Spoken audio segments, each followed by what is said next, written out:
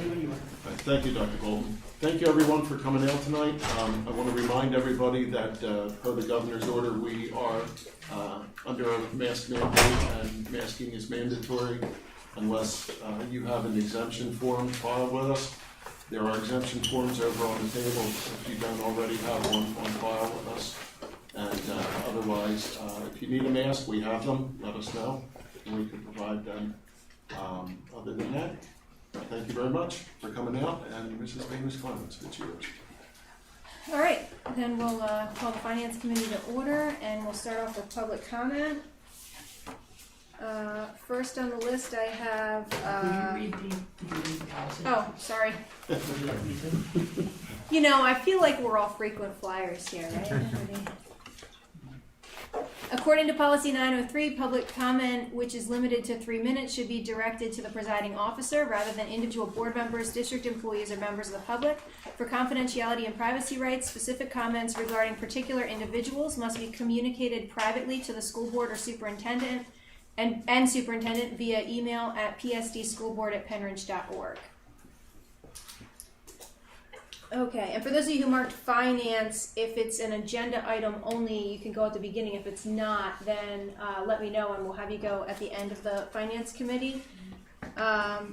So first I have Kevin Foster from Hilltown. Thank you. Hey everybody, Kevin Foster, Hilltown Township. My question or comment is in regards to agenda items related to contract agreements. I'm actually doing my ethics and compliance training today for work. Corporations, small and large across the country, have employee ethics and conduct policies.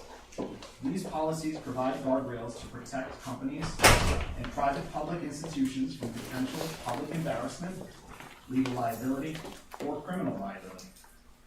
Employees must accept these agreements, and their employment often can be contingent on whether they follow them or violate them. These policies are important to protect shareholders, protect the mission of the organization, protect their brand, and protect their standing within the community. Penridge, a public taxpayer-funded institution, should follow these same guidelines. For the contracts on the agenda tonight, prior to them moving to the full board, I would like to request that each board member verbally attest to whether they have any pertinent information that other board members or the Penridge public should know from the present or the past in regards to potential conflicts of interest with these vendors.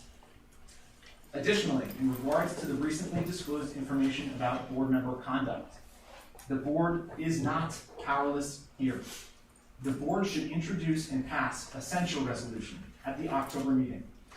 The rest of the board should send a message that lying, withholding information, and leveraging taxpayer money to settle personal grievances will not be tolerated. Mr. Foster, you're out of order. Thanks, Bill. I'm done. Thank you. Didn't reference That has nothing to do with tonight's agenda items. You are out of order, sir. Okay, next I have Jordan Blomgren, Hilltown Township. Do I still say Hilltown Township? No, I covered it for you. My first part of my comment tonight is on behalf of a community member. My comment is regarding an item from the meeting minutes to be approved from the September 13th activities meeting. During the meeting, a presentation was given regarding how the $5 million Penridge will receive for learning loss as part of the American Rescue Plan will be used. I'm concerned about two of the proposed suggestions. My first concern is regarding the hiring of a database instructional teacher at the high school. I'm missing how this will help the students with gaps in their learning who need help now. Not in 6 to 8 months after a person has been hired, spent time studying the data, and then made recommendations. How does this help the struggling Algebra 2 student who wasn't able to build a solid Algebra 1 foundation? How does this help the junior working to fill learning gaps in preparation for the SATs? Would it be possible to use the money instead to create tutoring labs? What about hiring more teaching assistants to push into the classrooms? Would it be good to explore hiring more teachers to reduce some class sizes? Doesn't it make more sense economically to use the money to hire and train teachers and assistants who will likely be able to stay in the district due to the natural attrition rather than creating a position that will no longer be funded in 3 years? My second concern is the purchasing of more digital learning in the form of e-learning subscriptions. The purpose of these funds is to support learning loss due to the pandemic. The pandemic put on our students in front of their screens for most, and at times all of their learning. One of the greatest losses for our students was personal interaction with their teachers and peers. I'm wondering how more screen time helps replenish this loss. Again, I go back to wondering if the money would be better spent and serve our students more immediately if used to create more face-to-face tutoring and support opportunities through the hiring of more assistants and or teachers. And I want to piggyback on this comment because I totally agree with, first, it's a blessing that we have, been given this money, and I know the responsibility. I can't imagine having this responsibility of spending $5 million and where we're going to put that. However, I agree that as a teacher myself, if you've ever seen the show Undercover Boss, and you guys are up and you're making these decisions whether this would work, but if you really got into the building, you'd be like, man, if we just had one more body in here so they can put this small group of students to work on this, and another body to push in and just work with these kids on this, that really can close gaps. Because even sometimes a group of 4 can sometimes be overwhelming for one person when there's such a need. I want to thank Ms. Vanis Clemens and Dr. Bolton for getting back to me on the ESSER funds. I requested more investment in the Wilson program. I didn't realize that Penridge had it. So I'm happy to hear that we do have it. I know there's one full-time teacher. The Wilson program is an amazing reading program, and I know in my district it's evolved. It's evolved to, it's at a really good place right now where there's many full-time teachers that are contracted out and they work in small groups with these children, and a lot of times there's a test to see if they qualify. And to bring it personal to me, I know my oldest son, if we were using it with fidelity, my son would be flagged for the program and would be getting it, which I'm sure there's so many other students as well. I'll wrap it up. But I just want to say I would love to look into more of some of those programs and more teachers and assistants. I feel like we need more soldiers on ground zero working with our kids. Thank you.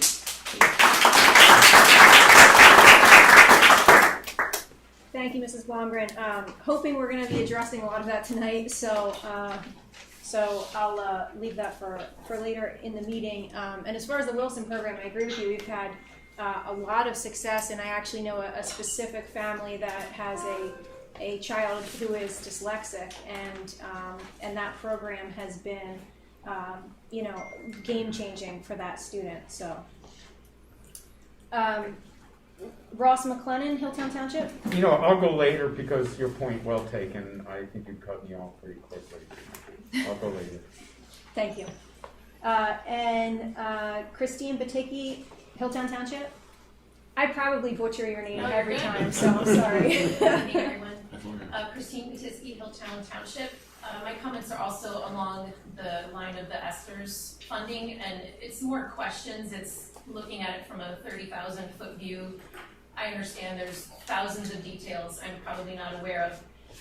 I too would lean away from the digital resources. My own children struggled a lot with online learning, and our kids hear from all kinds of figures of authority to reduce screen time, so it seems like it would not be the way that we would want to go with our kids.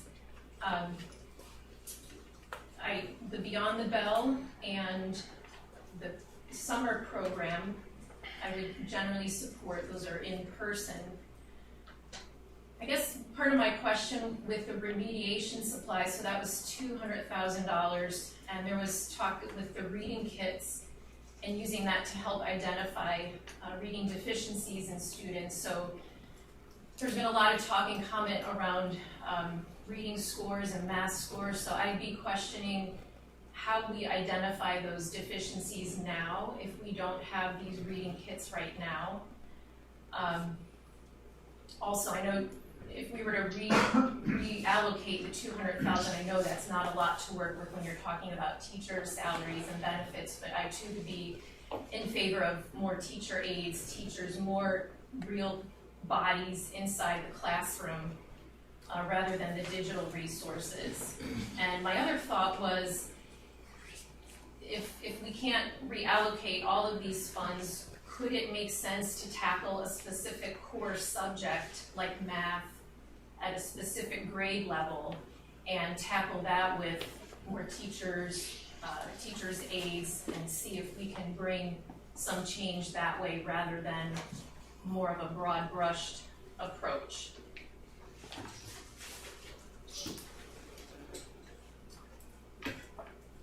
Oh, and my last comment is with the people portion, the cyber liaisons and the English language teaching assistants and teachers. So that was close to $1 million. Oh, and the data position over 3 years. So a good chunk of money there. And same thing, I was looking at it and saying, okay, so we're helping the cyber students, we're helping the English learners with extra teachers. Can we also consider that for students that aren't in those groups? Thank you. Thank you.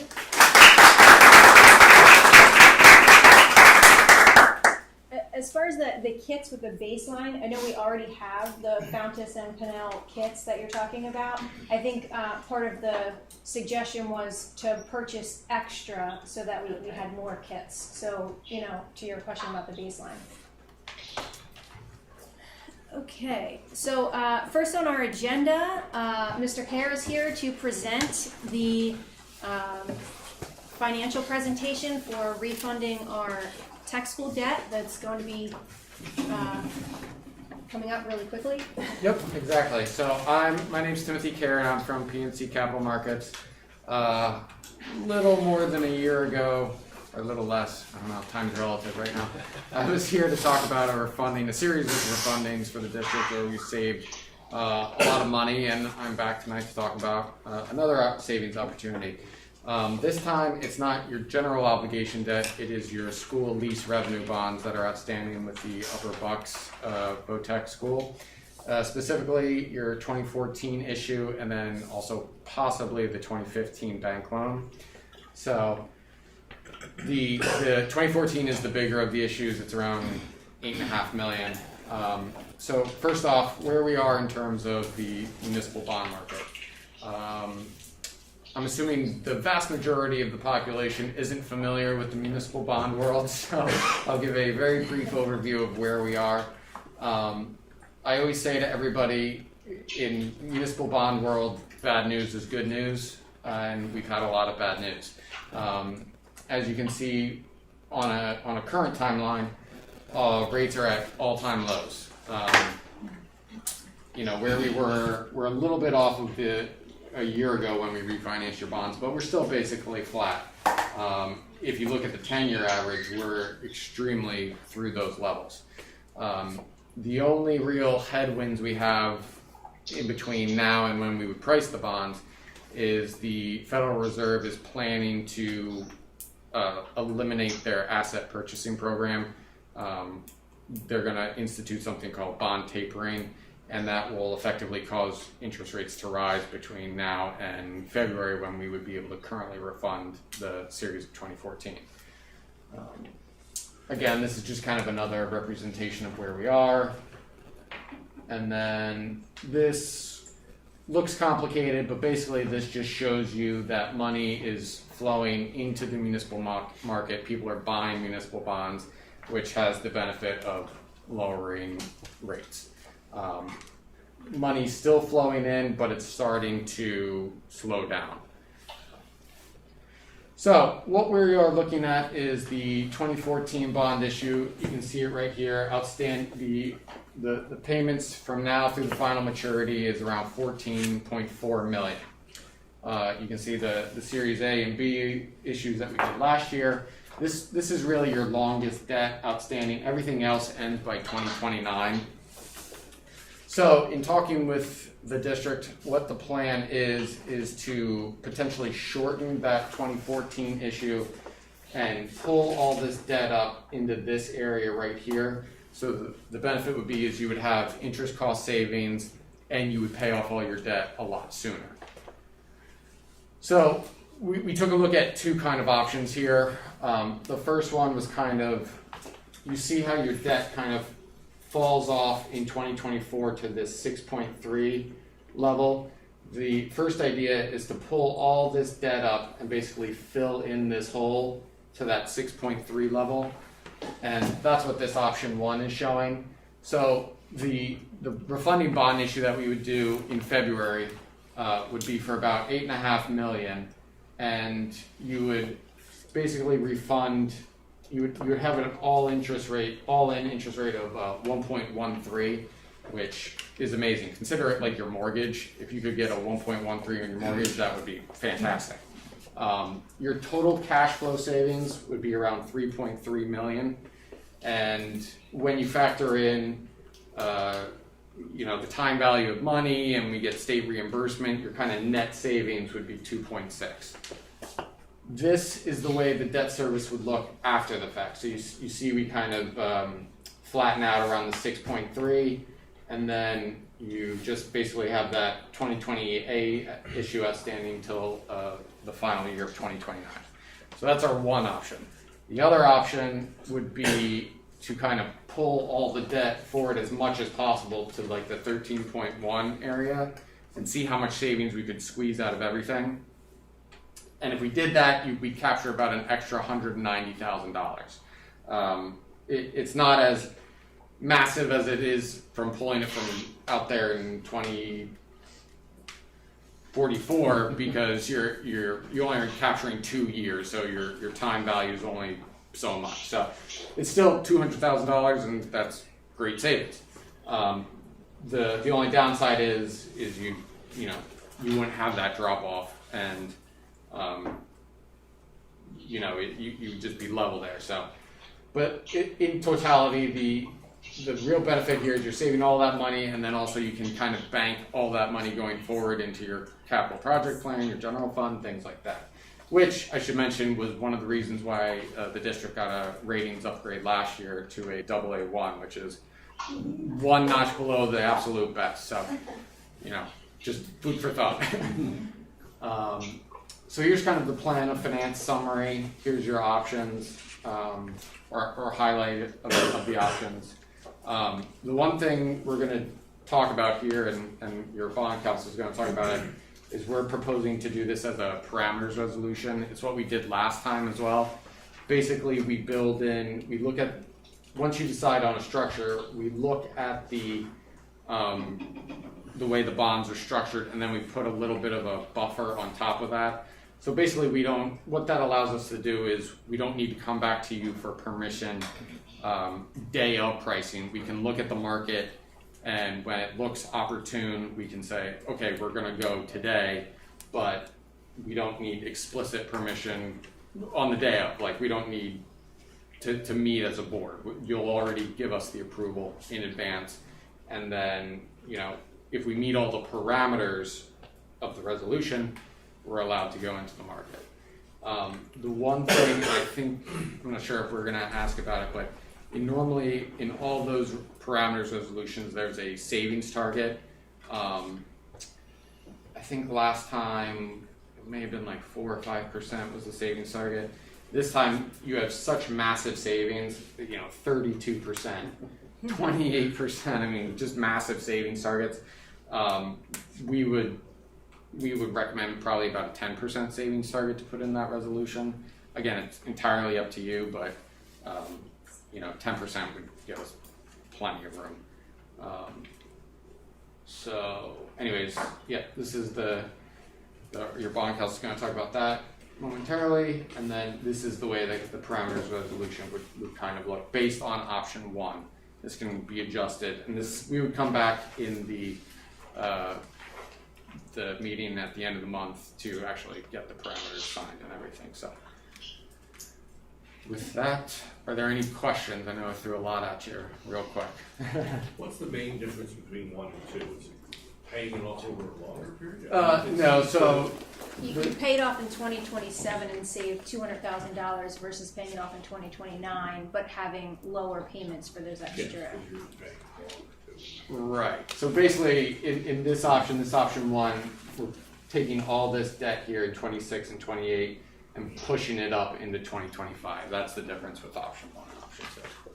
And the debt still runs through June of 2029 because of the series of 2020. That's right? That 3.3 million, you can't do anything with that. Exactly. And so it's always going to be through 2029. The question is how quickly, like how much do you owe in those last years? Correct. The only other, not the only other, one of the ripples to think about in terms of this is as we've talked about capital plans, we built our capital plan on option one. And so as we talk about what we call the bigger ticket items, when you start talking about those things that are not just routine maintenance, we've built the model off of option one. That doesn't mean you can't build it off of option two. It just means you need more money for debt in 2025. Yes, In correct. 2025, you would need $6.5 million more for debt that 1 year. So any big ticket items would have to be pushed back at least 1 year. So we'd have to redo the capital plan So in terms of that 5-year period. So in 2025, you'd be looking at a $13 million 13, payment again, right. and then in 2026, it would be about, I think, $4 million, Yeah. right? Yeah. Correct. Yes. You pay it later, but And then you You would, get it back. right, and then you would be completely debt-free, 2 years earlier. Right. But it's about whether or not you want to pay that extra, whether or not you want to lose that $200,000 to have access to those millions of dollars for those 2 years sooner, or lose the $200,000 and be able to have lower payments so that you have that money available to you. And we're not debt-free 2 years earlier, right? We're still not debt-free until June of 2029. But obviously, the last 4 years are less significant if you do option two. Well, I thought we were talking about putting it all, you would So give you're- to the Tax 13 million year. Right, just for the Right. series of 2022, your aggregate Oh, debt right, still goes right. up. Yeah, for The this tech debt would be bond, done, right, yeah. got it, yeah. Any other questions? So what you need from us then is to decide between option one and option two, and then what the parameters are that we need to set. Would we be figuring that out now, or would we have a conversation closer to that time about where those parameters should be? Really, I think what we just need is the, option one or option two, anything in between, and then that savings level. Because once we have the savings level, we can put it into the resolution, and then, we'll come back, I think it's October 25th, and that's when we'll get that executed.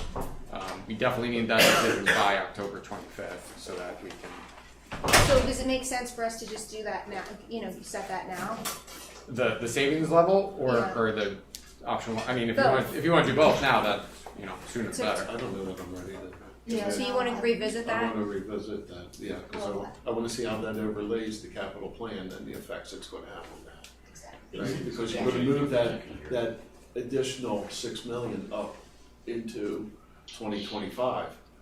So it's going to affect our Right, well, I capital think, projects. so I think we're deciding between option one and option two. That's it. But is that the part you're talking about pushing off, or the parameters? Because the parameters is just saying what percentage we're limiting for him to go out. Right, and we can Well, lock in on that. I don't, it doesn't- Option one kind of drives the parameter schedule, Right. because it, like you see in this fiscal year, this is based off of option one.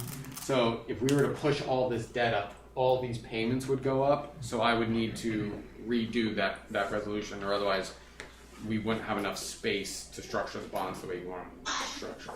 But you were saying like a minimum of 10%. So Oh yeah, that's instead just the savings target. Right. That's the Yeah. savings target, Yeah. right.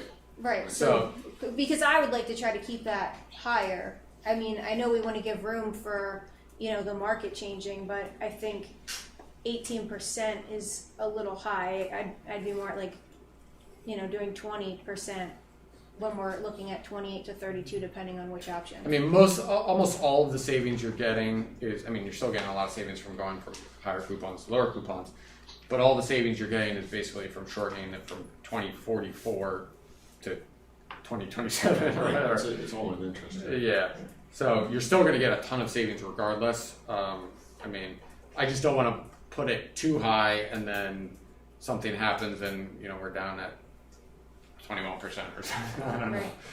Right.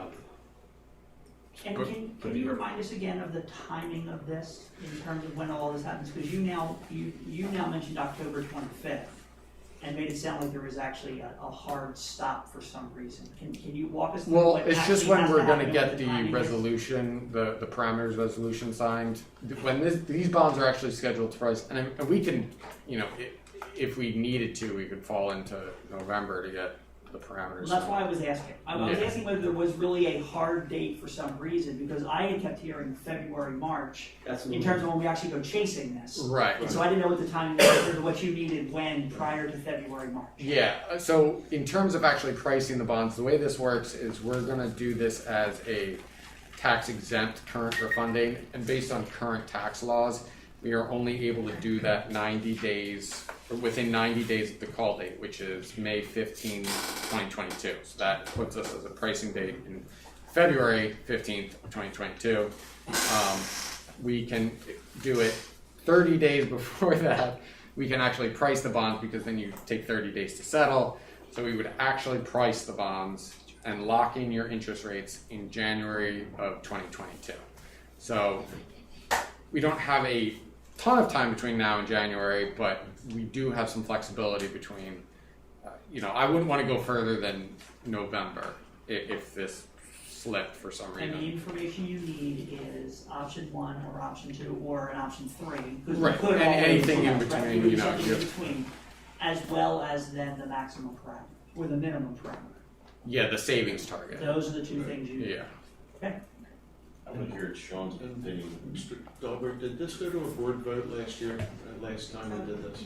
Yeah, Yeah, it does, right? Yes. Okay. I just want to be sure, yeah. The resolution is. The resolution does, Mhm. okay. Yes. You asked a question. Yeah, I was gonna say, do you have any opinion, one way or another, which would work better and what your optimal Well, what, approach would be? the reason we, tailing what Dr. Bolton said, the reason we tailored the original option the way we did was for it to fall in line with capital projects. So in 2025, the year that the debt drops to 6 million, we have a $7 million capital project planned that year. So that's why the target was to have that drop from 13 to 6, was to capture that money for that year's capital project. So that was our sole reason for building it that way. Now to go to option 2, we'll save almost $200,000 more in interest, but it will cause us to have to reshuffle that year of capital projects and probably push those projects, down another year. And yeah, so that was the reason why we came up with that plan on option 1. So option 1 is probably preferred as opposed to reshuffling the capital project. In order to stay with the current capital plan, yes, option 1 would be preferred by. Otherwise, we're gonna have to rework the Yeah. capital. Right, I think it would make sense. $200,000.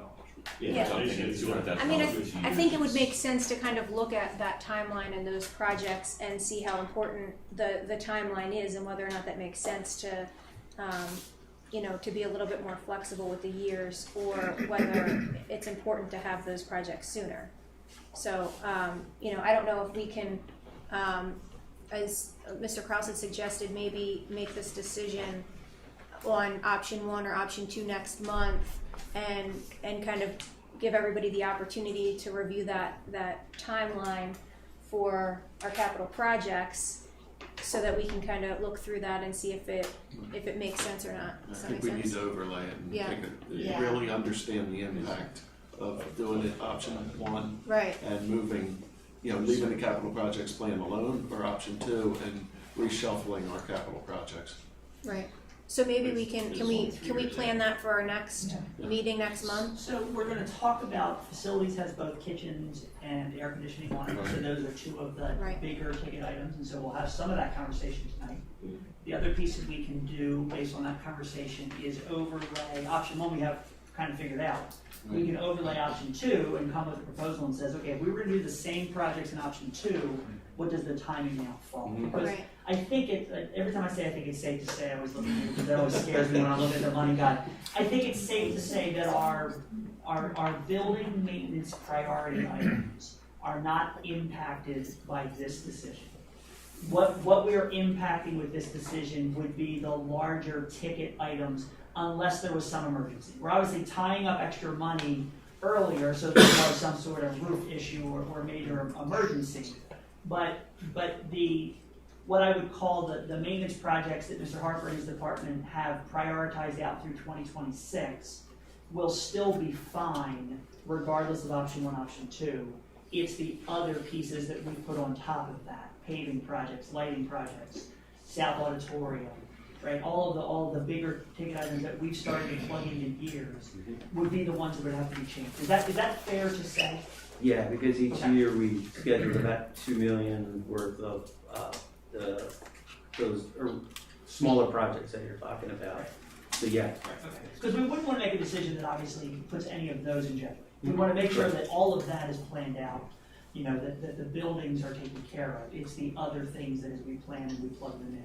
So I think it's fair that we could put together an overlay for the November facilities meeting to kind of talk about what it would look like under option 2 or option 2.5 if we come up with one that, you know, we like better to do that. Is that fair? Okay. You want to get that out in advance so people can be ready. No, no, push it off. Right, exactly.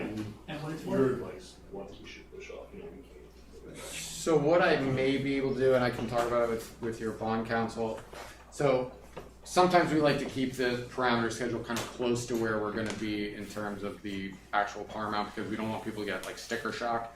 Like I don't wanna put a $15 million number up here and have you guys think, oh, we're gonna issue $15 million in bonds. That's not what's gonna happen. It's always gonna be around the $8.9 million range.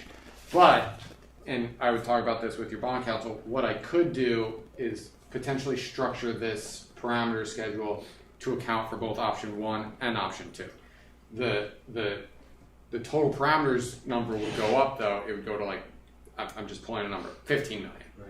And that would account for any sort of flexibility within an option 1 or an option 2, and it would kind of shoot the hostage, so to speak. You know, we could always think about the actual structure later, but you would have the parameters in hand without slipping a month or anything like that. Again, I could look at the numbers tomorrow, see if that's an option, and make sure it works with inside your, because you know DCED has all these rules and regulations, but to see if that would work. I don't know if that's of any interest. Well, it seems as though the information we need doesn't really have to do with the parameters. It has more to do with what we're looking to do in terms of options and then the minimums in terms of whether we set it at the 10%. But can you set it at a dollar amount as opposed to a percentage? Can you say we want to guarantee 2 million in savings? Yeah. Right. Okay. So you can do it either way. So you can pick a number on the bottom, and that as long as we have that ready for the November voting meeting, those pieces will be fine in terms of meeting the goals for January. I think so, yeah. Okay. Sounds like we have our Okay. talking point. Yeah. Perfect, thank you. Okay. Thank you very much. Good evening, everybody. I'd like to thank the committee members for having me here this evening. My name is Josh Link. I'm an attorney at Dinsmore and Scholl. And I also, with me here tonight is my colleague Chris Brewer, attending via speakerphone. Chris has, I hope he doesn't mind me saying, long served as outside bond counsel for the district. And it is my responsibility tonight to present for your consideration the resolution of the Board of School Directors of Penridge School District for formal action constituting a debt ordinance under the Local Government Unit Debt Act. The resolution authorizes the incurring of non-electoral debt by the issuance of general obligation bonds in an aggregate principal amount not to exceed $11,500,000. Consents to pay and pledges all available tax and power of the local government unit for the payment of the bonds, establishes a sinking fund and appoints a sinking fund depository, fixes the form, maximum interest rates, and maturity dates and other provisions for the payment thereof, authorizes the acceptance of a proposal for the purchase of the bonds, authorizes a filing of required documents with the Department of Community and Economic Development, and ratifies and directs certain actions of officers and makes certain other covenants and provisions in respect thereof. And with that, I'd be happy to take any questions the committee members might have, or perhaps more accurately, I'd be happy to defer any questions the committee members might have to either Chris or Tim.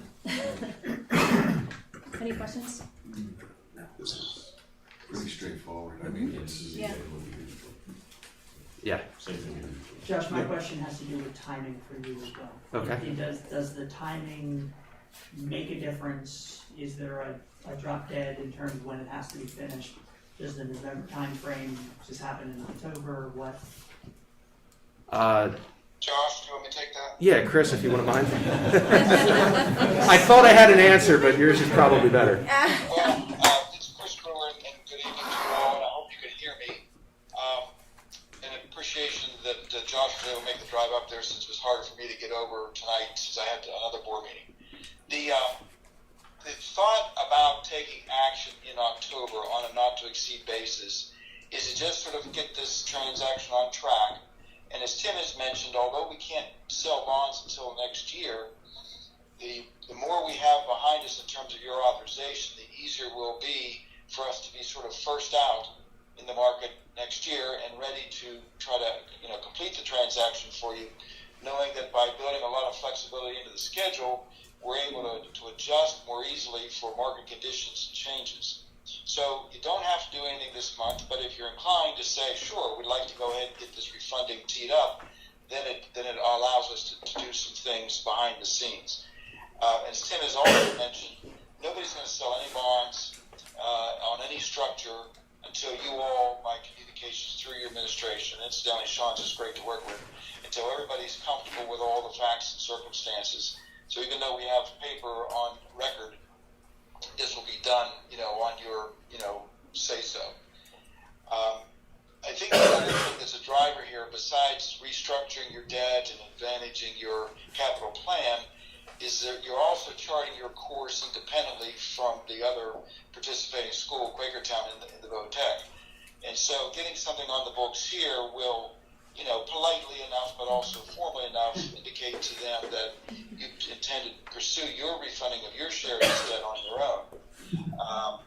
If we did nothing, these bonds are good candidates for refunding, but you'd be back in next year with an issue jointly with the other school district through the State Public School Building Authority. That's the way that the transaction was structured at the beginning, but it doesn't have to be done that way going forward. So we're sort of doing a couple things at once, looking to restructure your debt to fit your overall capital plans, financing plans, but also charting your independent course and kind of getting that on the record, here in the near future. It's exactly what I was going to say, Chris. And yeah, I appreciate that, because I think last year when we did this, being out early helped us tremendously. So. And I think we held a pretty high standard last time too, and they were able to meet that standard. And I thought that giving that flexibility, I thought it was a really good team effort, and we had a really good result last time. So.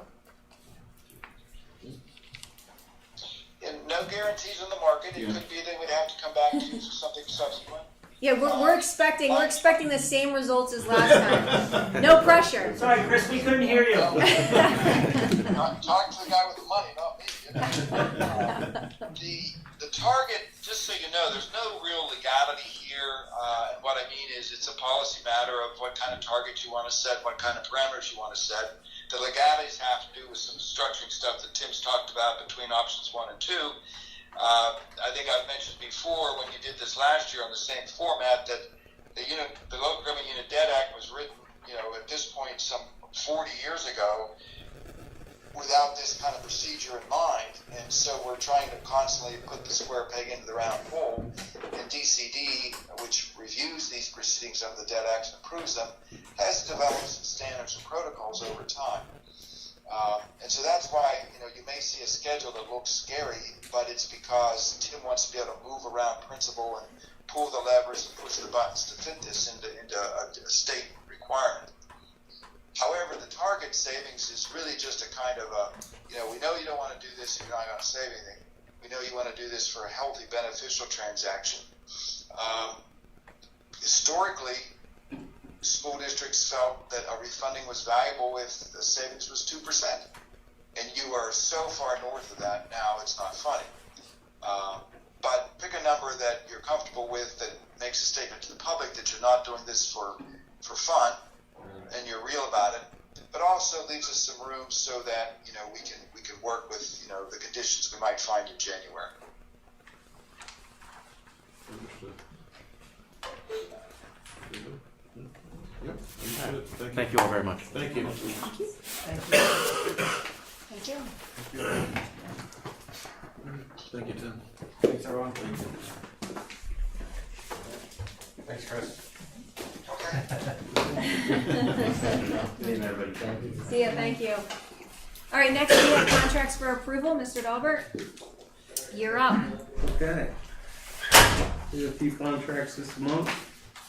First contract is LearnWell, services for a student in a medical facility. Cost is $50.25 per hour.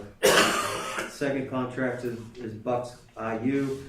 This is our truancy services agreement for this year. The cost is per the fee schedule that's included. This is no change from the prior year. And if you remember, we utilize these services as needed for truancy. The contract's there as a safety net. We don't need it. And Mr. Dahlberg, is there a reason, or actually this is probably a question for Dr. Bolton, but, is that something we really need to sub out to the IU as opposed to doing it ourselves? In most cases, we do not. We have not had to use this, I don't believe, in my time here. Okay. It really is a fallback. Obviously, we're fortunate enough to have social workers and school psychologists who do a lot of this work as family when it gets to that level. We also have very few truancies, thank goodness. So this really is, like he said, it really is a fallback if there were some case that we were not able to handle where we didn't have the body to do that. Because obviously when you get to truancy, it's a pretty severe situation. But for the most part, we have not had to use that since I've been here. And it's probably less likely we would need it at this point because we're not, counting absences the same way because of COVID, so. Definitely. Which is, how they're determining that. Right, as long as families are communicating with the schools, truancy is not an issue. Okay. Thank you. Next contract is General Healthcare Resources. This is a new contract. This one is for nursing and para and PCA services as needed. Next contract is a repeat contract is with Dr. Joseph Warner. He reviews our student IEPs for health-related services. His cost is $175 per hour, and that's the same as previous year. Next is Valley Forge Educational Services. This is a one-to-one aid support for a student that's at that place at that location. Cost is $42,130. Next one is Bayada Home Healthcare. Again, this is nursing services for this year. This is $60 an hour, same as last year. Next one is another contract with our IU. This is the annual contract for the Homestead Farmstead Agreement. The cost is .741 per parcel. Last year was .691, and we have had a increase in postage, which has caused the cost to increase. Last year, our total cost for this contract with the IU was $3,117 for about 4,867 parcels. They're the parcels that are not already qualified for a homestead farmstead exemption. According to Act 1, every year the school district has to send out a notification or a notice to those properties with an application form where they can apply, sign up if they apply and they qualify, they can have a homestead farmstead. So again, the IU, what we do with the IU, we pull all the resources from all the school districts, and we're able to get lower prices as far as that service. The next contract is Martin Luther School. It's emotional and educational services for a student. Costs $53,618. The next contract is a contract for transportation of school pupils between the school district and a parent, identified as 2022-09, and this is for the current school year, and we will pay the parent the IRS mileage rate. This is a new contract for the district. First one. This is the first one. This is an attempt to offset our drastic shortage that we have in school bus drivers. And this parent has agreed to transport the student to and from the school that this student attends And this is an out of district placement, so. So, Mr. Gilbert, are there other, I know this is a first for us, are there other districts that are using this model of payment where, you know, we're reimbursing the mileage, and I don't know who's determining routes, you know, typically in business, they rely on Google, right? So it's whatever Google says. If you're going from A to B and Google says it's 4.2 miles, that's what's reimbursed. The board has, in the contract, the board sets the route, and through, so Jessica will do that under your Okay. permission. So she's in contact Okay. with the parent to set the route, and it is by using the Google Maps to determine the shortest route to and from. Right, So yes, we do have that authority to set that route. okay. So the review by the solicitor, is there anything to do with insurance, and can we get in any trouble or covered liability wise since the parents taking the kid to, I don't know, come to the lotteries with it? Yeah, Review and. that was- all of that? Yes, that was all reviewed by our solicitor. After the initial documents came from our special ed solicitor, then our general solicitor also reviewed and really, he made his. But even the parent gets in an accident, the parent's been, he's doing something for us, but he's responsible. Yep. The Yeah. parent is. The parent has taken that responsibility for that transportation, has agreed to take that. It is signing the document, they've agreed to take that responsibility. Yeah. And then going back to the general healthcare resources, and I appreciate that they have two separate rates for the RN and LPN, because remember that was a conversation for Bayada nurses, is they didn't have a separate rate, and I think we were just making sure that they're always sending us RNs, but you know, I guess I'd want to make sure, since we have contracts with both moving forward, that if there is something that we're using an LPN for, that we would use the general healthcare resources, since there's a different rate because you're talking about different qualifications. The other thing, it's not at my fingertips, and maybe you can get back to me on this, but like as far as PCAs, since it's not on today, how does this rate compare to the other services that we're using for PCA sub rates? Is this the same? Is it? Do you know? Yeah, I don't know, although I know it's in the ballpark.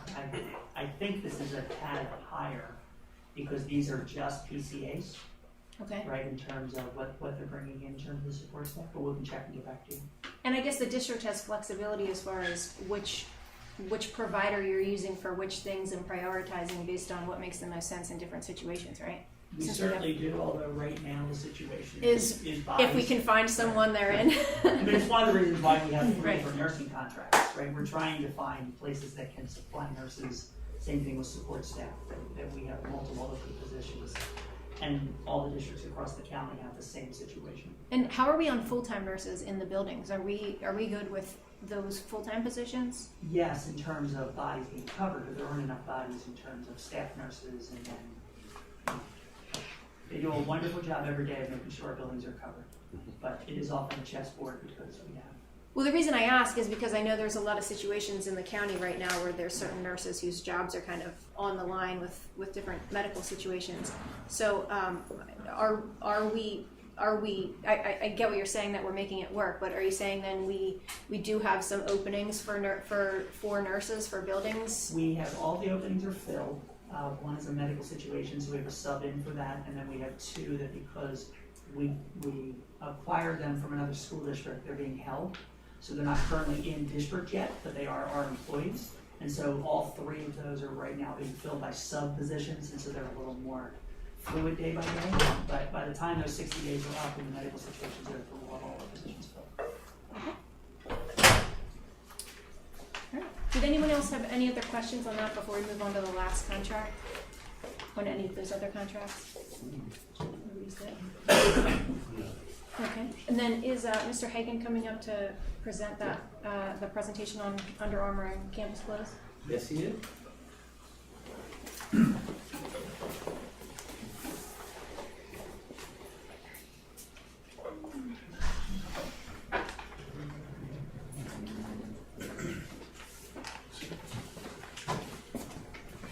Good evening, everyone. Jeff will be here. Thank you.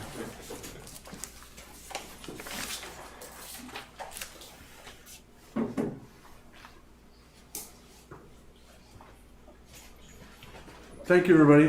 My name's Scott Hagan. I'm the Assistant Principal of Athletics and Pupil Services at the high school.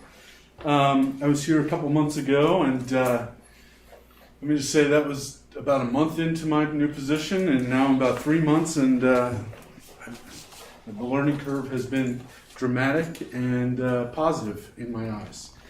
Tonight I would like to talk about, continue the conversation about partnering with Campus Close, which is a local vendor, and the opportunity to contract with Under Armour through Campus Close for all of our apparel and our uniforms for the high school. The why is to work with a local company. We've had positive success in my short tenure in this position in working with Campus Close and getting quick turnaround on goods for our athletes. To create a system to work inside the athletic department, the booster clubs, and the coaches to provide apparel and uniforms to our student athletes.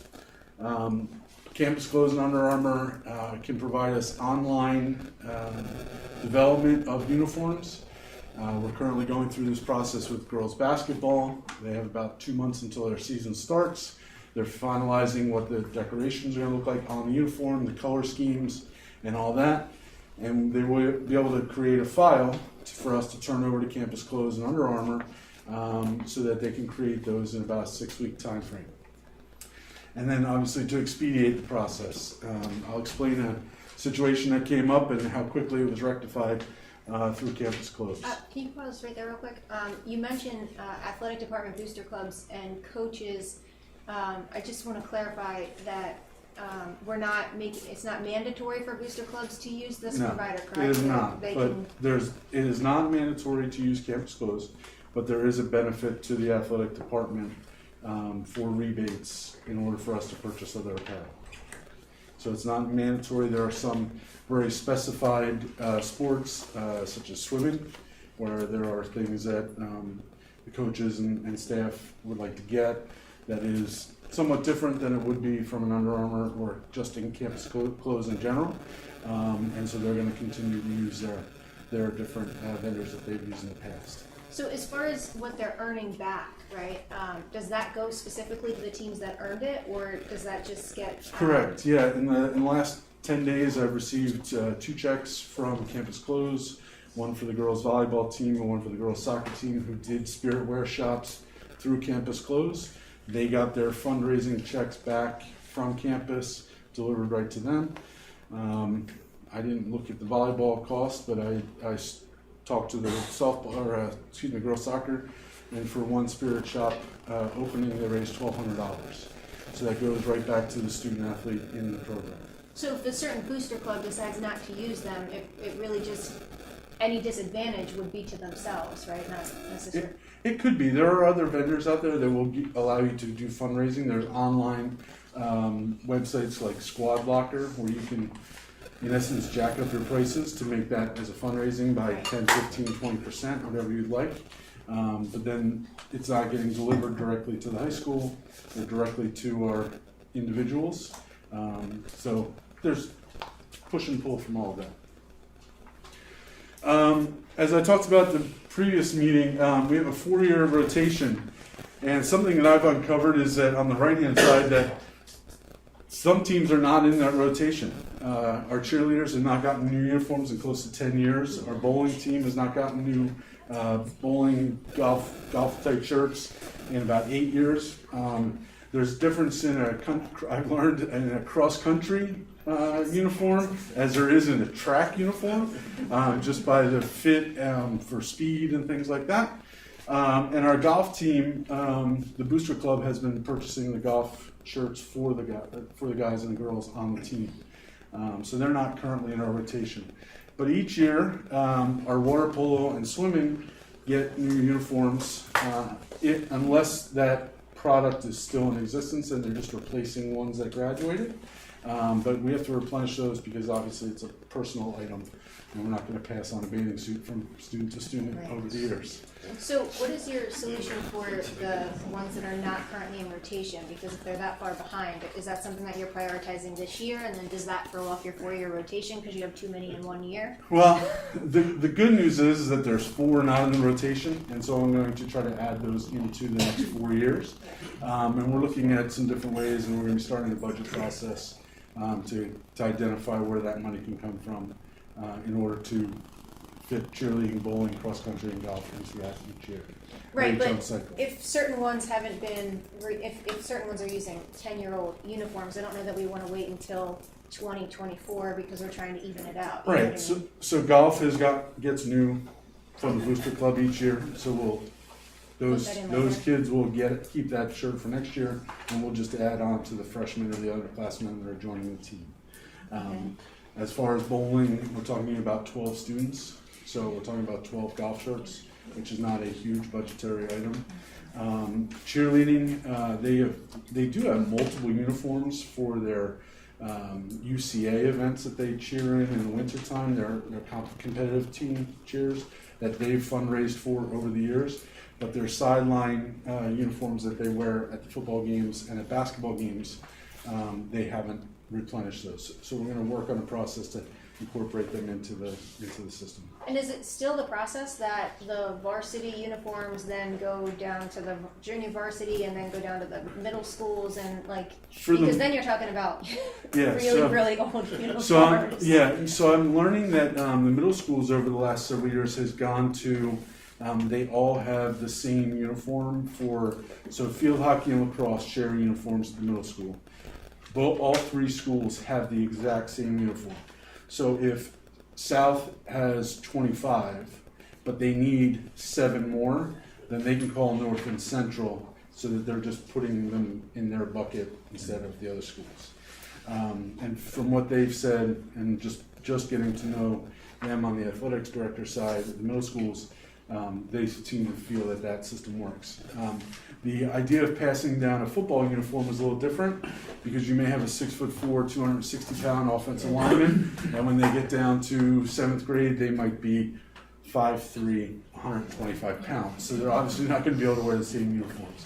So they're working on a process as well to get smaller sized uniforms, and they're going to start to replenish them, and we're going to work them in the budget.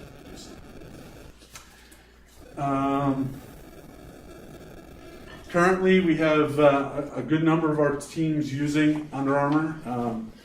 Girls soccer, the 10-year-old or 8-year-old bowling uniforms are Nike, field hockey is Nike, and then we have some other, I don't want to say off-name brands, but BSN is a local vendor. Allison is a lower-level company for pricing. Golf gets Greg Norman. Guess they have an unlimited budget on the Booster Club. Water polo uses and swim use Cap 7, which is a swim company. Cheer uses Varsity, New Balance for boys volleyball, and then our unified teams get them from the Special Olympics. Did you ever find out if there was a rhyme or reason to which sports had which brand? Because I know that's something that the district decides, not the teams, right? So I think that when they were looking at it, they were looking at what was best price at that time. And so they would talk to several different vendors and look to get the best price, whether it would be Nike or Under Armour or what have you. I'm just wondering, I was going to ask about quality as opposed to price. So I'm going to get to that. So I did a cost analysis with between Campus Close and BSN. Schuylkill Valley did not get back to me with pricing, but Campus Close and BSN are both would offer a 40% off. And so the price for a soccer uniform would be about $78 per what they call a kit in soccer. Allison or BSN brand is about $10 to $12 cheaper, but the quality is not that great. So this is my best example. Some people know my daughter played softball here. When she was a sophomore, I believe, they got Under Armour jerseys. Simple, nothing fancy, just a little piping, a nice, thick, heavy jersey. When you think about spring sports, you often don't realize that you're playing in March and April, so it's not always the best of weather. They went to a BSN brand, which is a nice looking uniform, but if I were to hold it up to the light, you can see pretty much right through this. So young ladies wearing a very thin material. That this is a 1-year-old jersey. They wore this for not even all their games last year. And it's already, I've noticed pulls on some of them when I was working in the equipment office. They're not holding what I would say very, very well. When you look at, this is an example of a 5-year-old football jersey. Now this has seen, 5 home games for 4 years, 20 wears. You can see that there is some material that had to be stitched at some point. But this is what our 9th graders are currently wearing, and it's still fit properly. It's not stretched out. It's high quality material. It breathes. A lot tighter than they used to be. Went back in my day, but it's a high quality piece. And then we replaced them this year before I got this job. This is our new uniform. It's also Under Armour that the coaching staff and athletic director before me had worked out a deal. We have a variety of things. There are BSN and some Allison, and like I said, but the quality, just having stitched lettering and numbering brings a quality to it, along with the material itself, where it's a lot thicker and is less prone to tear. Is that, so it's like kind of bubbly in the back, is that just wrinkly, or is That, it like that's probably peeling off? from, 'Cause- no, it's not peeling off. That's probably from about 4 years worth of washes. Okay, And this was the only jersey, so they wore this 20 times a year plus 2 scrimmages, 22 times it was washed. Probably 23 times because Mom washed it when she got it. But that's holding up very well. This still can be worn for a couple more years if we were to, give that option to the kids. So the varsity got new uniforms last year, and then JV would get those. it's helpful to see the price comparison because it's not substantial, Right. so. Yeah, when you're talking about $10, $12 for one kit for soccer, that's going to hold up and wear a lot better. The people who are using Under Armour's large number of teams, what's their feedback on that? So everyone that I've talked to, the athletic directors, I'm one of 24 in the Suburban 1 League. It's probably only about a third that are using Under Armour. Under Armour doesn't do contracts like this with every school or district. I had to provide Caleb from Campus Close literally a list of our accomplishments athletically and championships and what we've accomplished as student athletes going on and playing college, those kinds of things, because they're only going to offer it to the most successful teams. They're going to be, in the newspaper a lot, online a lot. They're going to get a lot of publicity for their uniforms. No, my question was, we already use their uniforms. You showed a list of like 16. Yeah. And it's the quality of those uniforms great. I mean, it's something It is, yes. Experience. Yeah, talking to the coaches and the athletes in the first 2 months of school here, since they came in for preseason, they all love the uniforms. They're comfortable. They wear well. They breathe. That's the technology of Under Armour, more so than some of the other companies. The starter of the company is, obviously doing very well for himself, but was at the University of Maryland as an undergrad and designed this in a class. Adidas, really expensive. They don't give as much of a discount, obviously. BSN has been someone that we have gotten items from. Like I showed a couple of examples. BSN it originally started out as Bethlehem Sporting Goods, so it was a local company. About 14 years ago, I believe he told me, they were bought out by a national company, which is BSN. They are a very reputable company.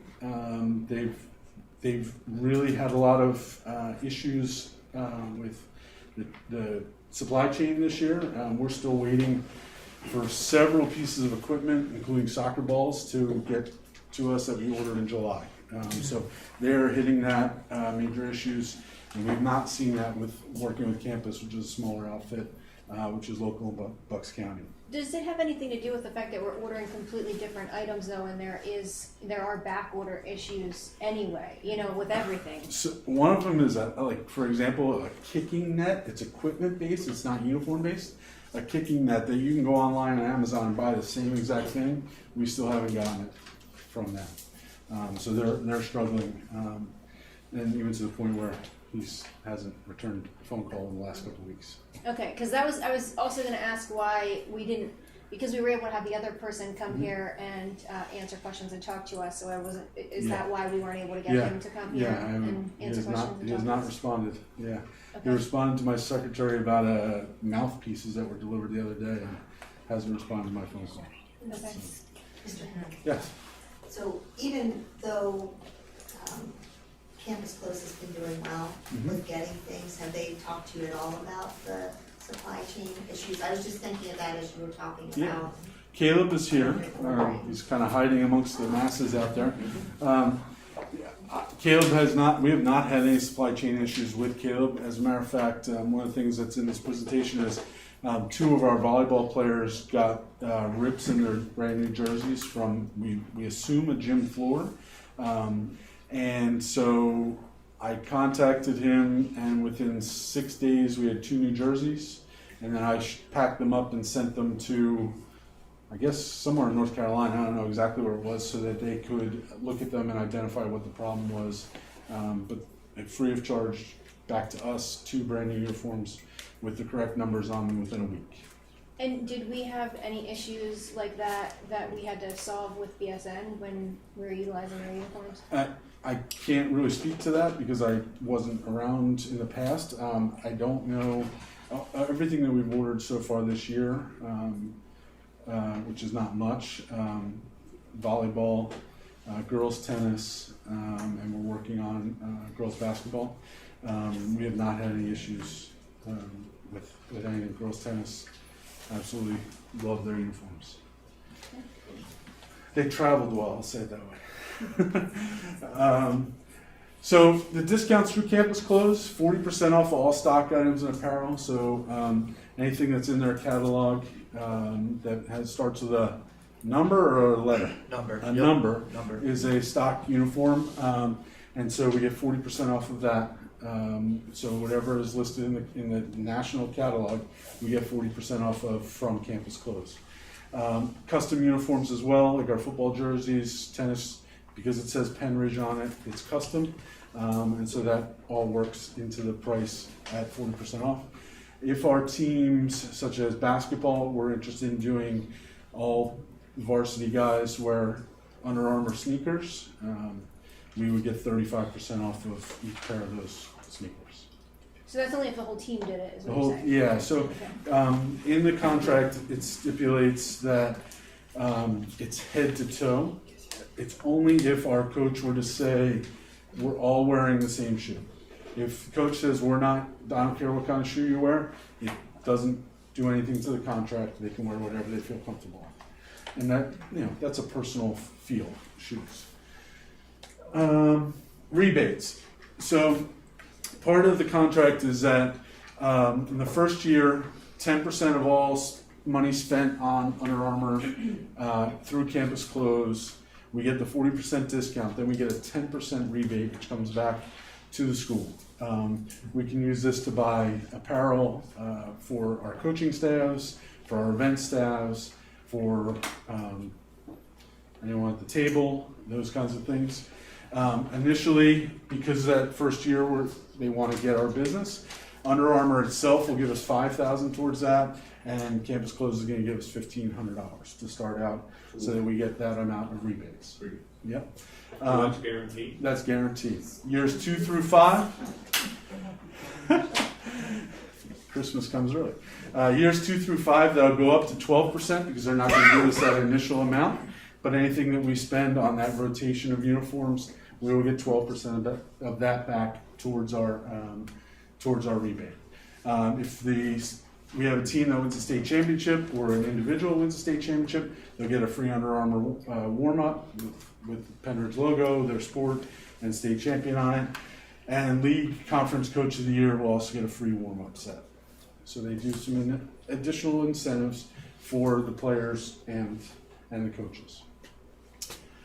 Marketing. What's the total spend of your uniforms? It varies. If you take football out of it, it's 12 to 14-ish a year. 12,000 to 14,000-ish, depending on if it's a girls volleyball is a jersey, but because they all wear those shorts that go with it, and we don't purchase the shorts because they're kind of personal to each girl. But when it comes to the idea of soccer, you're buying shorts and shorts. Part of How much is football? Just... I gotta know. Come on, you left out football. I gotta know. You opened the door. I'm gonna say this. They were purchased before July 1st. Is that your way of saying you don't know? Off the top of my head, I want to say it was about $19,000. Yeah, for 2 pants, 2 jerseys. Now I made an assumption that we got number 1 through 99. We did not do that. Caleb, do you know how many we got? Was it about 75? I don't remember off the top of my head, but yeah, that number sounds about right. Right. Yeah. So our uniforms are, we have enough for everybody, and if we need to get additional numbers, we can do that. But our allotment, based off of the history of the program, 65 to 70 varsity players. And we're doing 2 jerseys for each sport, correct, or no? Not all, but most. Yeah. Okay. Yeah, so tennis wears 1 uniform, bowling would wear 1 uniform, football, basketball, volleyball can wear 1 uniform. Their booster club has purchased them in the past an alternate jersey, because there is 1 player that has to wear the opposite color. It's a special position in volleyball. So they have a second set that the booster club had bought for them a couple years ago. They just replenished that. Excuse me. Yeah. What price? What discount do we get off the list now? So it's 40% if we do the contract. Right. What do we get? So I believe the football jerseys were 40% off, correct? The football jerseys were ordered in time to get 40% off. Yeah, they had a tiered system before. You have to order them by a certain date to get a certain discount. Right. And the items that we've purchased this year have all been at the 40% as well. But then you're going to get the rebate. But now we'll get So that's our bonus. Yep. The other piece that's very important to me, because if anyone's been following the athletics social media, I'm constantly putting things out to support our student athletes, is that we will have 3 different signing day events this year. We'll have the early December, the early February, and then the one usually in May with a lot of the Division III athletes that are technically not signing a letter of intent to go to college, but we celebrate them. And they're going to provide us with, Under Armour and campus are going to give us a $1,000 package free. There is a $1,500 and a $2,000 package that you can upgrade to. But this is a number of signs that we can put in our gymnasiums, the backdrop, which will have the Under Armour and Penridge logo, tablecloths, things like that, so that we can make it a memorable day for our student athletes when they're signing their letter of intent. So, real quick, back to football for a second. I have to ask. So, are you talking? The 14 to 15,000? That's just for 2 jerseys and 2 pairs of pants, or is there other equipment involved? That's it. That's it. Yep. Their helmets are expensive, and so are their shoulder pads, and But that's not included in the 14 to 15,000? no, this is just uniforms. This is just uniforms. Yeah. I have talked to Market Street Sports Marketing Group that we work with for different things. This is all acceptable underneath our agreement with them, so we can put these things in the gymnasium, at the stadium, any place that we want. It's not going to impact anything that they're doing. Is it, have we talked about doing sponsorships with our uniforms? So, like we do with some, like we started doing with Market Street with some of our facilities. I would have to investigate that. I don't know if that's allowed by the PIAA. Oh, okay. Yeah, Maybe I I- remember hearing something about that. You would have all the Yeah, you would have seen it, somebody said, yeah. Like if you wanted to use the uniforms a little longer than, you know, than the Then agreement, they're then. window, yeah. Yeah. Well, but if you're getting a good enough amount of money off of it, then purchasing a new one wouldn't be a big deal, right? Maybe.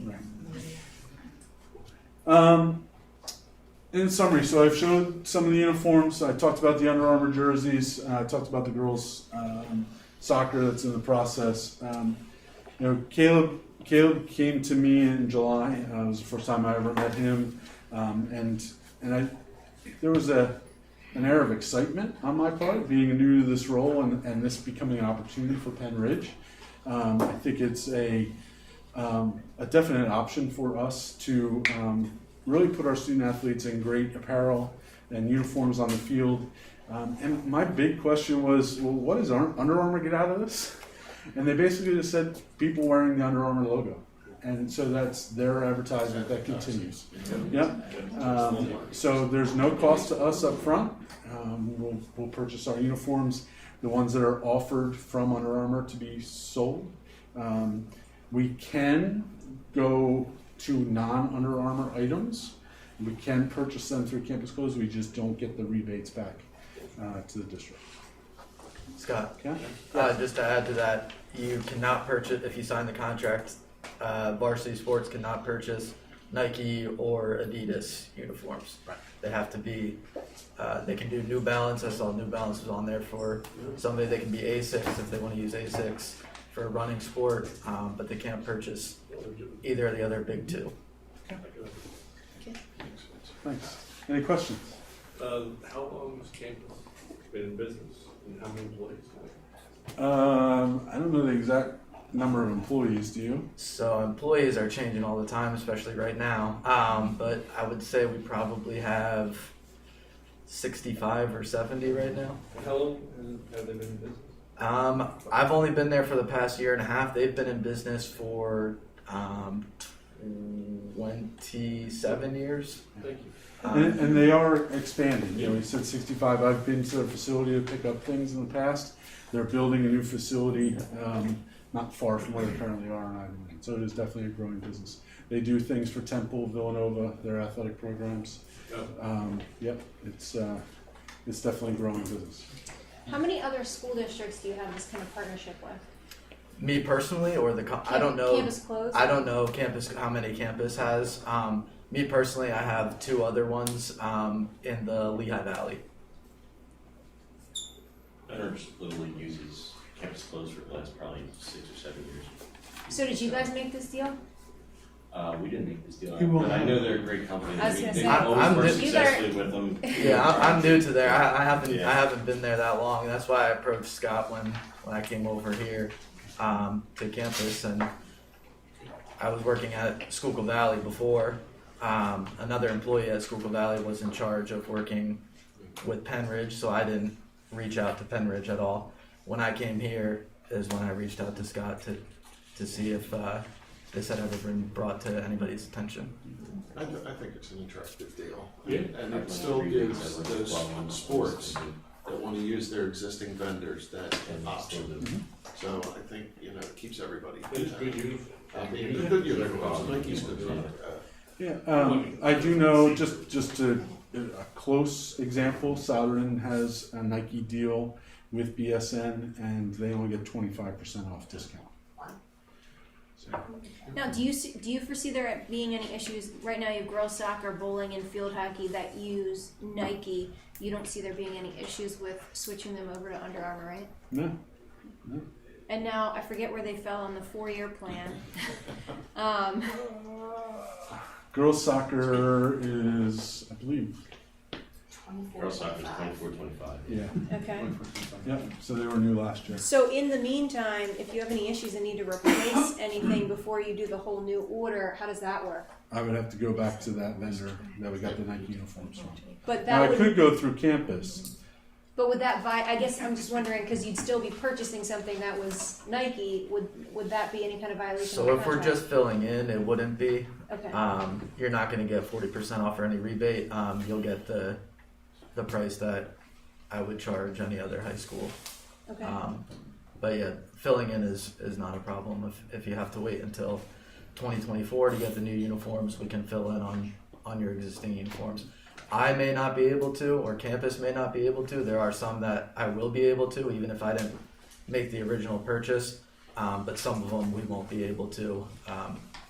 It'll depend on the sport and when it was ordered and who it was ordered through. And the style, if the style is discontinued, then we would just go to as close to a match as possible. Okay.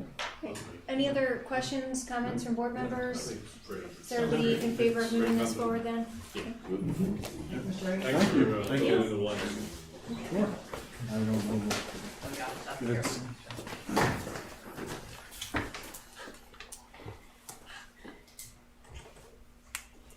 Okay, and next we have the ESSERS Sure, 3 thank funding you. presentation. I'm not sure who's on deck for that. That's me. Ah, there you go. Me tonight. So, thank you for You're who the, tonight?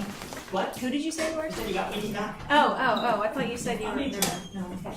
Thank you for the opportunity to continue the conversation. As you know, back in September, this is the same presentation because it's the same information.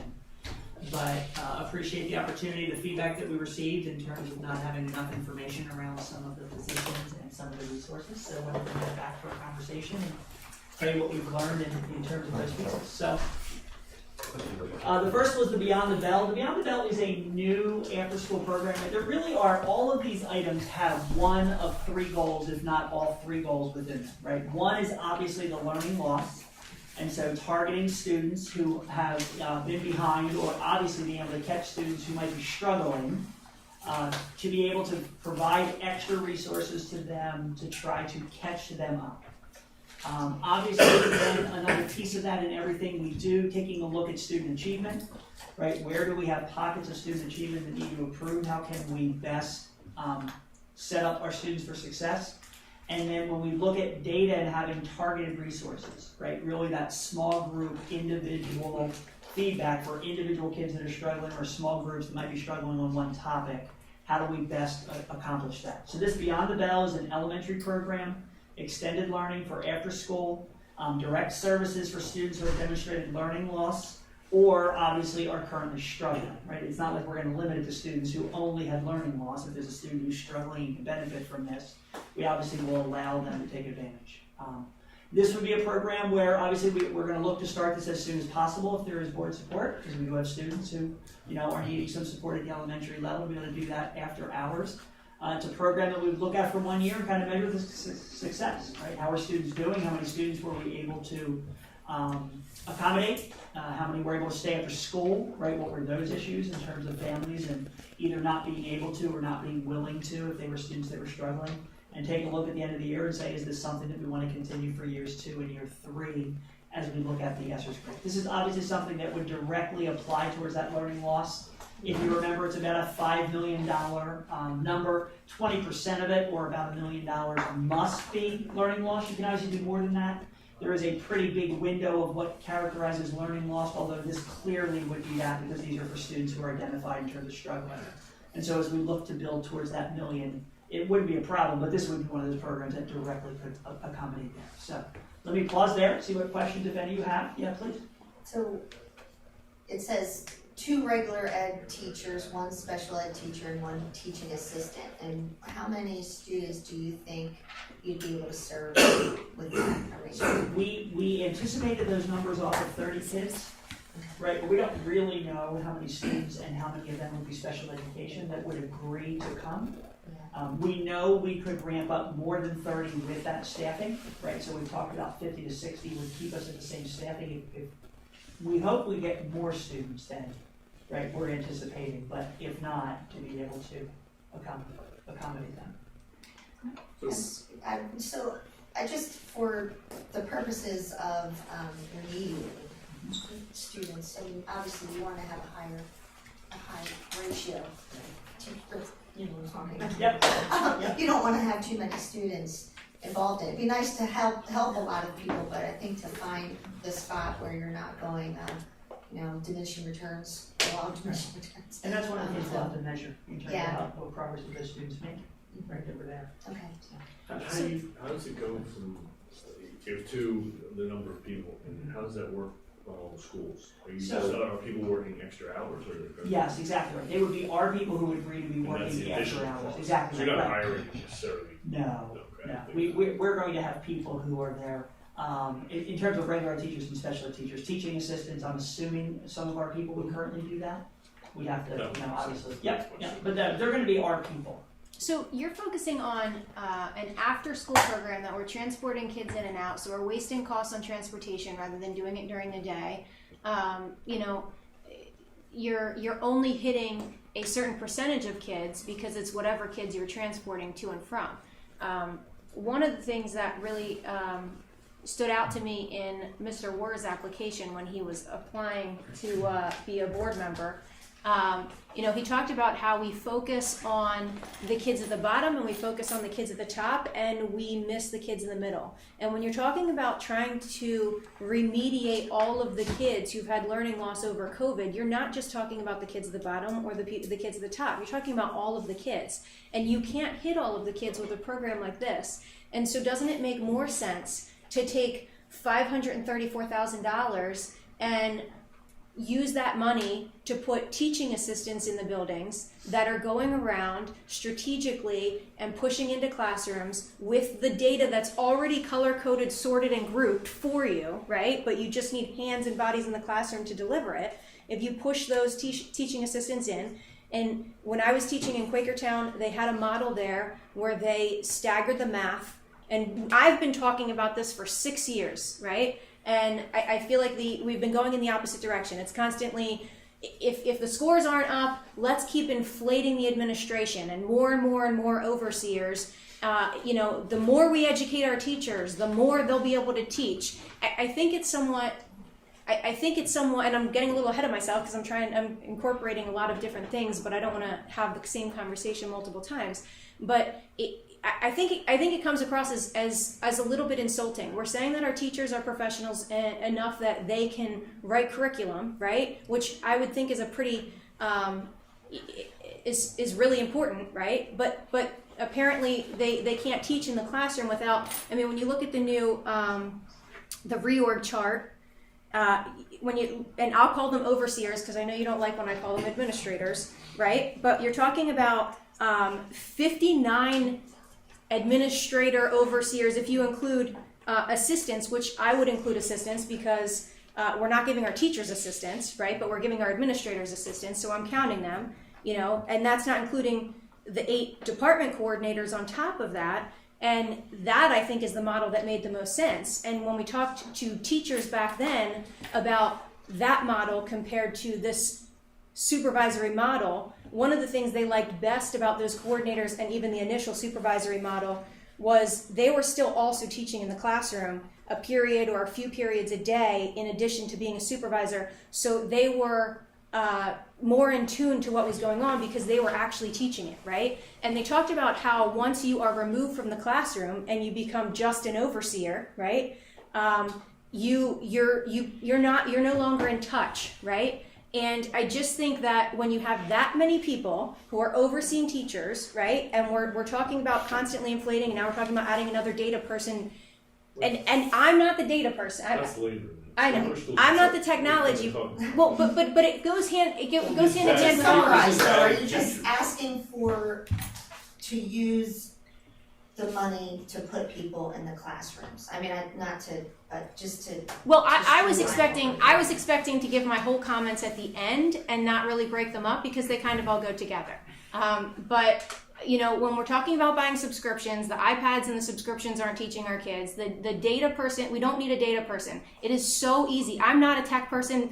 Bill will tell you I'm not a tech person. Dave will tell you I'm not a tech expert, okay? But the Linkit program that we've been paying $4 per kid for the last 5 or 6 years for, so that it literally does everything that you're talking about hiring a data coordinator to do, right? I'm finding out now we've been paying the subscription per student for all of these years, and we're really not utilizing the program because, and again, I can find you old board meetings to say, we're gonna hire these overseers, and that's gonna help us use this data, and we're gonna hire these overseers. Like, the definition of insanity is continuing to do the same thing over and over and expecting different results. And we need the support in the classroom. And I think that, I mean, I can tell you, we can eliminate most of this, right? The summer school we're already funding elsewhere, right? So it's already budgeted for in another place. But you can purchase, you know, for the amount of money that you're spending, and based on the amount that you put in for the cost of a teaching assistant in a later slide, you can put 2 teaching assistants in every elementary school, 3 in each middle school, 4 in the high school, right? And you can have a dedicated teaching assistant for math and reading in the elementary schools, stagger the math schedule in each of the classrooms, so there's a 20-minute time frame where a math assistant can push in to help with math 20 minutes based on a formative assessment every day. Same thing with reading. Do the same thing at the middle school. At the high school, you would have more. You could have one dedicated to science. But I think that's the direction that we need to be going, is extra support in the classroom to actually carry out and utilize the data, rather than people to tell us, what we can easily figure out on our own.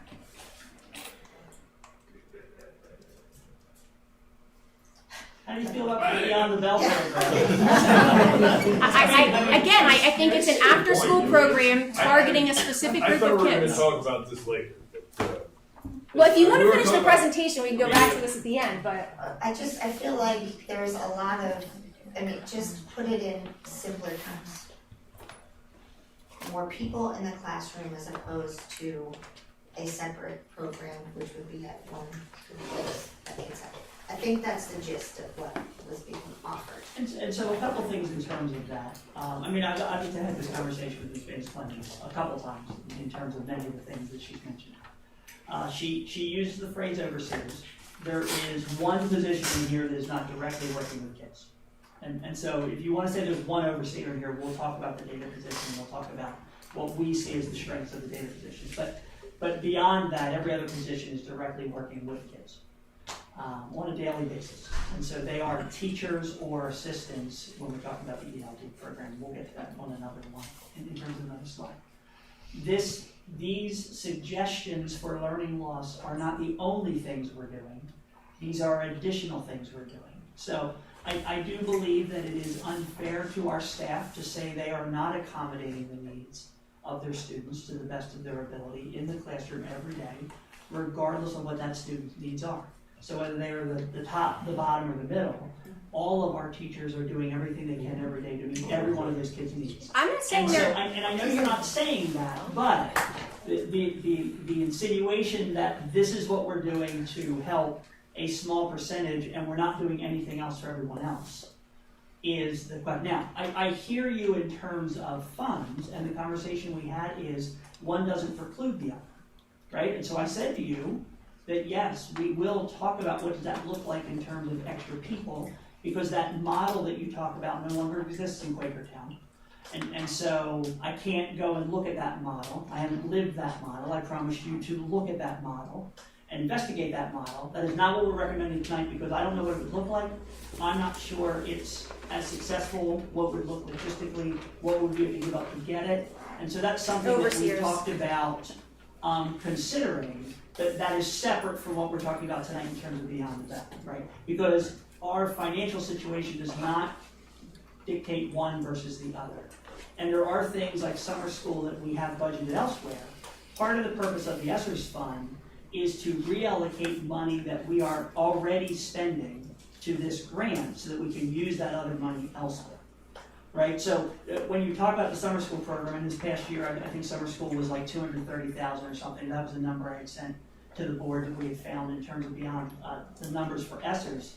that is money that you're right, that we're gonna spend regardless, although we did it for free for all families, right, regardless of poverty this year, which is different, because we were able to. But that money will get spent either way. If you allocate it to ESSERS, you can use that $230,000 for other things, whatever the other things are in terms of the general fund and the budget, so.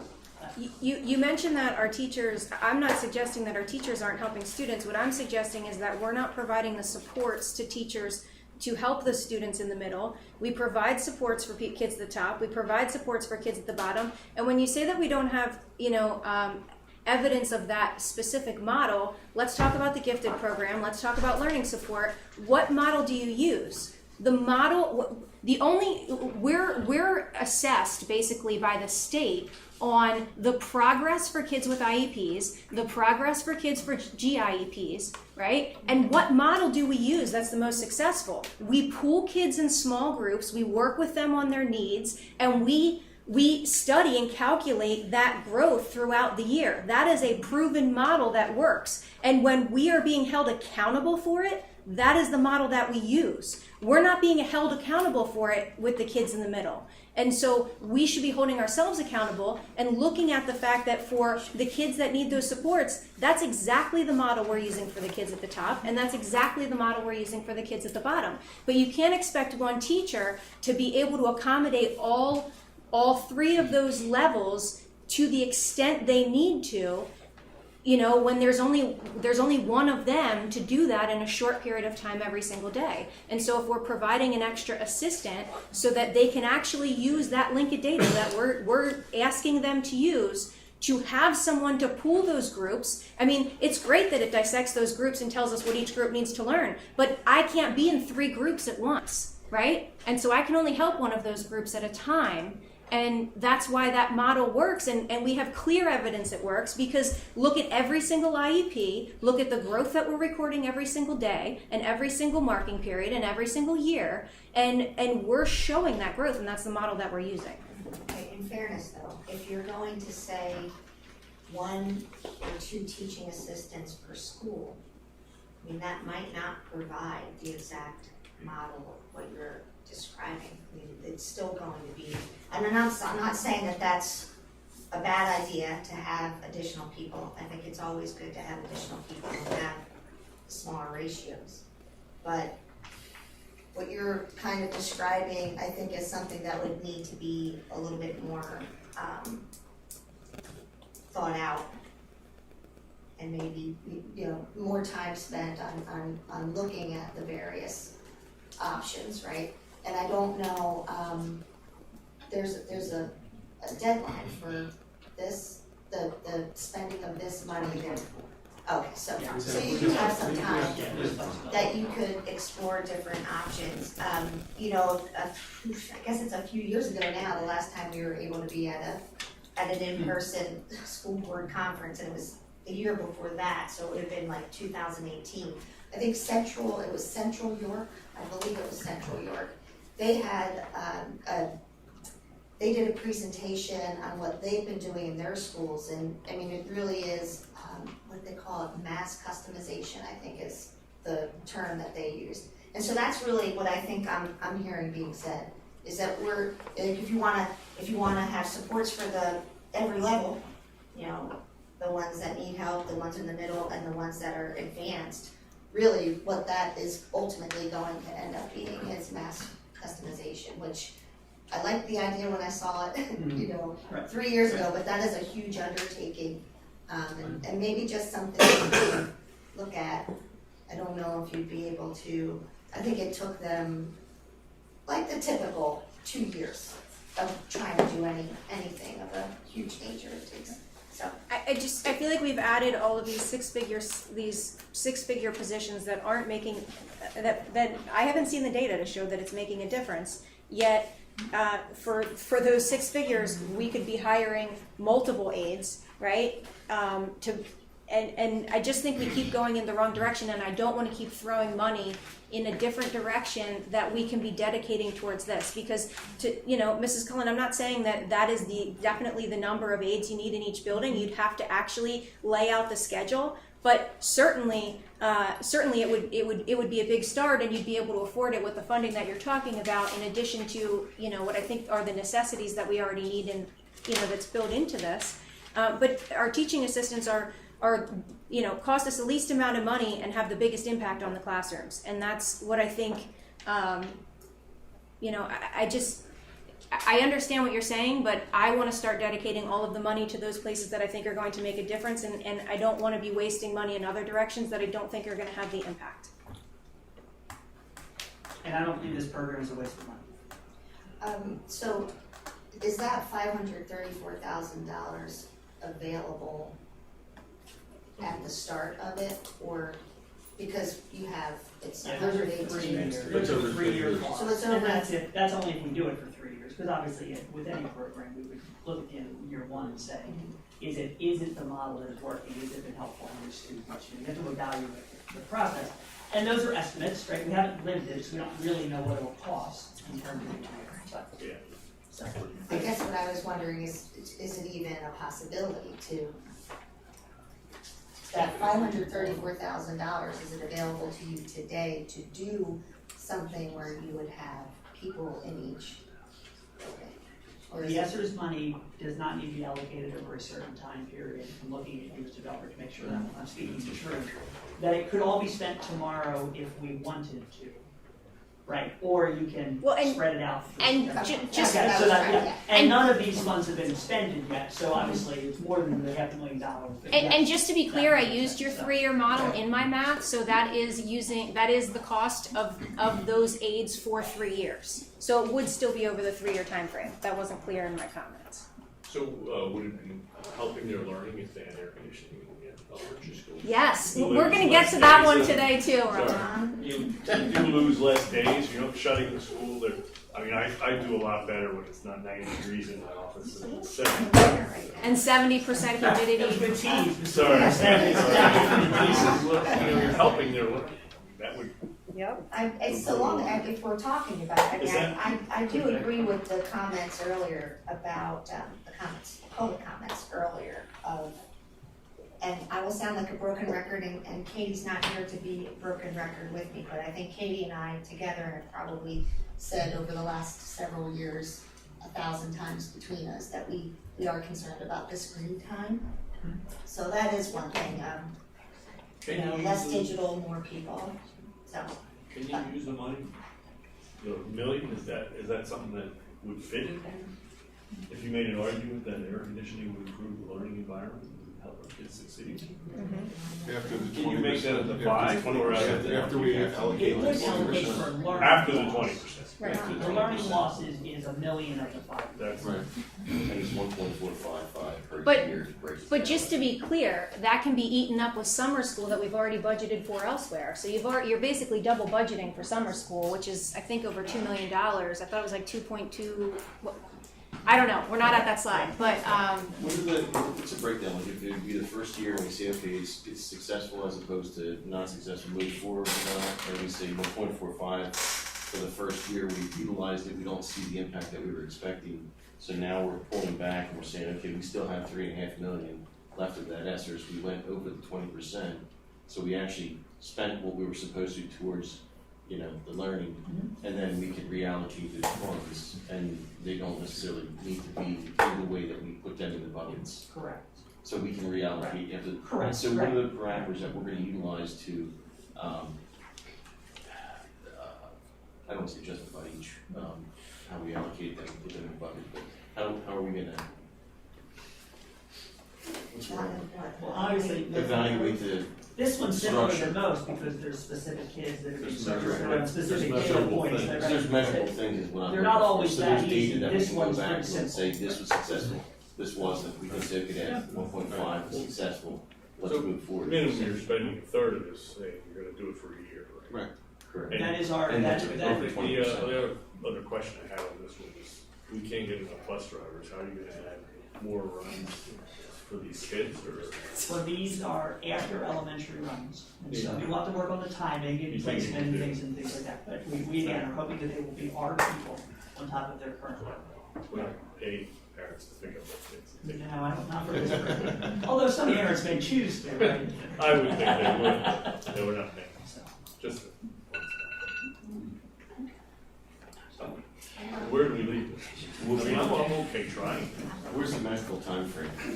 I guess that's the Oh, question. We're suggesting the 1 year in terms So of, for this program. from in For terms- beyond the bell. We're just For starting. beyond the bell, that's all we're talking We haven't about. gotten off Then slide we one. Right, okay, yeah. And I how was many going kids down. are you budgeting? How many kids is this Well, based we're on? gonna accommodate as many students as we can, right, because if we need to get more than 2, right, we'll come back to you saying we need more than 2 teachers. In terms of numbers, we're looking at 30 to 60 as our estimate of what we'll get from the very beginning of people who are willing to come and stay and transport. We'll have to go from there in terms of the numbers So, that we have. so you're talking about $534,000 for 30 kids? No, No, we're- 3 years. 175,000 for the first year. 30 kids per year? About 175. It's 118. Again, we haven't done it, so I don't know. 178. So you're not gonna know until you try this, right? It's kind of where I am with We're this. trying to give opportunity. Right, it's an opportunity We're for the trying to target kids. specific kids who have learning loss. That was the purpose of the funds, right? So this was a program to target kids who. I just think we can target more kids during the day without all the added costs. So, as far as, so it's obviously a limited number of people, are you going to prioritize in a certain way, like this person has, you know, X percentage of learning loss, and are you going to do it that way? How are you going to allocate these limited spaces? Well, we'll have to look at, programs. We don't have the answer to that question. But to look at programs and the number of students you fill in, was the question of where do you house them? Right, in terms of the program, based off the number of needs. So is there one school that has greater need than others? Well, and then I guess in that way, it's sort of like the pilot, you know, we've done pilot programs of other things before, like the reading thing, which was really successful. And so, I mean, even, I guess you could perhaps do it that way, the school that has the most, but I don't know. I would like to see how you're going to, which students you're going to put into this thing. Sure. You got 7 elementary. Yeah. Mhm. We also need to start doing something Oh, yeah, for for sure. helping these kids. I mean, Yes. I keep talking about it. I mean, I'm okay Yeah. trying it for 1 year and see what happens, because it's a small amount. I mean, we're not committing to 3 years. At some point, we gotta. It's $178,000 over the first year, and then I break it down to 7 elementary schools, $25,000 a school. We know there's kids that could use it. I don't know if they're gonna sign up, but that's the difference. I mean, it's also, I won't. What are you gonna decide? In my former life, the company I worked for actually I just looked it up to see if they were still doing it, but in the Baltimore public schools, they were piloting, putting basically like, a tutoring service is what it is, but for remediation and enrichment, but they contracted with the Baltimore City Public Schools to put their people into the schools. And so like I said, it just came to me, and I tried to find it, I can't find information, but there are companies out there that are already, they do this thing, and when I worked in it, you had a guarantee of a year's worth of progress in 36 hours of instruction, and we never missed. I mean, we always got that and more. So maybe there are other resources we could use, or something that we could look into, maybe not for this year, but for subsequent years, people that already have this up and running. Because of 60 students, it's $3,000 a student. You're allocated. Which, I'm just. it's, numbers, I I mean, want numbers tonight, I'm just not on that. back in the day, it was $38 an hour per student, and that was, gosh, a long time ago, back like in 1995, so. When we were talking about later start times, one of the topics was not pushing back the elementary times, because based on the time the school day ends and transportation home, we don't want our kids going home in the dark. If they're staying after and then being transported home, are we then going to be transporting elementary kids home in the dark? Depending on the time of year. Right, I mean, obviously there'd be a time of year if you're staying after school, it gets dark pretty quickly right now. So you wouldn't have to stay very long, so yeah, so that would be parent choice as opposed to every student having to stay a certain time for school. Right, except that, you know, if this is supposed to be the academic solution, that's what you're basing your choice. I don't think anyone ever said that this is the academic solution. This is a piece of the puzzle. One tool. Okay. I'm going to click to the next slide. Sorry. Don't apologize, just so. Let me give you an overview of these programs in terms of some of the supplies that we are recommending in terms of being used, as well as what's currently being used in the district, right? Because some of these are programs that are already in the district. F&P is something that we have used for years. And this is a combination of new additions with updated protocols and assessments. They're no longer supporting the current additions that we have in our classrooms, as well as additional, as we look to K through 5 to be able to do that. So for us to be able to evaluate database in terms of the reading levels of students, F&P is the program that we're currently using. This would be an expansion and update of the new additions with updated protocols and assessments.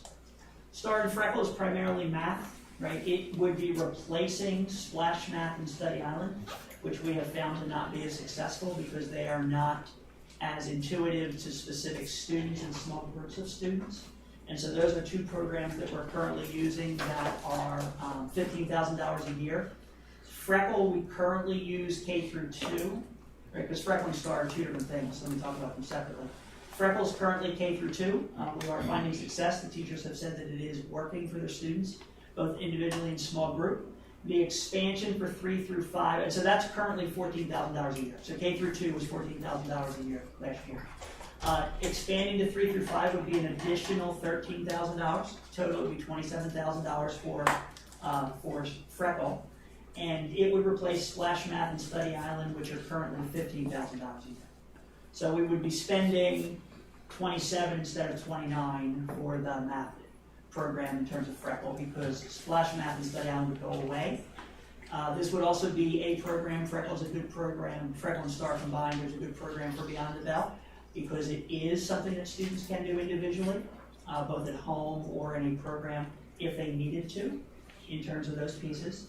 It is an adaptive program, which means STAR now. STAR is an adaptive program which does evaluate if a student is struggling with Unit 3, and Unit 3 has to do with decimals. So the teacher can utilize as part of small group or individual work the adaptive program within STAR to dig down to what is David's need in decimals versus what is Joan's need in terms of decimals. And that will create an individual learning plan for that student based around their needs. So it's one of those programs where it asks you a question. If you get it right, you get a question that's a little harder. If you get it wrong, it backs up a step. And so it tries to narrow down on individual skills. So decimals might have 6 different skills. And it'll look at all 6 of those skills. How's the student doing? And will then provide information for the student and for the teacher that then can be used to help remediate that student, which is why it's one of the areas from a learning loss standpoint that we're considering to look at math. Okay? But you're also replacing something you don't like. We're replacing 2 things that, yes. Yep. Oh. 2 things that we feel like this does better. I wouldn't say we don't like them, but we feel like these do better. Splash Math is fun, but it's not as intuitive, specifically for individualization for kids. Okay. So this is another example of something that is, a portion of it is double budgeted, because you're also talking about no longer having a subscription that we already budgeted for elsewhere. That's not deducted from here, right? Correct. And so obviously that actually doesn't cost money. The question is we're looking for things that can be attributed to ESSERs. In this case, both F&P and Freckle would be things that we're already using. Understood. I'm preparing for the air conditioning conversation about whether or not this money is available. RELA ILX is also a replacement for Study Island. So Study Island in math has a Study Island RELA piece. The Study Island RELA piece is $5,300. The district has had that for many years. The RELA ILXL is $6,600. So it is $1,300 more, but it is much better in terms of individualization student. It is also a balanced literacy approach, which matches what our students are doing in K through 6, in terms of the new RELA programs that are in K through 6. And so this would better match those in terms of the students' experiences as they go through that. So that's what RELA ILX is. Now, who decided that? What group of people? So teachers and the supervisors work together to look at the program. So How- yeah, so at the middle school level, there were, I saw the list, there were either 2 or 3 per school. Because I'm going to say there were 7, but that doesn't divide by 3 even. So they went through the process. They did, yeah, to be able to look at what they were. And that's their recommendation. Yep. Mystery Science is a COVID resource that was found because it is an online program, and it's one of those ones that was offered free during COVID. And our elementary science teachers absolutely loved it because of its hands-on simulations and its relationship to our curriculum. It is no longer free, but they think it is strong enough and engaging enough for kids. I mean, it's a business model, right? We're all waiting for Zoom to all of a sudden say we have to pay. And so that's that same type of thing in terms of mystery science. Scholastic Science World matches what we offer in social studies, and it is academic reading. It is literature, but it is science-based literature around the topics in the curriculum. So students can be reading across the content level, and it does match Scholastic Social Studies, which is a program we've been using in our elementary teachers. So we'll stop there. What are they? What are the mystery science? What is it? Mystery Science is an online, it's inquiry-based, and so it's either simulations or labs that the students can simulate around. Because it was an online program for during remote learning. And so now it would be used for a teacher who might be doing a small group model as part of their science instruction.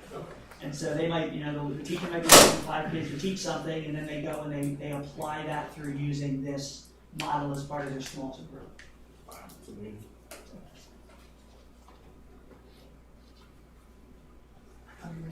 Well, I'm done this slide, so I learned from the last slide that I'm now waiting. No, I'm okay with that. So you said, can you just break down again how much of the 150,000 is Star versus Freckle? Yeah, and actually 150 ends up being high because when we estimated it, because Freckle is 27 and change per year, right? So 27 times 3, 81, right? So it's called 82 when you have change, right? So over the 3 years, Freckle is that. Now, again, some of that is already in our budget, right? And we're taking things out of our budget to match that in terms of those pieces.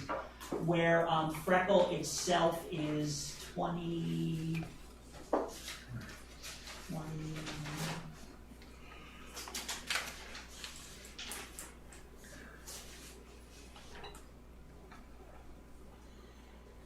26 is the star part, because the star part is the part that then dives down and has all the evaluative stuff for the student. That's where the student sits down to decide what they need in terms of the resource for it to evaluate the difference between David's needs and decimals and Jeremy's needs and decimals. And about how much are you paying now for the ones you're replacing? The ones that we're replacing is our $15,000, the additional. It basically covers the additional Freckle.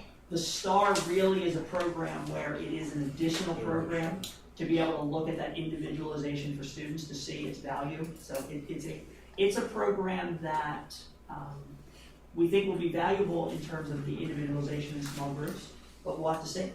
It's not something we've used, or Freckle is something we've used. We're looking to expand it from K2 to K5. So the software does the identification In of the STAR. skills. Yeah, and in then, STAR. But then you would be sitting, doing paper and pencil work? Well, so both STAR and Freckle, STAR and Freckle are associated, so STAR will give you work in Freckle. Right? STAR has work, but it will also give you work in Freckle. They're the same company. And so it will provide options for the teacher either through worksheets or through, you can do it on a computer in terms of for the kids to complete the work. Or the teacher could use it as instruction, obviously, if they found 10 kids who had the same need.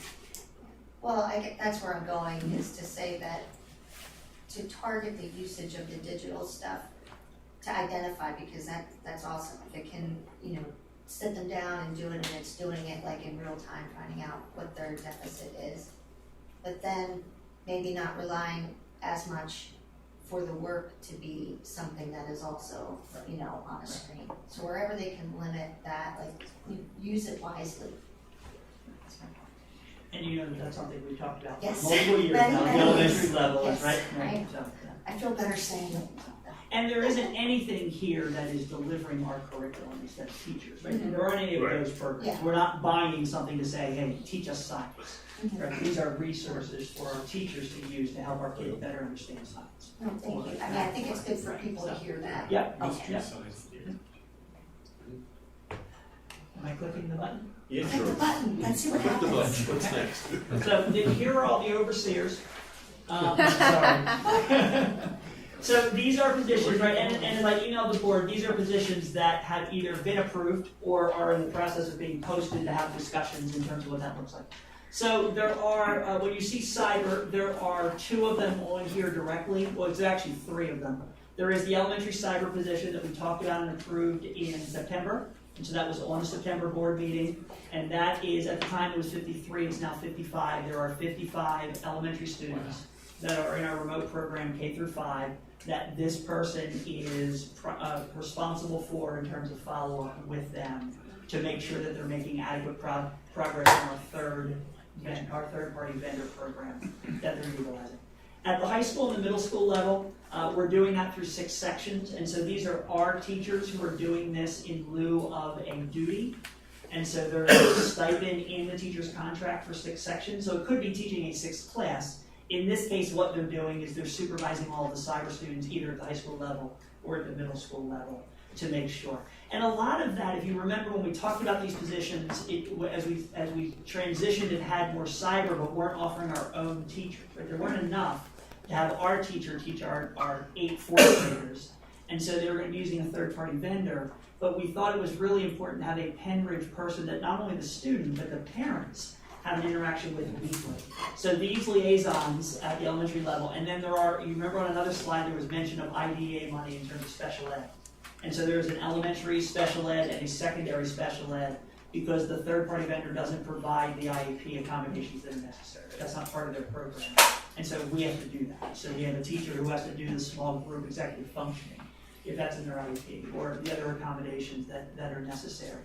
And so those teachers, right, those teachers have specific kids and a daily schedule that they're responsible for, but they also have office hours where either the student or the parent could reach out and say, I'm struggling with, or we need help with, or so that there's a Penridge person and it's not a third-party vendor person. Now, third-party vendor still has tutors, still has people they can reach out to, but we wanted to provide an extra layer of that. So that's anything that says cyber. So it is the elementary cyber, the 6 sections, high school, middle school cyber, as well as on another slide it talks about the special ed IDEA funds, and so that is cyber position. The ELD, and those are the elementary and the middle school and the high school were approved, right? So those are positions that are in place and are happening that were board approved. The ELD positions, there's a teaching assistant at the middle school level and a high school teacher that we are recommending. These are positions that frankly have nothing to do with ESSER's money. These are not learning loss. These are growth in our program. So our ELD populations are growing, which I think is a good thing because I think our programs are being successful. So I think families hear that and I think they move in to the district and pockets. And so both at the middle school level right now, we feel like from a teacher standpoint, we have what we need, and that another teaching assistant is a good idea in terms of having another body in the classroom. You're welcome. As just well as to be then clear, at the high school level. you're exactly showing that model works. We And just then the high school need level, to broaden it. from an instructional standpoint, we do need a teacher. We don't currently have a dedicated ELD teacher at the high school level. We've been doing it through assistants and our classroom teachers. And so that's that recommendation in terms of that position. Those 2 positions have been posted. We do have candidates, but they have been on hold because they were posted as of the September meeting, and so we have done nothing additional. We would like to move forward with those 2 positions, but at this point, nothing has happened with them. Okay? And same thing with the special ed. The special ed has been posted. We do have candidates. We have done screening interviews so that if we get board approval, we can move very quickly to get those people in the classrooms and servicing kids. But as of right now, those funds have not been allocated. Okay? The high school data position is a position that we talked a lot about last month. And when I sent the description afterwards to the board, right, we said at the meeting and tried to say as we sent you the description of what the person was doing, that really this person has many hats, right? In their one hat, they're serving as an IST teacher. Dr. Scheid spoke about from a student service standpoint, they're servicing as an IST person, which is a model we have that people at least understand that. To give you a sense for what this person, has done is, so they've already identified all of the basic and below basic students coming out of the Keystones, has met with all of the algebra, biology, and English 10 teachers to give supplemental resources and specifics about what every one of those kids that are sitting in their classrooms are meant to do. Right, so this person has identified every one of those kids, developed a plan for every one of those kids, met with every one of those teachers to say, here's the plan for David who wasn't successful in the Algebra 1 Keystone, and here are the resources to use to help David with that. In some cases, this person has actually gone in and delivered those resources to make sure the kids know how to use them, the teachers know how to use them, the teacher needed a second set of hands. In other cases, the teachers have been, that's great, I got this, I'll work with the student, we'll do tutoring and things like that. Because we do have an after-school tutoring program at the high school level that the students also can take advantage where some of these things can occur. And that's been in place for a few years at high school.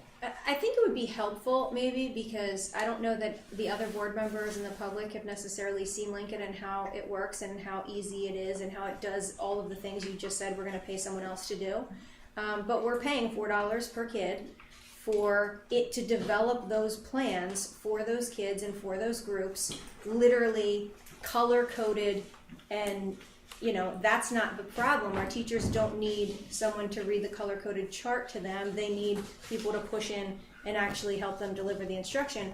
And I've also seen, when people are using that aid model, using the IST teacher in the building, which, obviously that teacher can get pulled for different things, different days, but for the most part, on those, on the days when they're not being pulled, that being a scheduled person who pushes in for those specific things on a specific schedule, in those classrooms. So it's like having that additional, that additional aid. But I think that would make, and again, that's an aid, which is less expensive, but has a more significant impact. So. I did pick an example on purpose of data that is not available in Lincoln. The Keystone information is not available as you are, which means that would be above and beyond for the teachers to have to dig into that data, specific for the classroom, which is why we provided that support. Although Lincoln does provide lots of valuable data that we can use to help determine student needs. So the example I gave is not a Lincoln example because the Keystone data is not available that way to be able to go down to the section specifically going to our Keystone results. But I thought that Dr. Scheid said that you could upload any testing into Linkit to use. So you can upload the testing, and there are certain pieces that go, and some testing directly communicates with it, so you get all the subscores. In the case of Keystones, that doesn't happen. That's proprietary. And so you can't get all the subscores. You gotta break it down exactly where the student struggled. You can only get scores for each subscore. So I know you got a 6 out of 10, but I'm not sure where the 4 things are you didn't do well. Specific to Keystone, there's other things that it does do very well for. So they're taking the Keystone at the end of the year. When are we getting the scores for the Keystone? The following year, over the summer. So you're talking about remediating kids based on data that's a year old, as opposed to we usually have some kind of assessment at the beginning of the year to gauge where they are, which does go into Linkit. That would seem like it would be a more effective tool than using data from the year before, right? So the purpose of remediation is to work on the skill gaps that students have demonstrated that they have. And so yes, obviously if we do pre-test and students demonstrate those skill gaps, we have things we use during the year to help with that. I was giving you an example of something that was obviously reactive data, but we need to make sure that we facilitate for those students because that is still on paper a graduation requirement, although it's not in place yet in terms of required course students. Mr. Flores, can you start to ask a question? Are we using Lincoln effectively? I hear different things, and I don't know the program. I'm going to stop and I would love to get a demo and see. Well, I know some people can work with people with different capabilities. You're saying add a person to help make this more effective for the teachers, or Well, this person goes well beyond Lincoln, right? Lincoln is. It is too simplistic to simply say that all of our data flows through Lincoln, and it is simple as pressing a button and you get a color-coded chart that shows you exactly what your classroom needs. There are powerful things at Lincoln, and I've already written down to make sure that we come to the curriculum committee and give an overview of what Lincoln looks like at the elementary level, middle school level, and high school level, because it is very different at the different levels in terms of the amount of data we can pump into it and the information we can get at. Right? You can't get an item analysis for a chemistry unit 1 exam out of Lincoln. You have to do that in a different way in terms of how we gather the information. Right? But there are some resources where Lincoln is very, very powerful and get that. So this person, this data, right, we talked about IST and their student. They also serve the role of a coach, right, in terms of specifically for teachers. Right? So this person met with, within the math department, there were pretests given in 5 different course levels in high school, right? And so this teacher sat with all of those students, all those teachers, to look at their pretest and the matching CDT information to determine groups and strengths based on student and class data. So they sat down with departments and said, okay, here's what the Calculus 1 exam shows us in general, right, in terms of where are our strengths and our weaknesses in terms of our programming, so that'll help us from a curriculum standpoint. If all the students are struggling with one certain thing, that's not a teacher's responsibility, that's the district's responsibility to see why our curriculum has that gap, but then work specifically with that teacher to say, here's your class, here's an area where you can probably work through faster because your students have already demonstrated an understanding based on the pretest and CDT data. Here are areas where you're going to want to slow down because you've got a large group of students who have struggled. Or individually, you know, David bombed it, let's talk about how we can remediate David, but that gets us more into the IST model. But there isn't a single thing that you just said that Linkit doesn't do for you.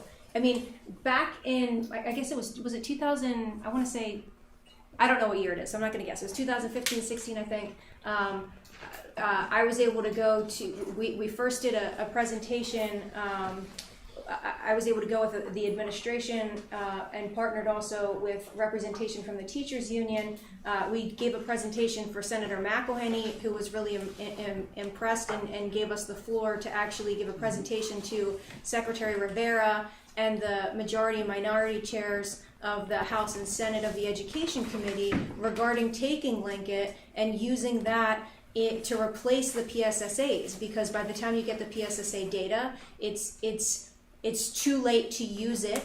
It costs you a fortune compared to this, and this would give the analytics to all of the school districts at a portion of the cost. So in that time, I mean, that was something that you know, I had looked at pretty thoroughly with Dr. Scheid, and you know, that's exactly what it does, to the point where you can even pull up the data for a specific teacher and all of the teachers' classes and say, are there specific standards or specific subjects or content area where it seems like not, you know, kids aren't getting it, kids are not getting that particular skill from this teacher. So that's an area where maybe the teacher can look at delivering that a little bit differently because it seems to consistently not be something that her class is getting. But then you can pull the data for a different teacher who may be excelling at teaching that specific skill and partner those teachers together, which is supposed to be the administrative piece, which is why we have all the overseers, right? To look at that data and be able to compare the data for different teachers, different classrooms, different subject areas. It literally breaks down the test, and you can organize, it will literally give you group the names of the kids based on that data and say these kids need help on these skills, and you can pick whether you want it to be, you can click on standard if you want it to organize them based on the standard or subject. You know, there's 3 different ways to categorize it, but it literally does all of that for you. It's not that the teachers don't have you know, all of the data available and the ability to, you know, have that analyzed and broken down for them. It's literally taking that data and giving that support to those kids. Did you say, I'm sorry to interrupt, did you say that the keystones, so is there enough need with the keystone skills for this person basically to be occupied with that? If Keystone is something that Linkit doesn't help you with, would this person have enough to do, basically, I guess is my question. Yeah, because the Keystone data that comes out of that is specific student to student. And so to help the teacher remediate that in the classroom, because you might have 2 students on this scale, and 4 students on this scale, and no students on this scale, where I've got 1, 3, and 8. You know, and so it's not as simplistic as saying, okay, this teacher then goes and just remediates those students, because the classroom teacher does much of that, which is why this person's helping provide those resources and the teacher don't control that. Right, and Mr. Wars, that you asked the question in terms of, are we using Linkit effectively? And I think Ms. Bates-Clemens' response indicated that the answer is some yes and some no, because some teachers, some administrators, some supervisors are very strong at what you're talking about. and others are not. And so primarily that responsibility falls at the teacher-student level, right? That's really, really hard. You've got 25 kids with 25 unique needs. And so we do need to make sure that our coaches and our supervisors and our administrators, right, our building administrators, all are also competent, so that if I'm a teacher that isn't as strong, I've got those supports to come in and either do it for me, or at least show me and help me and teach me, which is that professional learning piece. It's that, right, the classroom support, which is why we lessen supervisors and spend that money on coaches, so that we had people who are not administrators going directly into the classroom to help teachers with lots of things. This is one of those examples of the things that we could help teachers with. And maybe that's a refresher professional development session that we need to have, because, you know, that's one of the things that I always was frustrated with as a teacher, is when you have some of those meaningless presentations that you have to sit through for an entire day, and you're thinking about all the things you could be accomplishing during that time that actually would apply to your teaching, right? And so I'm hoping they're not going to categorize a lot of our professional development that way, but there are some things that I see and I'm like, I'd use my time a little bit differently than that, you know. We had a wonderful professional development day yesterday, and I was working on a draft email to share teacher feedback on it. They were, in general, thrilled with how the day was. So let's hope they weren't saying that about yesterday. The other piece, one of the things that I just want to mention in terms of this position, we talked about their student facing, we talked about their teacher facing. There are some pieces from a school and district standpoint that this person can help support, right? Because, for instance, middle school math has been one of my bugaboos since I got here. It was a clearly an identified weakness as I looked at Penridge, and being a math geek, I thought, we gotta fix that, right? Middle school math scores were not strong in comparison to both elements, especially in comparison to elementary. But even when you compare it to high school, when you compare it to our SAT math scores and our, you know, when you start looking at comparative numbers nationally or statewide. And so we redid the middle school math program, right? Over the last 3 years, we've redone the middle school math program, we've realigned it, right? We thought it was better aligned, we brought in new resources, we did a lot of professional development, and our numbers have not seemed to bump up that we would have hoped. And so it really is one of the things that I said to the person. I said, take a look at this data, a set of eyes, right? That is a math person who has taught AP stats, so even gets it from an analysis standpoint, and see if there are things that I'm missing. You know, that Mr. Vogel's missing, that Dr. Scheid's missing as we look at that program. And so this person already has done that. This person has already showed us some gaps from a curriculum standpoint that they would recommend, that we're studying about things that might need to happen. Are there certain skills that we're under addressing or addressing at the wrong time? We're teaching it in 7th grade, but it's on the 6th grade PSSA. You know, those types of things that you look at and go, duh. Our students eventually learn it, but they don't get credit for it because they don't know that. So it really is, when we think about the hats of that person, there really are those 3 hats for this person to do. Now, as the board knows, right, and I do want to publicly state, this position was approved in August, right? So it was part of the August personnel. Stacy Clemmer, who is a longtime high school math teacher, a wonderful math teacher, was approved for this position.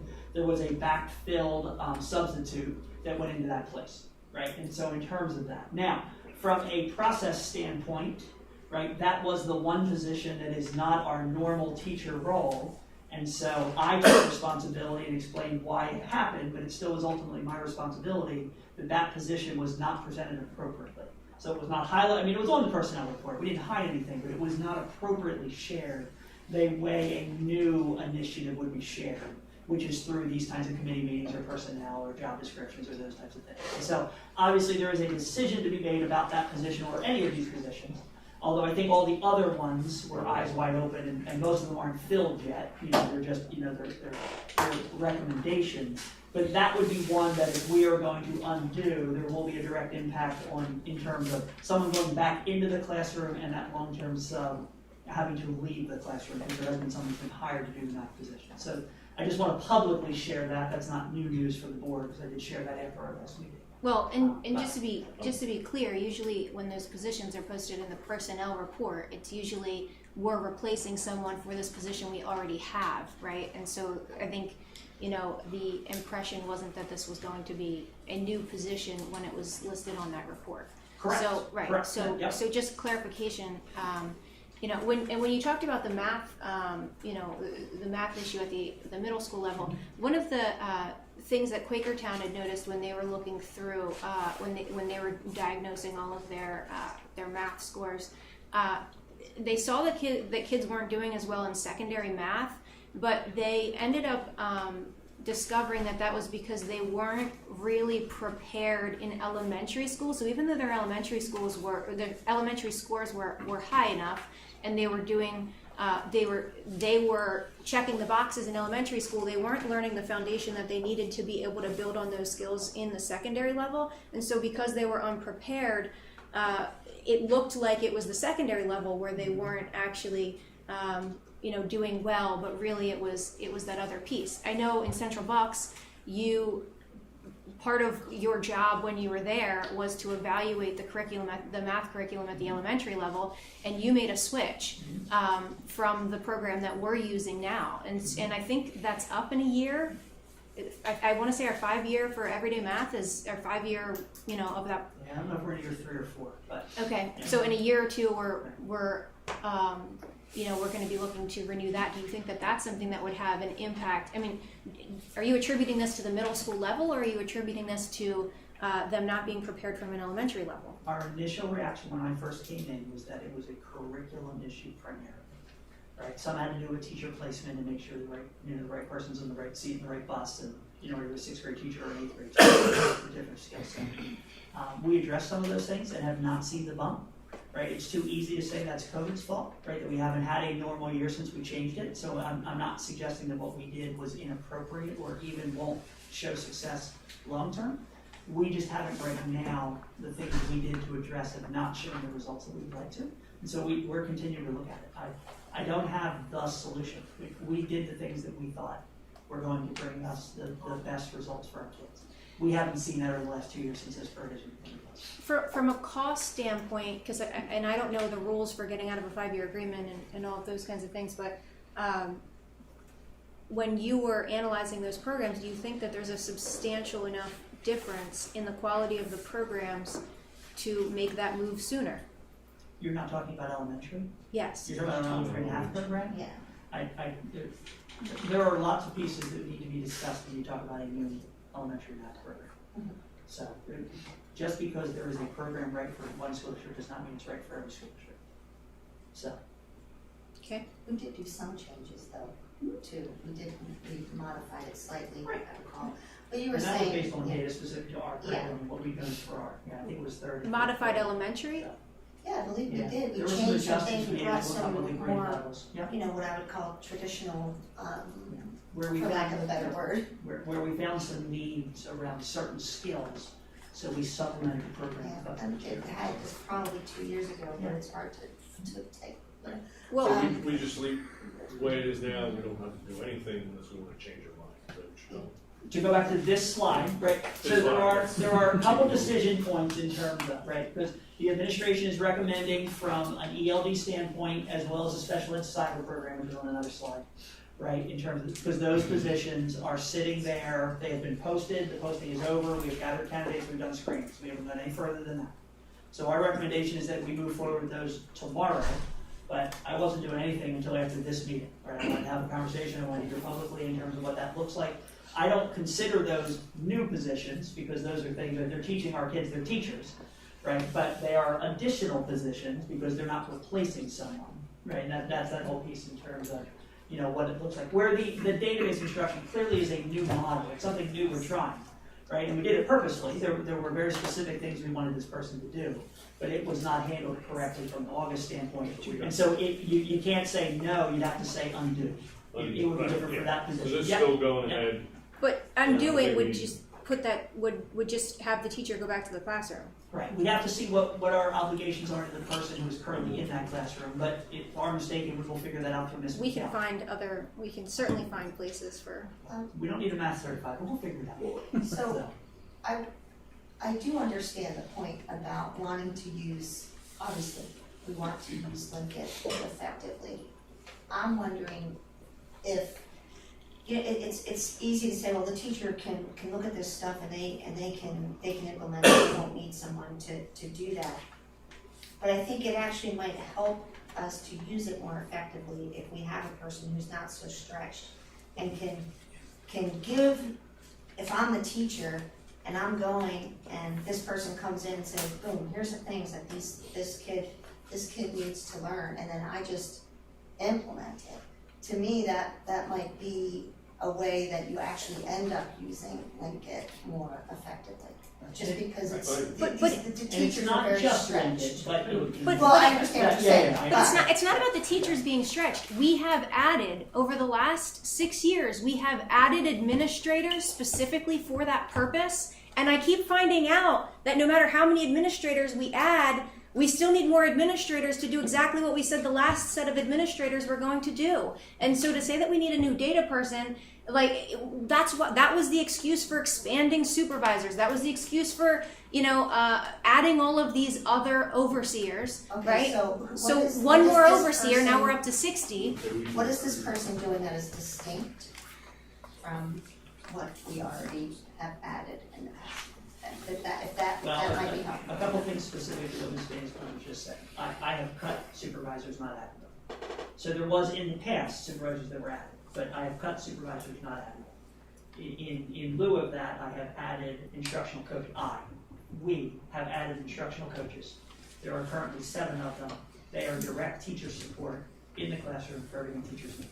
And I encourage you to talk to every teacher you know and ask them whether they think the coaches are valuable to them, because you're going to get a very positive view of the coaches. And so from a model standpoint, now, do the coaches play a role in data? They do if that's the teacher's need, but that is not their role. Right? Their role is not to go in and say, like, here, let me teach you about your Linkit data, unless the teacher needs that. Right? And so this is a person that both from a student, a teacher, and a district standpoint is dedicated to taking a look at our data. Because one of the goals that when we think about district goals, one of the things we've heard is our data is not what we want it to be. Okay? And so to have somebody to look at data and to say, what are recommendations from a student, teacher, school, district level that can help us improve that situation is the reason this position was put in place.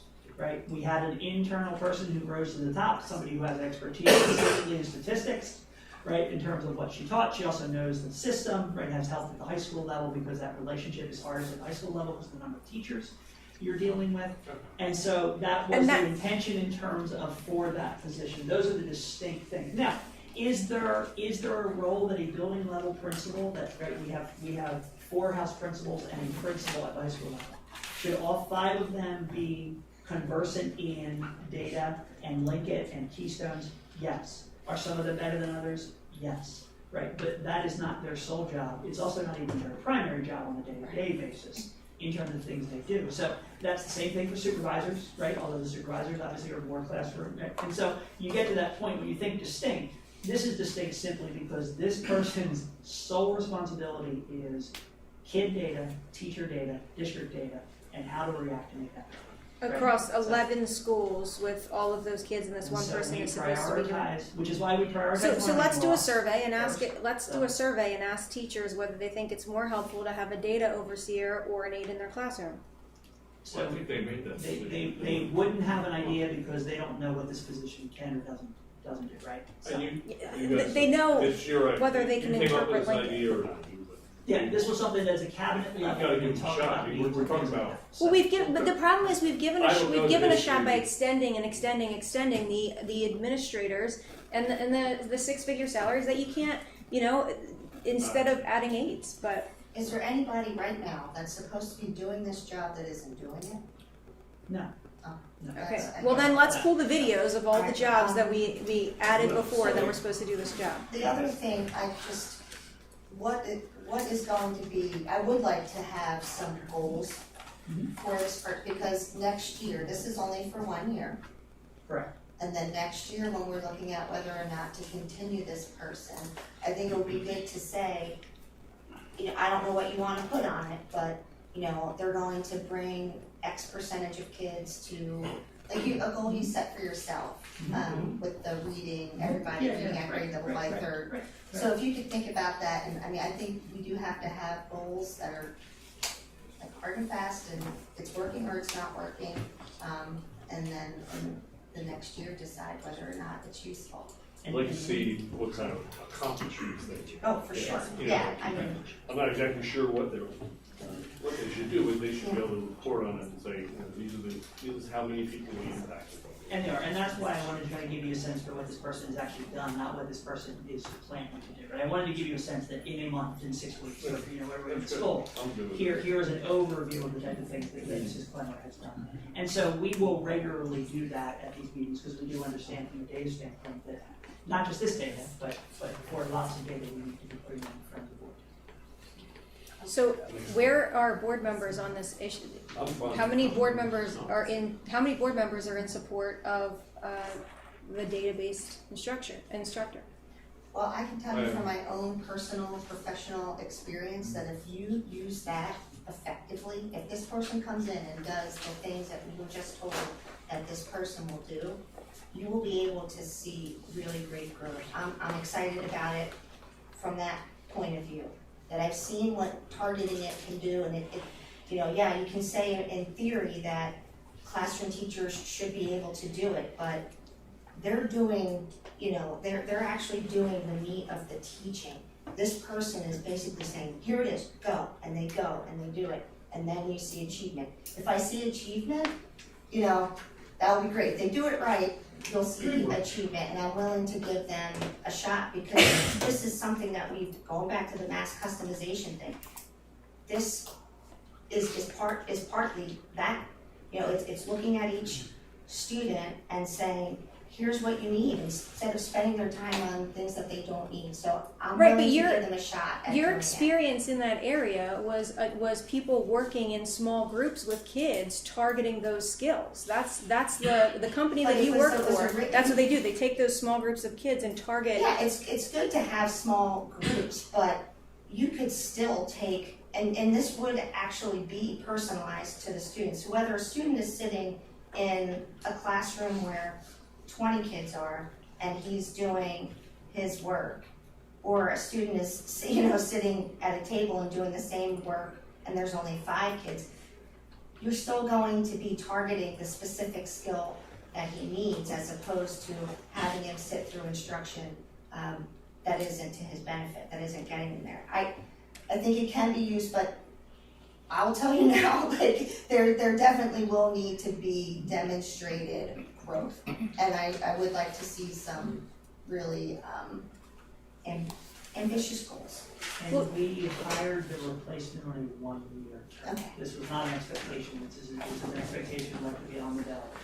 That it's 1 year and we sit, and we make the evaluation at the end in terms of whether it continues for each year or not. But again, just like Linkit, we have an adult handing a teacher a plan and no supports to actually carry out the plan. That's the problem. We don't have the supports in the classroom to carry out the plan. I don't see You give it them as much many of a plans as we want. plan as, I'm actually thinking that this person can hand them material, like work, show them these are the resources and here's the problems. Like if That's it's what they algebra did for 2. them. That's what they did So, for the key. yeah. So you say, you go in there and you say, Joan really needs to work on derivatives. I don't even know the math things anymore, but that's what I'm envisioning. And if I'm wrong, correct me, because, you know, that's what I think would be most valuable. If they're not just saying they need to work on fractions, but they can actually identify for teachers. And here's where, this is how you target those skills. And it's not to take work away. The teachers are still going to be doing the work of teaching, but you can't expect a person to spend all this time looking at the data. It sounds easy, but it's not. And then also find things to, you know, exact problems that will address that skill. Maybe as teachers go along in their career, they know, oh, I know just the thing to use for this, but by and large, no, they're not gonna know that off the top of their head. And I think if you can, that would be a great support, telling them exactly where they can find the skill that student needs. That's what I'm envisioning. Dave, where are you? Again, it's a 1-year contract, it's renewable based on performance, I would say. I mean, I don't see any reason why not, we see what the results are. Bill? I'm in favor of the data support because I can tell you, as somebody who can slice and dice data at the micro and the macro level is invaluable. and we use it in business. It's called business intelligence and analyst, and that's what they do. They slice and dice data all day long. It's not easy, so I'm in support of taking that role, you know, and taking that data, and let's try it. Let's see if we get the result we want out of it. It's 1 year. Okay.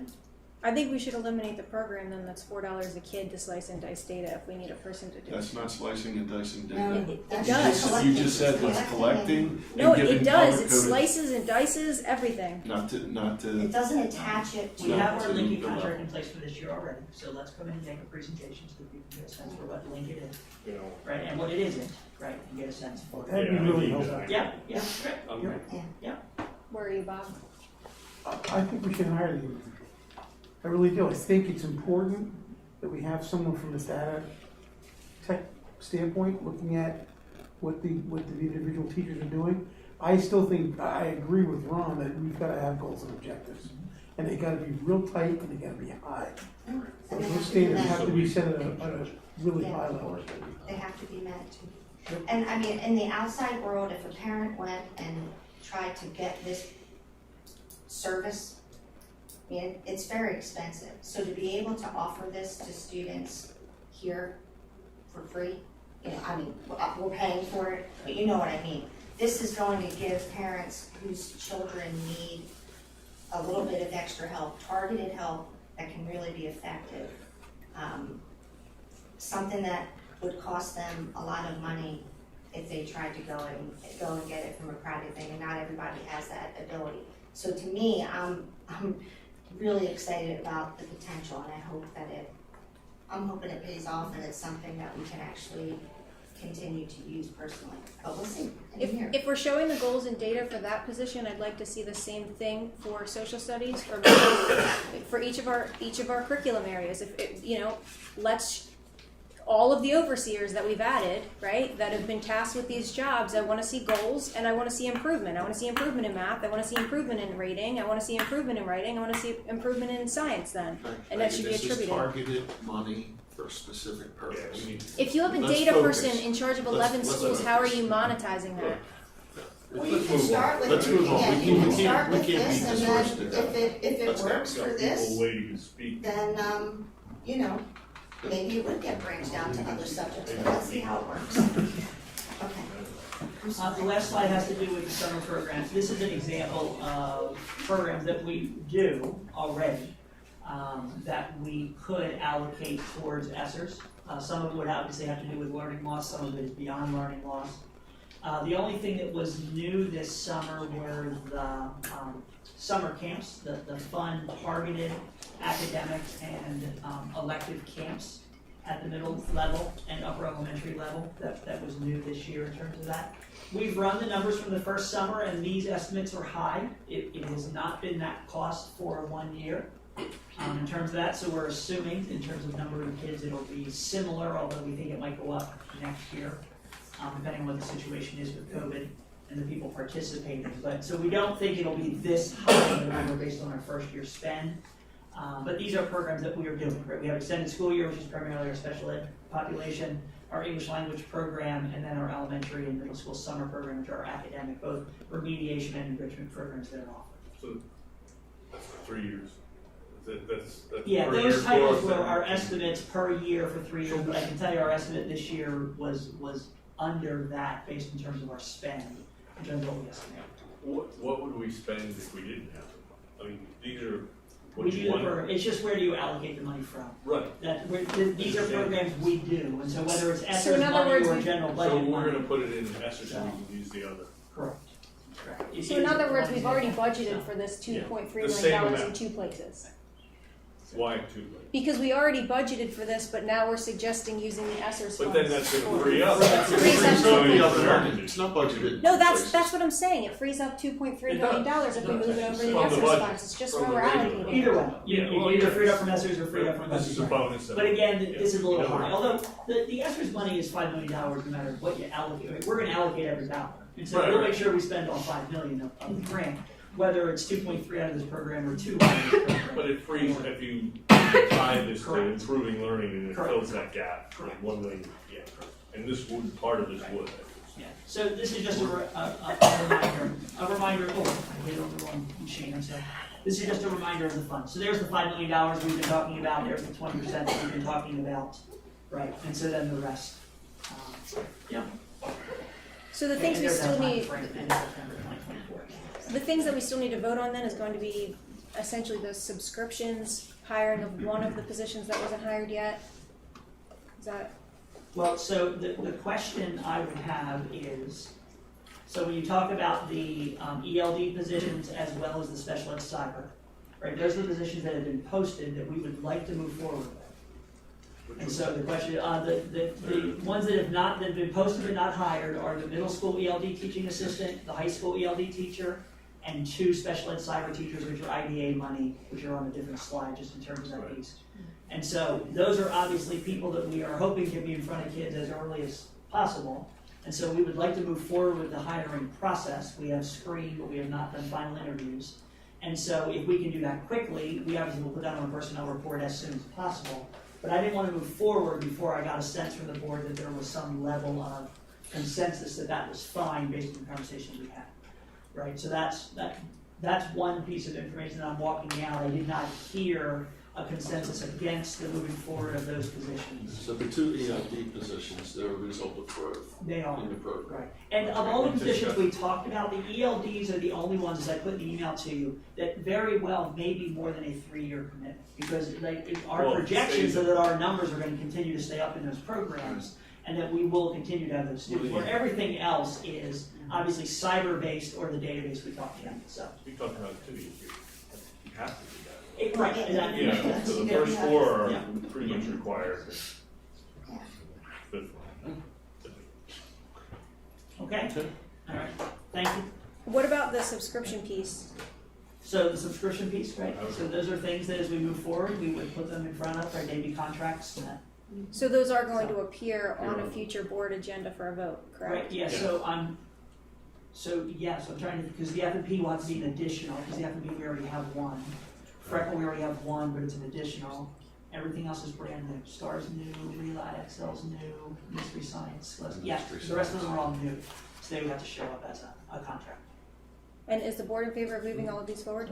My only comment is what I've already said about the reliance, balancing the digital and the, that's it. I don't want to go through the whole thing again, but. Yeah.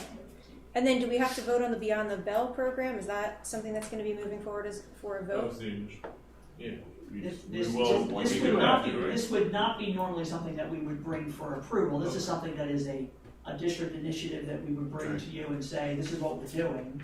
And as long as there wasn't the concern around, no. We said for a year. For a year. Those types of Try it things. for a year. We said we look at it for a year, one-year trial. And see how the results are. We're gonna have specific data, Okay. specific kids. So the board's in favor of moving this one forward? Is that everything? Yeah. Yeah, because the other ones are just summer programs. Okay. Okay. All right, so next up is the adult evening school presentation.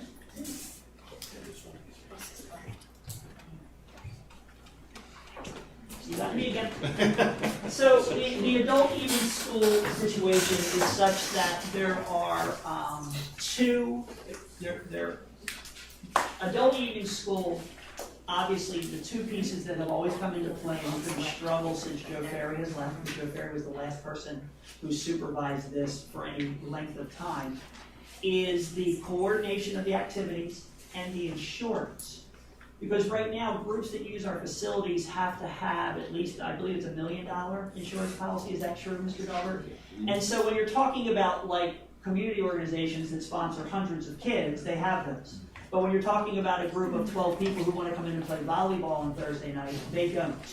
And so for them to have facility usage, but the liability then becomes if somebody pulls a hammy, are we responsible for that from that standpoint? And so what we've been able to do, thanks to Mr. Dahlberg, is work on the insurance end to know that both from their liability but also our liability, we're covered through our insurance as long as we classify it as an adult evening school. So we have to approve it as an adult evening school program, and then our insurance is willing to cover it from a liability standpoint under our existing program. So, Mr. Dahlberg, whatever you did to make that happen, thank you, because that was the biggest hurdle of causing this. So we still do not have an overall supervisor of this. So if there is anybody who you know or anybody in the audience who's interested that would like to volunteer, just email me or call me, because we are still looking for someone to expand this program. But our goal right now is to continue the existing ones that have been in place for the last few years. There are primarily two different groups that use our facilities from an adult standpoint. One is from a sports offering, generally basketball and volleyball, right? There have been 3 or 4 total groups that have used our facilities over the last couple of years. As well as then outside services that come in, primarily financial services. Somebody come in and does a retirement or does an investment strategies. And they're generally somebody who has their own business, but they come in and try to drum up more business, right? So if they come in and do a relatively cheap presentation and hope that people go, thank you for being able to do that. So this over the last, now 10 years ago when this was run through the tech school, the brochure had far more of this. There was salsa dancing, there were, basket making for kids. Like, there were lots of programs that would be wonderful to be able to use our facilities in the evening. The problem is we need some supervision and coordination to be able to recruit people to be able to do that. And so that is really where we have fallen down. Now that the insurance is in place, that will be easier to be able to do. So what we are recommending in terms of procedure is that it would start with Ms. Cooper in terms of reaching out to her so that she can be the coordinator of the offerings, because she will be the one who will put them on the website. Obviously, they need to be adult-based. This is not a youth program calling to say we want to do this. We already have a program for them, right? We already have a process for them to get our facility used to use our fields. These are for adults. And the audience must primarily be Penbridge. We're not checking IDs. But if somebody calls from Quakertown and says, I want to bring down to Quakertown, right? We're not going to use our adult evening school for that. So Ms. Cooper then will facilitate the communication of the offerings to the community through our webpage. We already have a webpage that is specific to adult evening school, so all the offerings will be there. That communication will have contact information, so if you want to play over 40 basketball, you reach out to Ron Wers and here's his email, or whoever the coordinator is from that standpoint. Or a band, the adult rock band with Mr. Ron Wers, because that would be one that you could sponsor, Ron, very well. Then obviously Ms. Cooper then hands it over to the building and business department, because then they do facility usage to make sure the building is available. If they want to play Thursday night at 8 o'clock, is the building available Thursday night at 8 o'clock? What building do they want? We already have a process in place. We will use our facility usage piece, and then the payment goes through the business lines. So there's somebody in Mr. Dalbert's office, Ms. Schuler, is the one who primarily does that. And so there would be those 3 people involved. Ms. Cooper would do the initial, the building level person would make sure that the date and time works so they know who their contact is, and then the business department would handle any payment or forms that need to be completed. What we are recommending in terms of cost is to use our existing costs. We currently have a cost that is called Category 1 that is for nonprofit organizations that are Penbridge nonprofits. And so they pay 10% of the facility usage. That is an existing category definition we have. That is the cheapest beyond free. Obviously, our groups can use our facilities for free. And so this would be a 10% pricing of that. There then is also opportunities if they're going to do it multi-use. So if you're coming in for a one-time event, you pay 10%. If you're coming in to do it 12 times, we'll work with you, right? To be able to say, okay, what is the appropriate cost for you to get a multi-use deal from that standpoint? And we do that right now with some of our groups who use our outside fields 50 times a year. Right, from that standpoint in terms of multi-use. If they are a for-profit opportunity, our recommendation is that they pay the facility usage. Right, they're coming in, they're making money, and so they would have to charge based on what that is, and so they can use our facilities, and our insurance will cover them. That's always been the problem, but that financially they pay for it. And so it's a different cost if you're doing it while custodians are there, as to oppose whether a custodian needs to come in separate. And so there's all of those costs, obviously the fields and the lights and all of that. Generally, we're talking about inside stuff here. It's cheaper to use an elementary school than it is to use the high school, right? Some of that has to do with just usage and availability, but also the facilities, right? In terms of if you're using a gym, obviously the Siler's gym is available more than the high school gym is during the winter, because our teams are there, from 2:15 to 9 o'clock almost every day. And then there's the insurance piece in terms of that.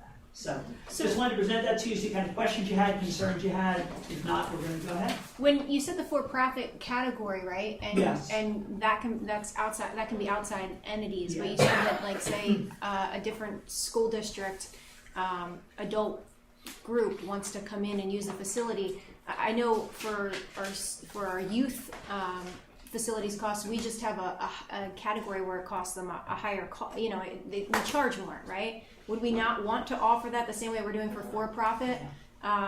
Where we're just charging closer to the full amount of the facility usage if they're not, Penridge based, but it seems, I don't know if all the other districts have an evening program and they're paying us. So I don't know if it makes sense to completely exclude other groups. And I think our goal really in this was to find a way to get our groups that have routinely been using our facilities back into our facilities. So that was our first goal. Right. We obviously would love to expand this because I think it's good for the community. It also would make us a couple dollars, but it's really, you're not going to make significant money off of this. But it would be good for the community to be able to offer, there are some school districts that have robust evening programs that can offer multiple things or community things from that standpoint. So I don't think we'd say no if somebody called. We'll have to figure out what those details are. Okay. But without having someone who's coordinating and knocking on doors saying, hey, I don't think we're going to get a lot of those phone calls. I think it'll be word of mouth to start. We might go from 4 to 7. I don't think we're going to all of a sudden have 40 people knocking on the door. And if so, Ms. Cooper and the buildings can't do that. Right? They're not going to be able to facilitate a full-blown adult evening program. We would need to try to figure out facilitation. Which, again, I would love to do if there's anyone who wants to volunteer or knows anybody. Well, I mean, Dave just said that Bill's. Those will be available in December. There you go. Just saying. No, but seriously, I know there's a lot of adults that have been doing these programs for years, and they're really going to appreciate having the opportunity to do this again. Well, the insurance came through, so Mr. Dawkins, we've always wanted them in, but without the liability, I was very hesitant to say, come on in. So thank you for being able to do that. Okay. I think you're finished with me for now. All right, the budget calendar, Mr. Dahlberg. Thank you. It is that time of the year in October where we start to talk about the next fiscal year's budget. We have 2 budget calendars for you tonight. The first is the Act 1 timeline. The second is the non-Act 1 timeline. Our history here at Penridge has been to follow the non-Act 1 timeline. The difference is with the Act 1 timeline, school board has to pass a budget in January. And really the Act 1 timeline would be used in situations where the district wanted to file for exceptions to raise taxes above the Act 1 index. Has not been the case here at Penridge since my arrival. We have always moved with the non-Act 1 calendar and passed our budgets in May and June on the normal timeline for school districts. So that, of course, is my recommendation is that we stick with our non-Act 1 timeline. A little bit of information, the Act 1 index did come out. This year it's 3.4%. Last year it was 3%. The 3.4% for Penridge makes an available tax increase of 4.6 mil on top of our current 135 mils. And that potentially a 4.6 mil tax increase could raise $3 million. So certainly in our budgeting history since 2016-17, that was the last time we raised taxes, we've been able to build budgets that come in way below the Act 1 index in the last 5 years without a tax increase. So I don't see the need to try to file for exceptions and ask for tax increases that are that I don't think you're going to get any disagreement on this one. So yes, I have also put together the resolution, the Act 1 budget motion not to exceed the Act 1 index of 3.4%. It's attached. Each year in October, the board passes that resolution that we won't go above the index, and then we start a budget process. We'll put the budget calendar out to all the administrators. In November, they'll get their instructions. November 9th, I think it's 6th or 9th, I believe it is, they'll get their instructions. They have about 2 months. As soon as they come back from Christmas break, their budgets are due at the 9th or 10th of January. And then we start the process of Dr. Bowles and myself, Ms. Blight, the finance director, will meet with every department head and go through every budget.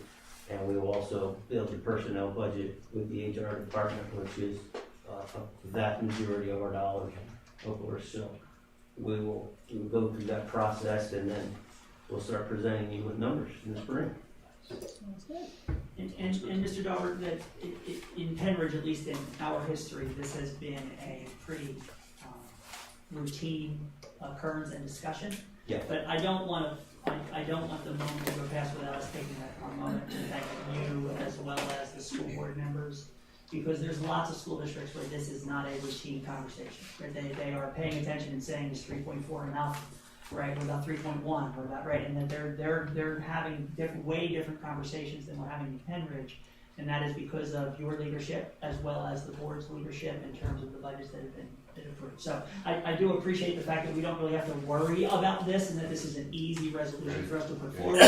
But this is not an easy or routine thing that happens when you look at 500 school districts across Pennsylvania. So I always like to say thank you to you anyway, but I want to take the opportunity to recognize that fact before we just simply move on and say, of course, we're not going to do 3.4. We don't have to. Well, and a thank you, and a thank you needs to be given to you as well, Dr. Bolton, because the process before you got here didn't make it quite as easy, to be able to do this and make those decisions. So, I know that your leadership has really put us in a position to, be given all the facts to make the decisions and have the debates, honestly, right, and then decide. There's enough overseers now. I had to. It's the middle overseers. Okay, all right. Thank you, Mr. Thank you. All right. Thank you. So I would just ask you to move that motion forward. Absolutely. Yep. All right, so we're back to public comment on the non-agenda items. First, I have Mr. Foster, Hilltown Township. Everybody, Kevin Foster, Hilltown Township. Just before I start, I appreciate the opportunity to be able to complete my comment. It will conform to policy 903. And I would appreciate if the chair of the meeting would respect the policy and allow all commentators to finish without interruption. This board has already been challenged and backed down for suppressing the voices of constituents and does not need added value. My comment is in regards to the recent news regarding a board member who was on video lying to other board members.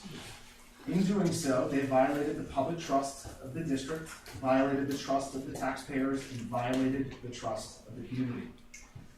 I anticipate that other commenters will be lined up behind me, reading comments suggested to them by others to sing the praises of the board member who is under scrutiny as a tactic to distract from his conduct.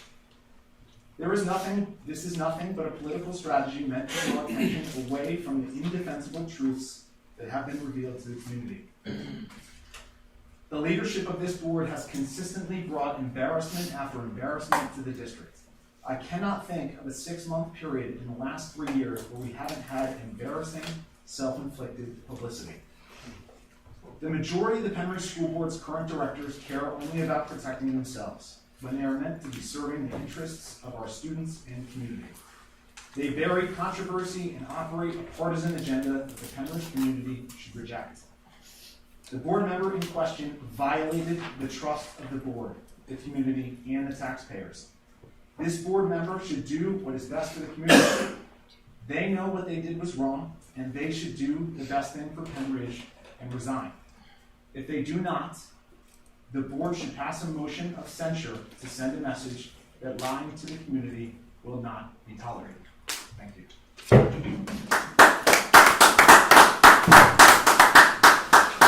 Jill Rand, Hilltown Township. I'm so hungry. Okay. First of all, I don't know Mr. Cormack. I don't know him personally.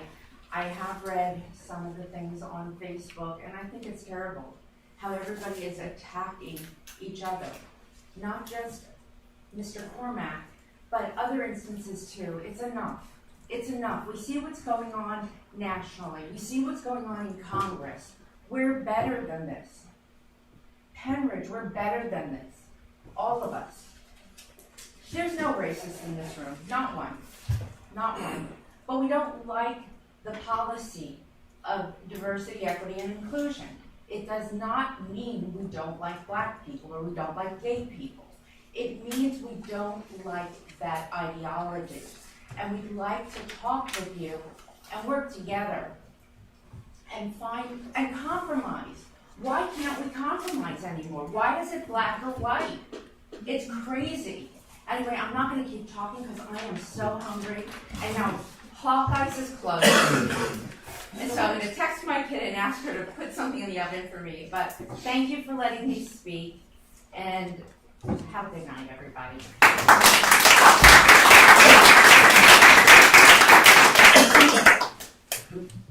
Jordan Blomgren, Hilltown Township. Jordan Malkin, Hilltop Township. I just wanted to speak again about the ESSERs and on some of the slides. Beyond the Bell, I am a fan of that as well. I think it sounds great. I actually think it might decrease the screen time. The kids aren't on TikTok, Snapchat, and video games after school, which is out of control, just being in the schools myself. But I think also what would be helpful, a lot of stuff here, I know it's obviously everybody's goal is to have our students grow and learn and be able to have those life skills. Even like simple things like telling time, counting money, all those skills that are like life skills, a lot of our kids are struggling. But I would like to push it a step further with the data. The IST teacher is going to be doing some of the data crunching. I mean, as a teacher, that sounds like flipping fantastic if somebody's going to say, here's your kids, here's their stuff they need to work on. I'm going to come up with a few extra lessons to support them. Here you go. But my issue is I don't have the time to stop because on the other end, it's like, you got to get through your curriculum. You have to do all these other things. So it's like, where's that time? So I think that is the hardest part. It's been a blessing that we developed a plan where like we work together. So I work with my other learning support teacher. The other 6th grade ELA teachers, they work together. I know we're starting that at Penridge. I think that's great. But I think it would be awesome if there was like some sort of plan laid out too, like if it's every other day, like Beyond the Bell, to service more kids. Maybe Mondays and Wednesdays you have a certain group, and then Tuesdays and Thursdays you have another group. So you can service more kids that way. Also, like I know in the middle schools, there was a new IST teacher that was just hired, I believe. My son's teacher got moved to IST and he has a new teacher, which is awesome. So they target kids on different things and they come together with a plan and they come to the teachers and they pick out certain times, like if it's that focus block, or in middle school there's like 11 period. So I think that those would be like just to push it a step further as directing, not like push in, because I have assistants in my room and when I'm teaching my lesson, I almost feel sometimes like their time isn't being useful because they're just standing while I'm teaching my lesson. So if we take those assistants and it's during a separate time that we say, okay, you're gonna work with this group during this focus block on this, that this IST teacher or whatever got the day together and said you're gonna do this, that would be more beneficial to teachers and to the students if that plan was developed. Also, just another idea, gonna throw it out there, for related arts, the Wilson program that we have in our school, our kids get that during one of their related arts periods, and they have 4 related arts periods in the first half of the year and the second half of the year. So I know it's like unfortunate they have to miss like maybe FCS or art or one of them, but that's just another opportunity where they get that targeted, constant like help on that skill. So just throwing out places where you could, you know, put some of those extra interventions. There's another program just like enriching students. Like I know you guys have your thing, but I just think if it's rolled out that way for specific times, you can use it. I think that would be super beneficial and helpful to teachers as well. Thank you.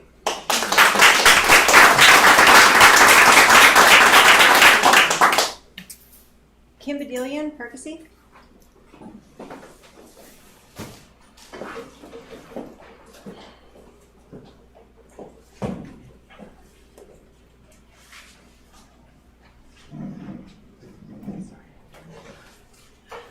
I want to thank Bob Cormack and the rest of the school board for voting to give parents the option to choose virtual, hybrid, or in-person education for their child at the beginning of the pandemic. I want to thank Bob Cormack and the rest of this school board for having the courage to vote to open the schools to full in-person instruction while other school districts kept their doors closed. I want to thank Bob Cormack and the rest of this school board for recognizing the authority of parents and voting to give parents the choice concerning mask wearing for their child.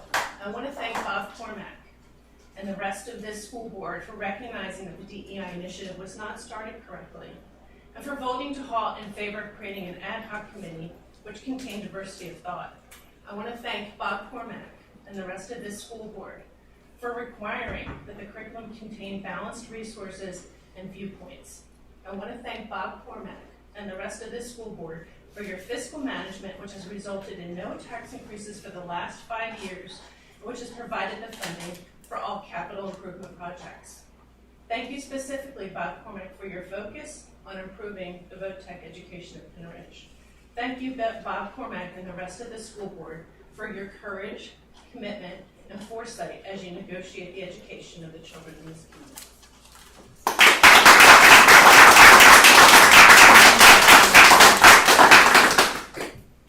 Ross McLennan, Hilltop Township.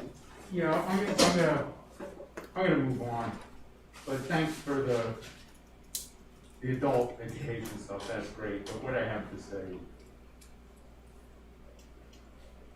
it'll be said, so we'll leave it at that, thank you. Okay. Dave Badillion, Percy. I'm good.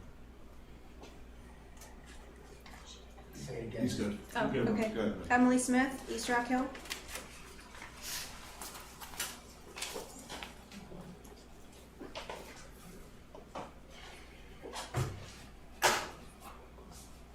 Good evening, Penridge.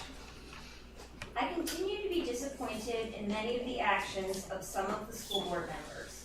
By lying in a school board meeting, a school board member has demonstrated his inability to perform his duties with fidelity and therefore has violated not only the public trust, but also his oath of office. If this situation were to happen in any of the boards of directors that I've been part of, that director would have been asked to leave by other members, and it certainly makes the organization look bad. Does this also bring a legal liability to the district? I don't know, but something to look into. I believe the community has lost faith in the school board members' ability to make decisions in the best interest of the students and not himself. Board directors are supposed to be a good example to our students, and it's extremely duplicitous to be teaching our children that lying is wrong and then showing them that it's okay, especially to do it in a board meeting. If the board chooses to ignore this unethical behavior, what is that teaching our children? As one board member said tonight, the board should be held accountable, and this member needs to be held accountable for violating public trust. Thank you.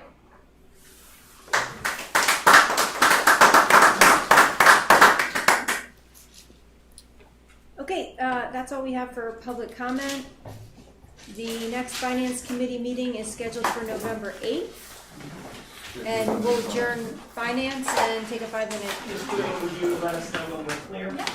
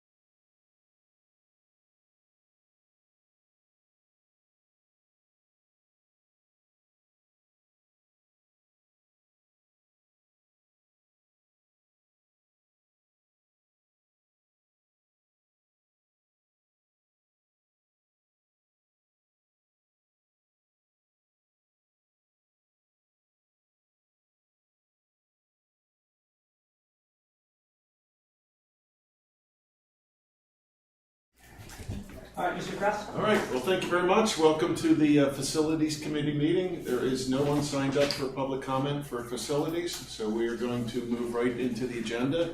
And SiteLogic is here to give us an update. Yeah, thank you, Mr. Kraus. Good evening to the school board, the administration, and everybody who is a new face here tonight. We are SiteLogic. We are district's design engineers, architects, construction manager, building partner. I'm Garrett Lewis, Executive Vice President with SiteLogic. With me tonight I have Rick Evans, who is our president, and our Senior Development Engineer at Penridge is Jeff Harris. So we'll jump into our presentation, but if you have any questions, feel free to jump us as usual. The agenda tonight, just real quick, is the facility kitchen update. We talk about the facility kitchen. I will present it for everybody, but I'll try to be quick for sake of time. The kitchen conversation at West Rock Hill was what was pulled from the agenda for the summer of 2022 projects at the last board meeting. And then the South Middle School kitchen plan, Kelly, I don't know if you're going to talk to that, but it's a little bit further out as far as the design timeline, potentially 2023. If not 2023, it's actually in 2025 in the 5-year plan right now. So it's a less immediate decision unless it's bumped up in priority.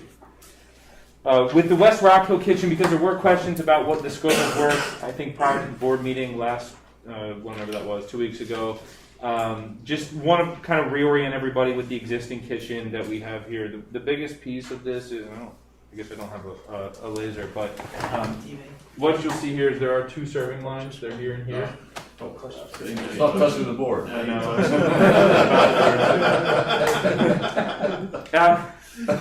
So, just kind of reorienting everybody with the existing situation here as far as West Rock Hill kitchen cafeteria flow. Right now there are 2 serving lines.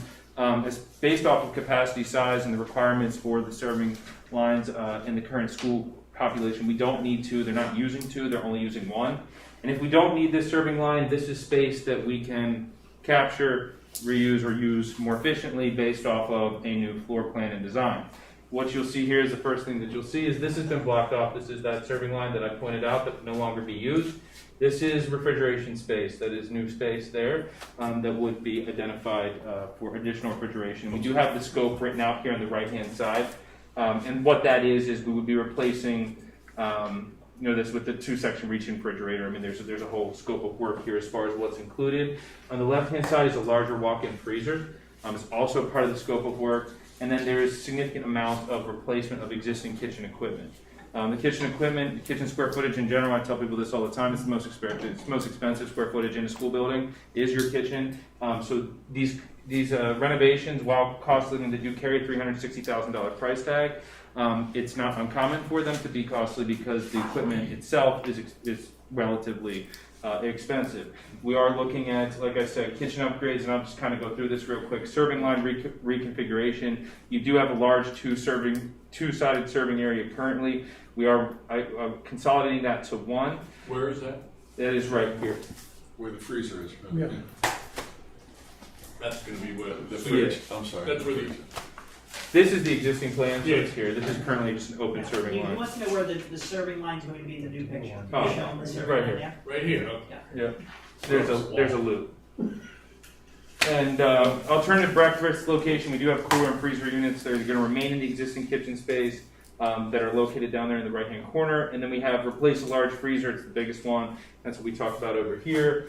In the existing location, adding a large fridge in the open space near the dishwashing area. We are removing the deck oven. It's a Garland deck oven, adding a second double deck convection oven in its location. So we'll have additional oven capacity. And then there is replacing 2 existing combination 2-section roll-in hot food holding plates. Ultimately, those are hot food units where they are serving from. We do have refrigerators in the serving area with a new 2-section upright reach-in hot food holding unit. Again, those are the units that I'm serving my trays from. Just kind of a technical way to explain them. And then, thank you, Melissa. And then just creating a clear point of access from the loading dock to rest the building by adding new doorways in dry storage and in the cafeteria. So that is to, when we are transferring food or unloading food into our freezers and refrigerators, we will have a clear line for which we can unload into the kitchen to make that a more efficient process. This was the West Rock Hill elementary school kitchen renovation that was originally planned for the summer of 2022. Can I ask for two clarifications? And I don't know if it's Mr. Harper or Mr. Yotano, thank you for being here tonight. I think the two pieces that came up last time, one is priority, right? Because I know Mr. Harper, Mr. Yotano, when you talked about this, you prioritized West Rock Hill and South next. They kind of were like 1 and 1A, but South kind of goes with the auditorium, so you kind of have to see when you're doing that. And so the question is why, right? Why these and not another one first? And then I think the second question that came up was, so it was sized too big, right? You didn't need 2 lines, and yet we're replacing the refrigerator and the freezer, and I think at least one of them's getting bigger, if not both of them are getting bigger. And so the question is why, if it was already sized too big, it would seem that this freezer and fridge were fine, and so why are they getting bigger? I don't know who actually answers either of those questions, but I know they came up last time. I can start. If Gina wants to add to the description, she can, but at West Rock Hill, I think this was an architect or a consultant's attempt to try to make a kitchen more efficient by putting 2 serving lines in. We've certainly come to the conclusion with the consultants and Site Logic that 1 serving line can certainly function and serve the entire capacity. If we were fully at capacity of 450 some students, I believe we're at 350-ish now, but 1 single serving line can certainly meet that capacity. The main driver for this renovation was the small walk-in box sizes. If you see that lower left corner, remember the previous slide, both walk-in cooler and freezer are in that same space. Compared to all the other schools of a similar capacity, it's significantly undersized. So the new design in the next slide shows a larger freezer in that same space as both walk-in cooler and refrigerator were, and a new additional refrigerator that is a comparable capacity to other elementary schools. It's an amplified situation now where we have food service shortages that with that smaller capacity, they struggle to keep all the food in stock and be able to prepare on a weekly basis. So this gets them to a better state of service on a weekly or monthly basis with having the ability to store the food. The redesign of the line is based on the same story you've heard from your other elementary schools. This is a 20-plus-year-old school. It's hard to get the parts. We have serving lines that have problems that we're buying parts off of eBay to fix these things. It's hard to get. We're struggling to find those parts. And we're afraid of security with safety issues that they're just not getting fixed right or they're not serviceable fully as they are now. That's why we're looking at full renovations of kitchens. It sounds excessive, but we're at the point where we can't fix these things any longer. It's almost a total redo. This kind of expanded the scope when we looked at the size of the walk-in boxes, but it was trying to get it so it was the appropriate capacity for those storage of cold and freezer foods.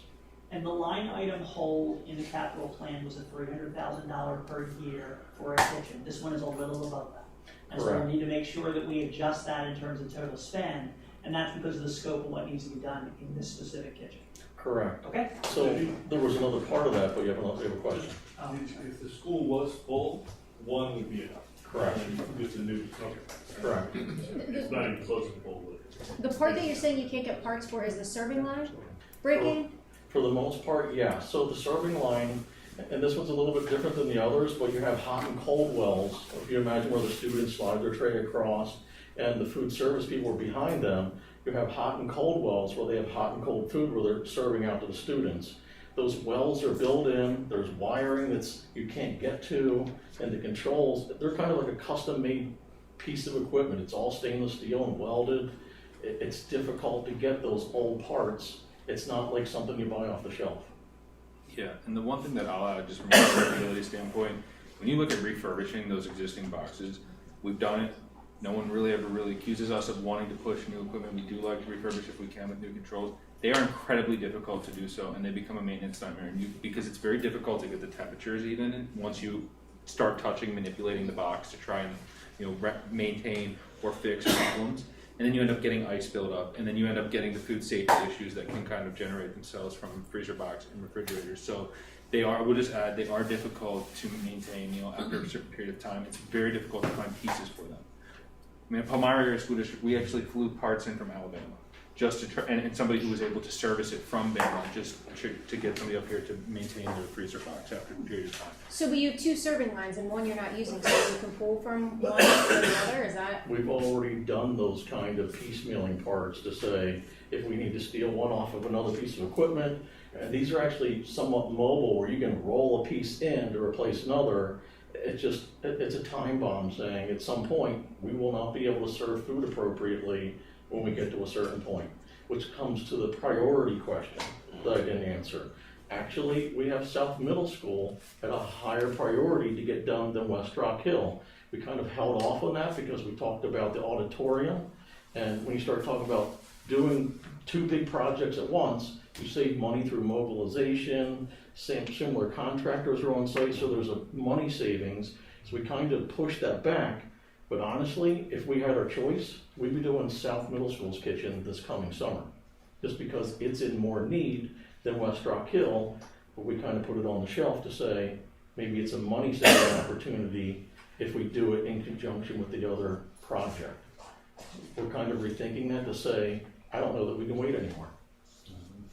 2 years from now, I think South Middle School kitchen has to happen if we're talking about 5 years down the road, even considering an auditorium or renovations to South Middle School. Just talking about priorities. All the other schools are kind of a domino behind that. They're in a similar condition with can't get parts. We're kind of piecemealing things together. That's why it's not, we're just doing a walk-in or a dishwasher. It's these big serving lines that are custom that we're trying to accomplish. And when we do that, we're looking at the whole kitchen. Now, do we need a new steamer? Do we need a new pass-through? So we touch one school, we're done with it, and we move on to the next. How much is the serving line? I'm asking how much is the serving line itself? Yeah, I don't have the line item cost available tonight, but I can. So let me ask, if in this renovation, complete like this, what do you see as the service life here? Is this 10 years that we don't have to touch anything? 15 years? Barring breakdowns, right? Barring, unexpected failures. Yeah, as far as the ability to meet capacity and efficient distribution of food, or the equipment itself? The equipment itself, the service life of the equipment itself. The new equipment obviously is going to carry a warranty, right? So your maintainability, you have your manufacturer's warranty, and then you have your the equipment life cycle. But yeah, that's what we're going for. Would be, we try not to do anything less than 20 years, right? You want a 20-year life cycle on any major new. And that's kind of what I'm getting at, right? Are we going? How soon till we're in this position again, where you're saying 20 years from now, well, I'll be. So I don't think it would be a big spend. You won't care anymore. I won't care anymore, right? Right? And we're saying, I can't get parts for this, right? I think it would be more likely that in 20 years you would be, if you were making a major investment in this space within 20 years, it would be because you had a major change in population or a major redesignation of the use of the space, for whatever reason that might be. Say we're eating different food. And how old is this kitchen, Kelly? I believe it's 17 years, so I'm guessing right. I'd have to look at the build date, but it's in the 20-year realm. Mr. Harris, you've been patiently waiting. Yes. So Kelly, correct me if I'm wrong, but what you're saying for clarification for the committee is, if we would to divest the South Middle School kitchen from the bigger project that may or may not happen down the road, you think that South Middle School's kitchen would climb up in priority over West Rock Hill? Is that a correct statement? Yeah. I see a lot of nodding heads over there. Yeah. So with that being said, we would have to for the facilities committee. We've got design. Put that. Our kitchen consultant looked at all of the district's facilities, so we can provide that pricing if the facilities committee wanted to put South Middle School ahead of Rock Hill because of your opinion that it has a higher priority. So I just want to make sure that they were clear that you think if we broke that apart and we didn't do that for years down the road, the kitchen for sure would have a higher priority than the West Rockwell. Is that And correct? that's what the next slide is. Yeah. Right there it is. Yeah, There you go. Yeah. All right. Yeah. Cool. One question, what is the typical square footage cost for kitchen renovations? Because it is, because are we looking at a complete tear out rebuild? No. No. You want me to take that, or you want to take that, Gary? You can. In a typical K-12 building, kitchens and auditoriums are very high per square foot cost. So this isn't a wholesale, completely rip out and gut everything. It's usually something in between, which Kelly has gone out of his way to make sure that we didn't do beyond what was absolutely necessary. That's why we did the whole long-term study. So, for a classroom, office area, it might be $150 a square foot. Auditoriums and kitchens are $350 a square foot, $250 a square foot types of renovations. I would say So, totally because new. only because it's a high density equipment place that's got a lot of moving parts. It's very expensive, but we've gone out of our way with Kelly to not have to do the 350, 400. We're mostly in the 200 and 225 square foot, $1 per square foot renovation. So we're only touching the things that Kelly is saying, I can't get parts for them. And if they keep going back to eBay, I got problems going forward. So that's kind of our focus. No, I understand. I mean, it's kind of like lab space. Yes. I mean, if you want to make an equation, it's lab space. You're absolutely right. You're absolutely right. But the other question I have for you, and if we look at the both designs, if they have to make repairs, is there easy access to the freezer space and so forth to make repairs? Because Kelly's having problems now with the existing space and getting in it and moving things around and make repairs. Has that been part of the consideration? Yeah, I think in whether you're talking about West Rock Hill or South Middle School, what our consultant has done has provided a solution that handles all of the antiquated equipment that we are having trouble with parts, and they also are looking forward into how if we go ahead with providing these new spaces, whether it's West Rock Hill or South, that getting access is going to be much easier, and we've solved the problem of our long-term can't get parts situation. The biggest is that they're separate, right? So they're both, we're providing unique and separate spaces for refrigeration and freezing. Yeah. Okay. Whereas currently, we don't have that. No, I Yeah. was asking the question. But for service and maintainability, I would say absolutely. As far as accessibility for service, yeah. Okay.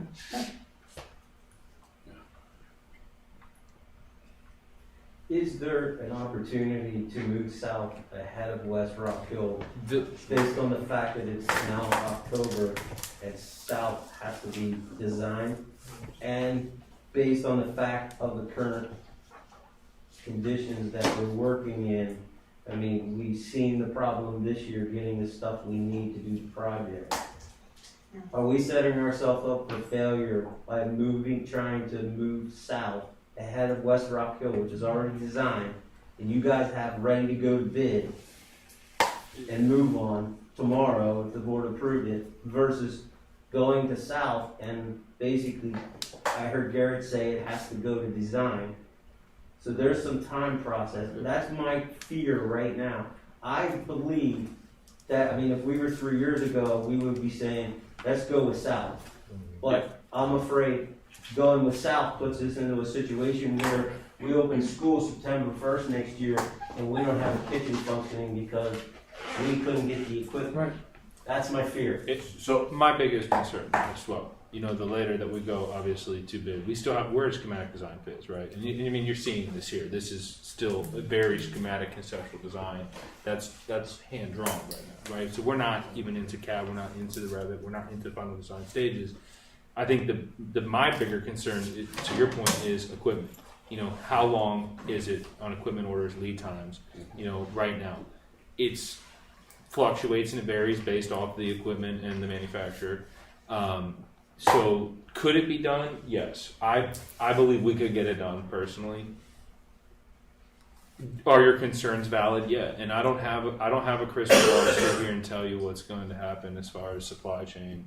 If we wait 3 months to put this out to bid to finish the design. I mean, I don't think it's going to be that long to complete design, but you're looking at maybe a January bid at the earliest, and so that gives us on lead time equipment 3 to 4 months. There's risk to it. Is this an ESCO or is this a bid project? It just This is ESCO work. it just depends how we would package the rest of the work that year.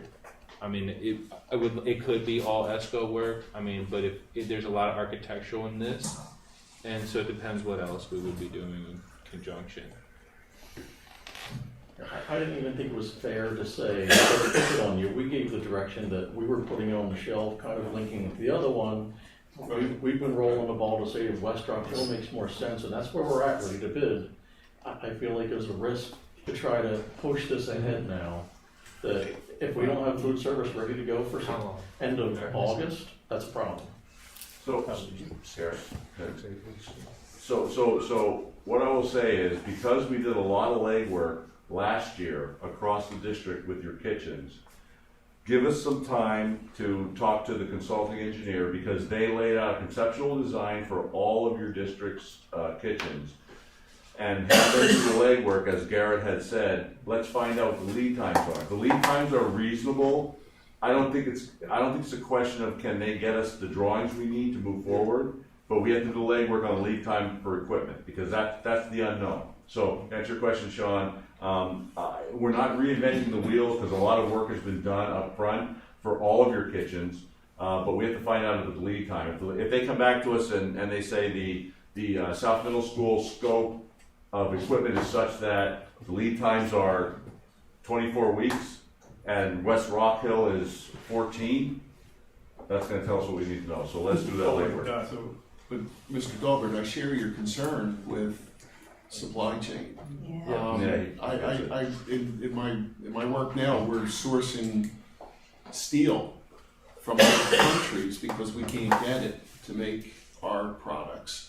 And I know a fairly large electrical contractor that can't get electrical boxes. He can't get blue boxes to do work. You can't get boxes right now. So I share your concern that if we push this back and we don't know what the supply chain's doing. Right? It wouldn't be fair for me to tell you that we know and we can tell you. Right. I don't want to open a school with no cafeteria. Like, I have no idea. It's not stretching the truth. I can tell you what they are right now. They're alarming. So can someone point out to me exactly what the issues are that need to be solved? Because I think, How old are the appliances in your house? What? How old are the appliances in your house? You just replaced them? Why is that? Are you talking about the rationale Well, behind why? so West first of Rock all, Hill we buys out? apply. First of all, if you we've already heard in prior meetings that if they need to replace an appliance, they'll replace an appliance. They don't need to wait till we do a big renovation to replace an appliance, right? So I'm just asking, what specific things are the concerns that you need parts for at South? Because we talked about what it is at West Rock Hill, right? It's the serving line. I'm wondering what that is at South, because it seems like we're saying because we have a problem with a serving line, we need to spend $400,000 to redo a whole kitchen, right? And then for South, I don't know what that breakdown is, but again, it's just, I'm just looking at priorities and, where the needs are for the district and what's going to have the most significant impact on students and learning. So I would like to know what in South specifically you can't get parts for that's a problem. So it's not. I don't think it's a simple explanation. If you look at the drawing, you'll see some dashed lines, and those are existing walls that are getting a lot of demolition changed. Just because one problem's the flow of service there. Yeah.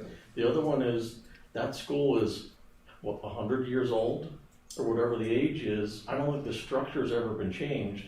The electrical systems in there are really aged. That's part of the work that happens with this. The appliances have been upgraded. The freestanding appliances have been upgraded as they needed to be, but they're still in that really old age. Just about everything at South, and Gina can correct me if I'm wrong, but just about everything there is a total redo. We recently did the dishwasher, and that would remain, but almost everything else is relatively problematic. We have equipment that was just left in place that isn't even used that much. It needs to get replaced with something that's more functional. I guess none of that is standing out to me as this is an emergency. We better make sure we can get these parts this summer. You know what I mean? And to answer your question, Bill, I don't replace my appliances when they get old, I replace my appliances when they die. And I do that on a one-by-one basis. I don't say all my appliances are old, so I'm gonna go get all new ones. And I thought if we're replacing appliances as we go, then we shouldn't be in this position. And I'm also wondering why we're not using nutritional services funding because we have nutritional services funding. We've had a surplus in that fund, but this was the purpose, was to be maintaining these things. So, I don't know why we're in a position where we're saying we need to pool all this money from capital projects to put into a fund that's been overfunded, that we've been talking about has a surplus for years. Then for years, why haven't we been tackling these issues? For years, the Nutritional Services Fund has paid for its own maintenance and upkeep. And anytime a compressor goes down, anything like that, that fund does pay for it. So they have put in their fair share of funds.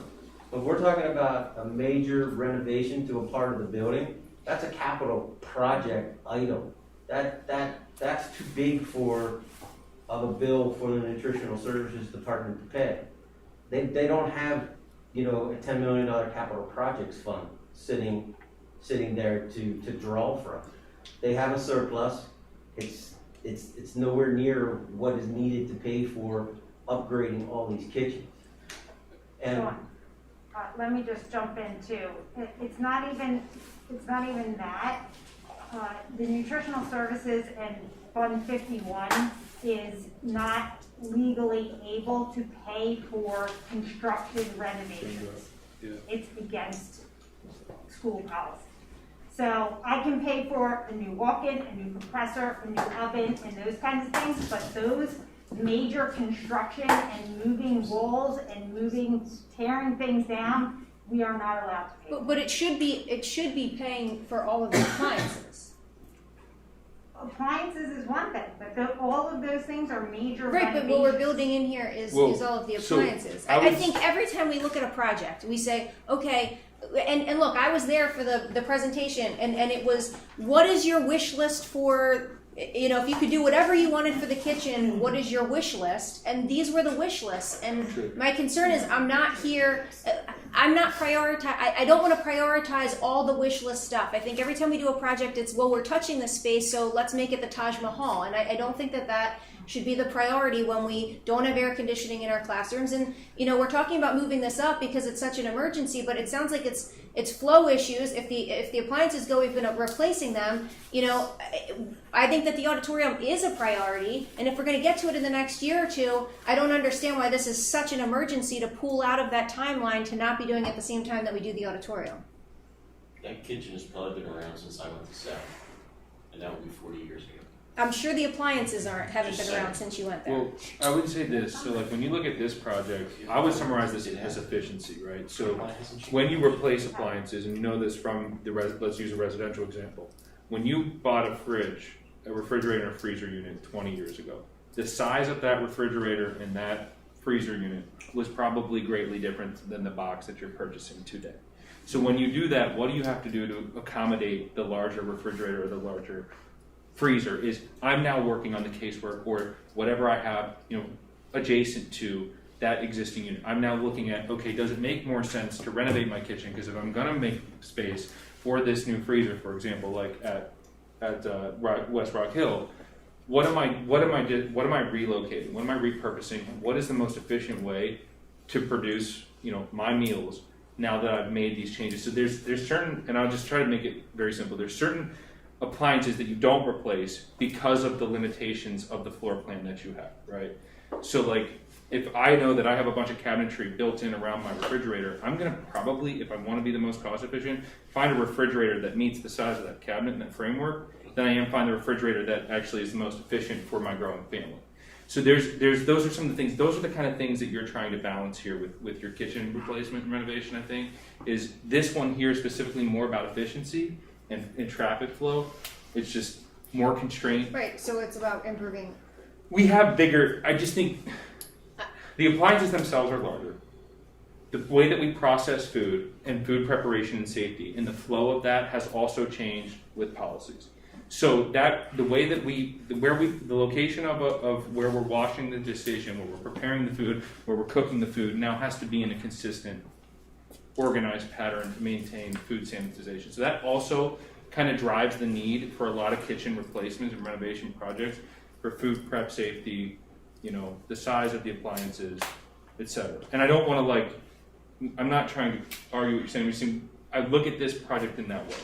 And you said that the kitchen should redoing the kitchen should last you 20 years, but we've also been replacing appliances all along. So are the appliances 20 years old, or the appliances have been replaced all along? I mean, how old are each of the appliances? Yeah, so the appliances that can be maintained as part of this project that have existing life cycle are going to be incorporated into any new design, and they have been in both of these.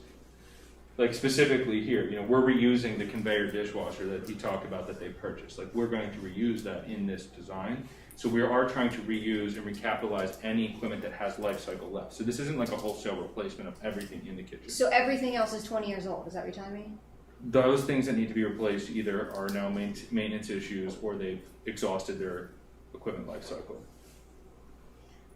I do think that it makes sense if you're going to, rather than putting in equipment, I'm glad that you said, because that's what I was sort of thinking, is that when these new things, rather than slapping them into a kitchen and having to work around them, and then go back later and make the space work for the appliances, then, you know, It does create inefficiencies. And it's the one place, even in your home, I think that you can agree, when you are replacing or considering making major replacement of appliances in your house, that's the one place that typically people look to remodel, right, as they do that, because of the nature of the cabinetry, the casework, the flow preparation, and the layout of a kitchen. And the needs change over time. I mean, and you know this, in food safety and food policy, that all has changed. And so preparation often in flow gets considered. It's things to think about when you make these decisions, because it's not just, this is a wish list item, or we have, you know, inconveniences here. When you do start to replace appliances, you're going to want to look at the flow of food preparation, the food process, food sanitization. All of those things have to get considered. And so it becomes more, you know, do I maintain this freezer? Do I continue to maintain it? Or do I find the right appropriate box size? And if I do that, what happens to the ancillary spaces? At a certain point, it's like you start to pull on the string and it just keeps going and going and going. And then you hit a point where you're like, okay, now we really have to hit new policies and organize the kitchen in a modern way. So, you know, where do you start, where do you stop? It's kind of a step function that you can do the Band-Aid stuff, but then you hit this step function where you either do it or you don't. I mean, I would love to see the, you know, I think the auditorium at South really does need to be, obviously, I mean, There really isn't. it really does need to be redone, but logically, the kitchen is a lot more important than the. Right, if we can't feed kids. If you, I mean, the kitchen is used every single day. I don't think you can say we multiple can't times a feed day. kids because we don't like the flow of the kitchen. But that's not exactly, I mean, I don't think that that's It's a whole lot. necessarily a It's a fair whole lot. representation of what, Right. and here's the thing, so we know that South, regardless, Cheesecake, I'm good with that. they actually do, they need a different kitchen. And if you're going to go in and do the things that are an emergency, this is what I'm thinking. There's enough of it that needs to be redone, in my mind, that makes sense to just get it over with. Like, just to finish it.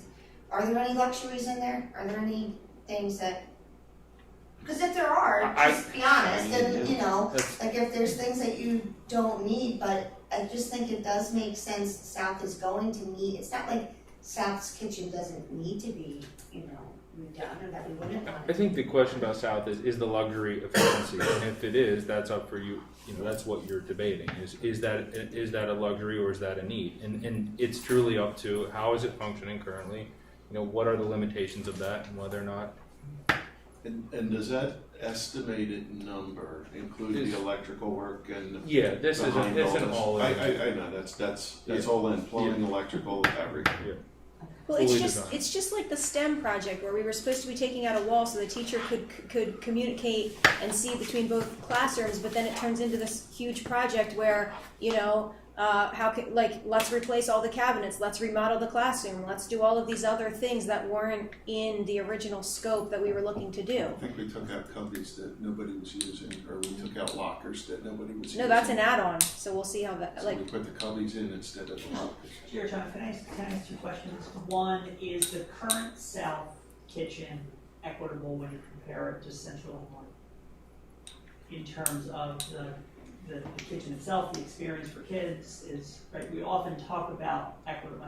My impression is, but I'm for kitchens, right, and I don't know how much of that is being impacted by the age of the building and how things look, but my sense is when I'm in there during lunchtime, the experience is not the same, and that there are deficiencies in it. Now, what of that is flow, what of that is age, what of that, right, and that this brings it more in line to what Central has. North has a little bit more of a footprint, so it has a little more options, I believe. We're not in backwards. Well, no, but I would say this is more of a blend of central and north. Okay. So one of the things on the wish list was to try and make South more of that food court atmosphere versus an elementary school, double serving line that's very, very small. Yeah. So is it the same experience that the middle school kids get at Central and North, at South? No, it's not. My other question is, if we were to wait, right? Let's say the South Auditorium is X years away, and so we decide we could wait. Would the kitchen design be different? Or can we, in our minds, say, okay, right, we are going to do auditorium, but auditorium's not for X years. We do the kitchen with the mindset of the two projects. Or would the kitchen be completely redesigned if we were, moving the hallways? Because, when you're talking about the auditorium, does the kitchen change? Would you like it to be a little bigger so when you're putting in the auditorium, you can add a 10 feet or, and it's not that much more expensive because you're moving the wall anyway? Or is this really what we want, regardless of when it's done? And so from a priority standpoint, I hear you both saying it and West Rock Hill are the priorities right now. My question makes sense? Right. This design considers the auditorium potential expansion. I don't think there's another solution. We've talked through several different versions of this. This is what we've landed on. There is a bigger wish list, but we've dialed it back to this. This is what they need for function. This isn't the nice to have, this is what they need to have.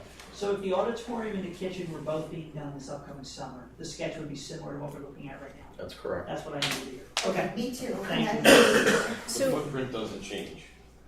Just say one. Just that, yeah, right. So, I'll just put out there that our cafeterias are now air conditioned, and if they weren't air conditioned and they had to choose between air conditioning the space that they're working in versus these kinds of upgrades and flow, our adults who work in that kitchen would have chosen the air conditioning, and I just think that we put adult wish list items over students in priorities. Well, the way I see the priorities, air conditioning is something that we would need a few days a year. It's the way, it is where we live. But the kitchen needs to be used every day of the year. So it does get a notch up. A kitchen is a notch up for me from air conditioning. Even though air conditioning, it would be nice to have, but if you don't have the right kitchen, that's going to be a daily aggravation. Well, I think if 182 days. I think if air conditioning isn't a priority in our learning spaces, then it shouldn't be a priority in our administrative spaces. So I think we should turn off the air conditioning where our committee meetings are, where our board meeting is, the district office, the facilities building, because we spend all of these taxpayer dollars air conditioning adult spaces and not air conditioning kid spaces. Well, I think that these things, this area was built, Let's go back to the kitchen. It's already 10:30. For me, the kitchen, I mean, it seems like a good idea to get it done and not have to go back in there a couple years from now and go through a big project to work around appliances that you put in there, or serving lines or what have you. and whether that's south or, West Rock Hill, it's, I'm for touching the space once.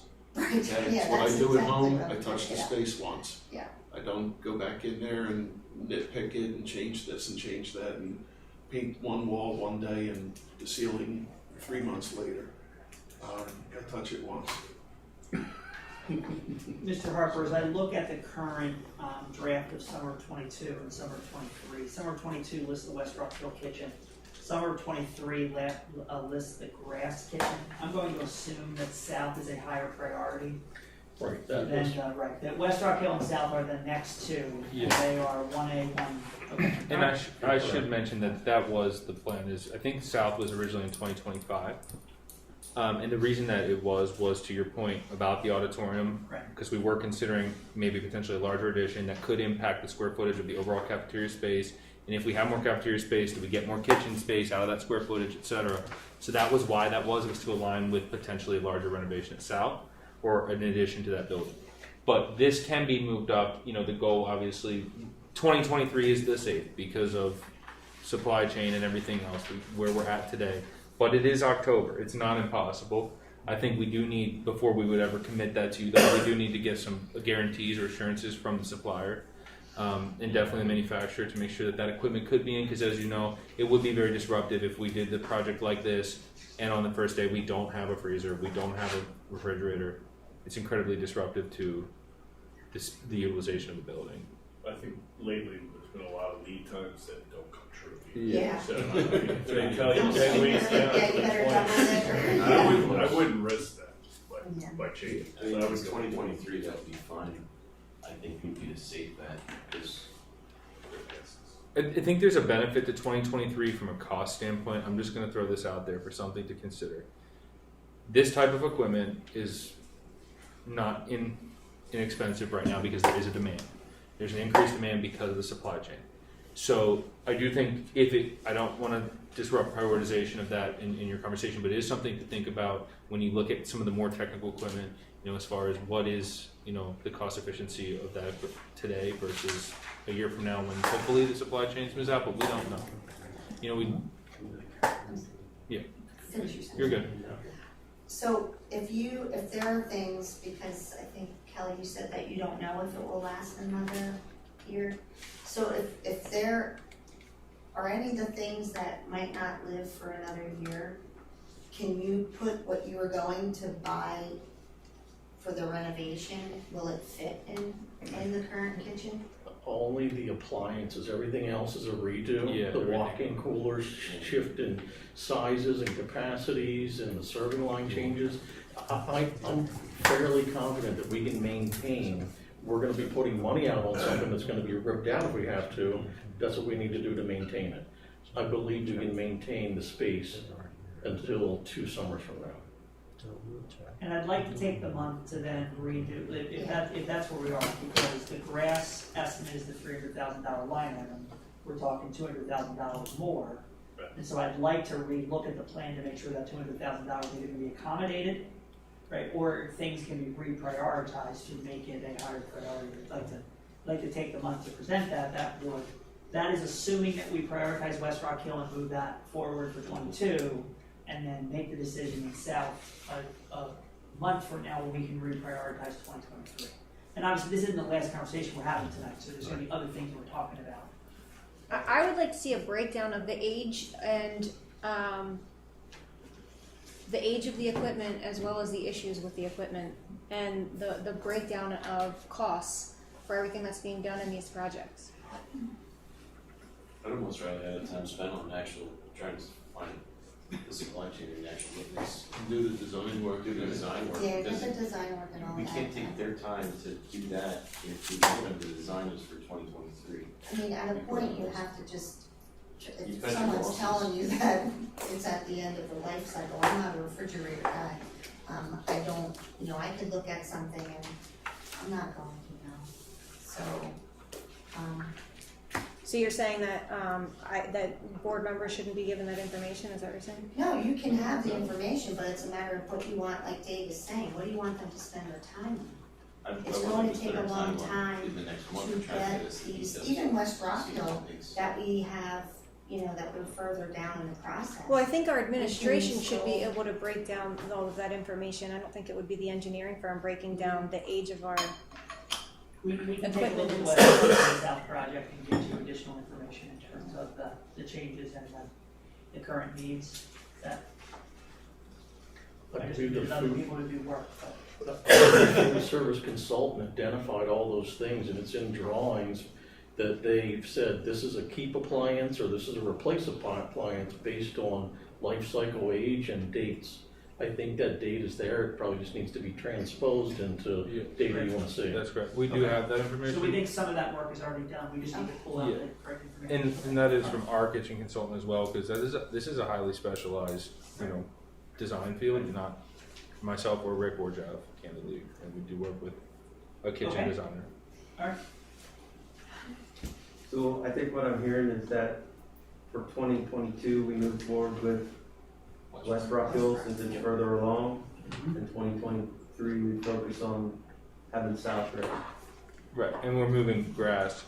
And grass move out. Right, and then we'll. Move back, and then we need to determine the prioritization of the remaining elementary kitchen based on their. Right. And it changes your budget. And we still are in Right, that's what we conceptual look at, phase yeah. of design, so we can change design, we can make design alterations at South Middle School as we get feedback. We have the time to do that. So.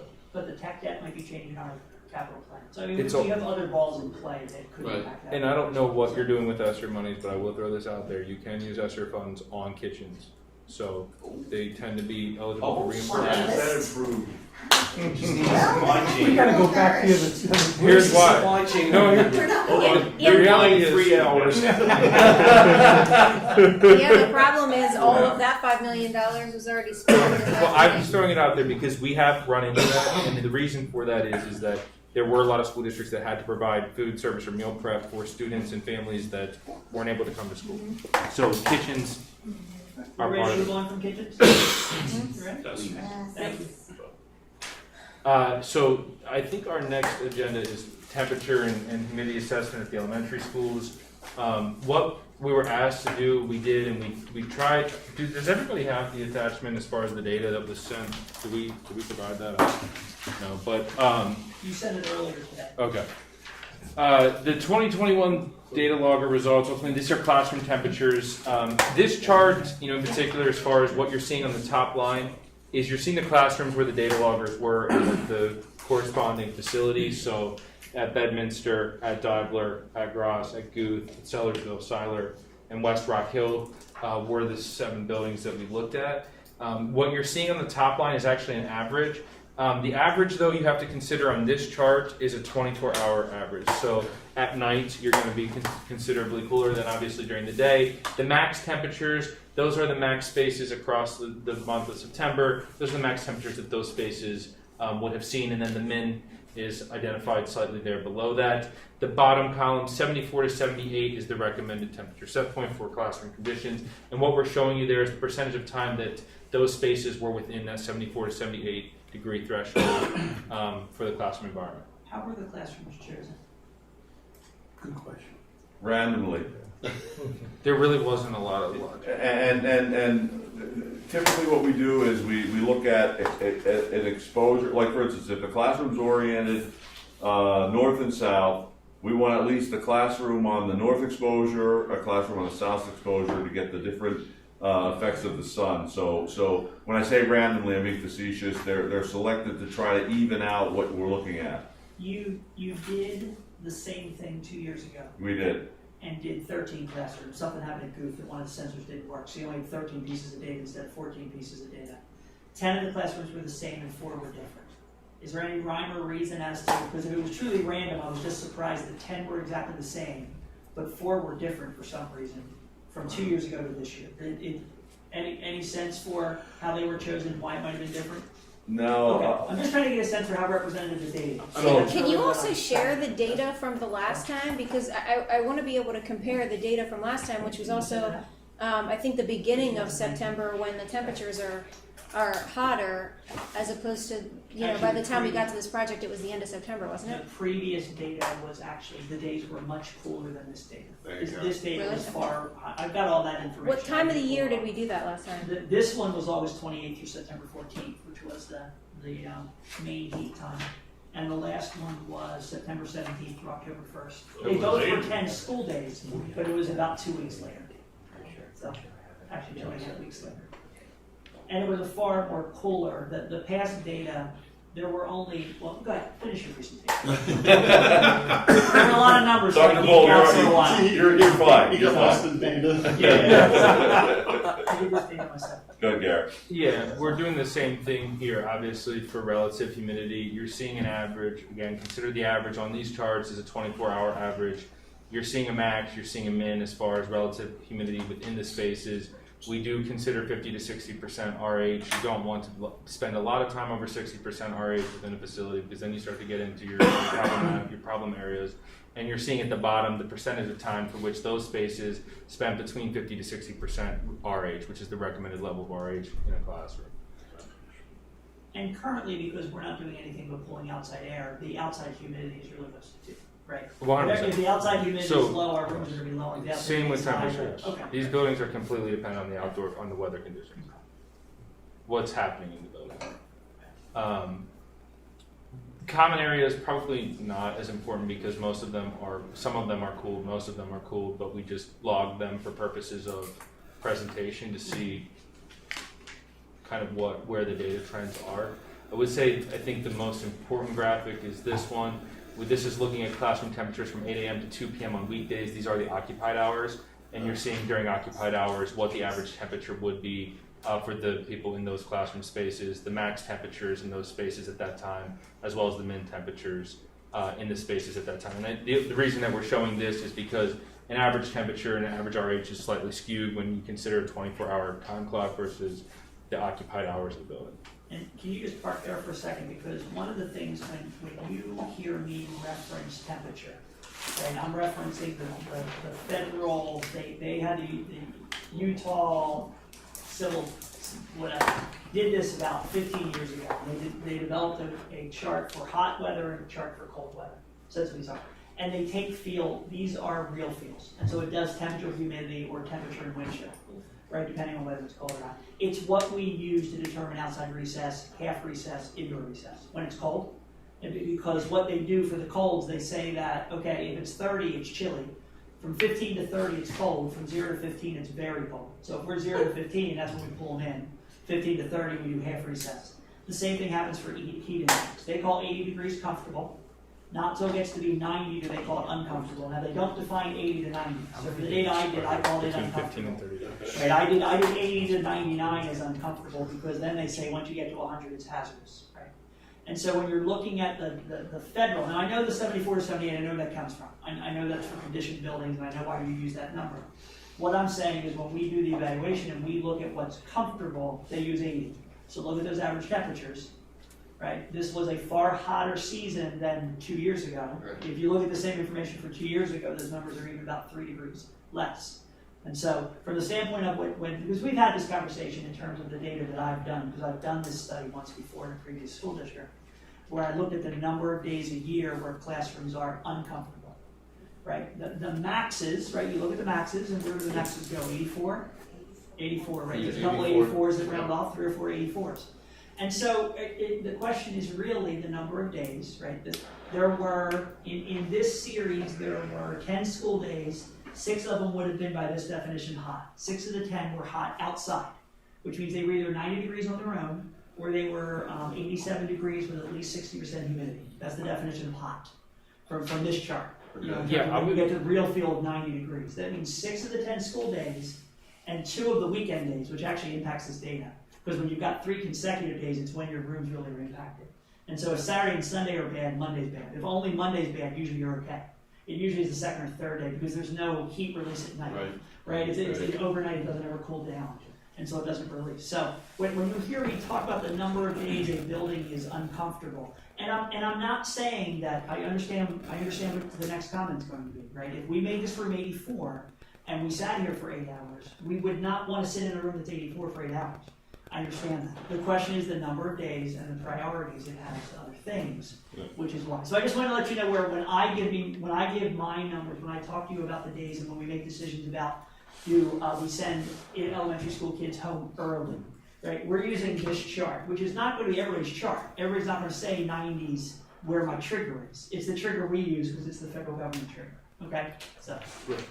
That being outdoor air, though, I mean, those temperatures are based off of These are real real feel outside. Yeah. With humidity. Right. Yeah. And that chart is determined what is safe for exposures outside. Right, comfortable, uncomfortable. Right. Obviously, again, the hazardous. We don't Yeah, get anywhere as far close as to like hazardous, what's, obviously, so. yeah, I mean, I understand what you're saying. The part that I will say as far as like the difference in the data from 3 years ago, regardless of, you know, and I'm not going to make a statement here on climate change or how anybody feels about that, but as far as what is occurring overall, weather normalized data in Pennsylvania and what is driving, you know, the idea of conditioning spaces that were not 20 years ago is actually higher humidity days longer in the year. That is what's driving discomfort to levels where there's more complaints. It's not actually really truly the temperature point. I mean, the temperatures are also rising, but it's actually the higher humidity levels into longer into our shoulder seasons. I mean, we're sitting here, what is it, October, whatever, you know, and it's about to be 81 degrees with high humidity on Friday. That's happening longer into the year. That's just where we're at. And not to debate what drives that, but that's where I'd say comfortability has changed in the last 2 decades, 3 decades of time, where comfort has really changed is that humidity factor. Because what we're trying to control for, and we say this all the time, that's why we were talking about DOAS for a long time. I agree with you. Like, the temperature can be slightly irrelevant as far as what's comfortable. What really drives discomfort is high humidity. And that's very fair because when I pulled the data for Sirius, it's probably 15 years ago. And so that the regular humidity data might be very different because I did a 10-year period, but the 10th year might have been 15 years. Right. And humidity data may be very different.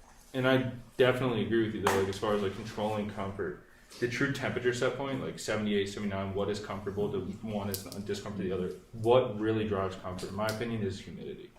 You could be 78 at low humidity and be quite comfortable. Right.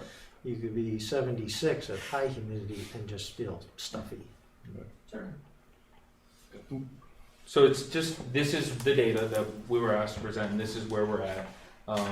Overall, I'm not going to make assumptions about the data. Comfort is defined by everybody differently. I would suggest that comfort is an equation. It's temperature plus humidity. And those are the two things that you want to control for when you consider comfort as your primary driver for conditioning an indoor air environment or mechanically dehumidifying a space. You know, the other one being the obvious right now as far as COVID-19 is concerned, looking at the spread of pathogen mitigation of fresh indoor air and indoor air quality is something that we're talking about more commonly in buildings that don't have any type of condition or outdoor air, fresh air environment per, you know, kind of what has the current ASHRAE standards.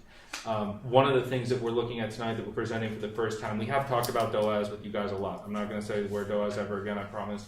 But we've also talked about 4-pipe and 2-pipe and the differences between those systems.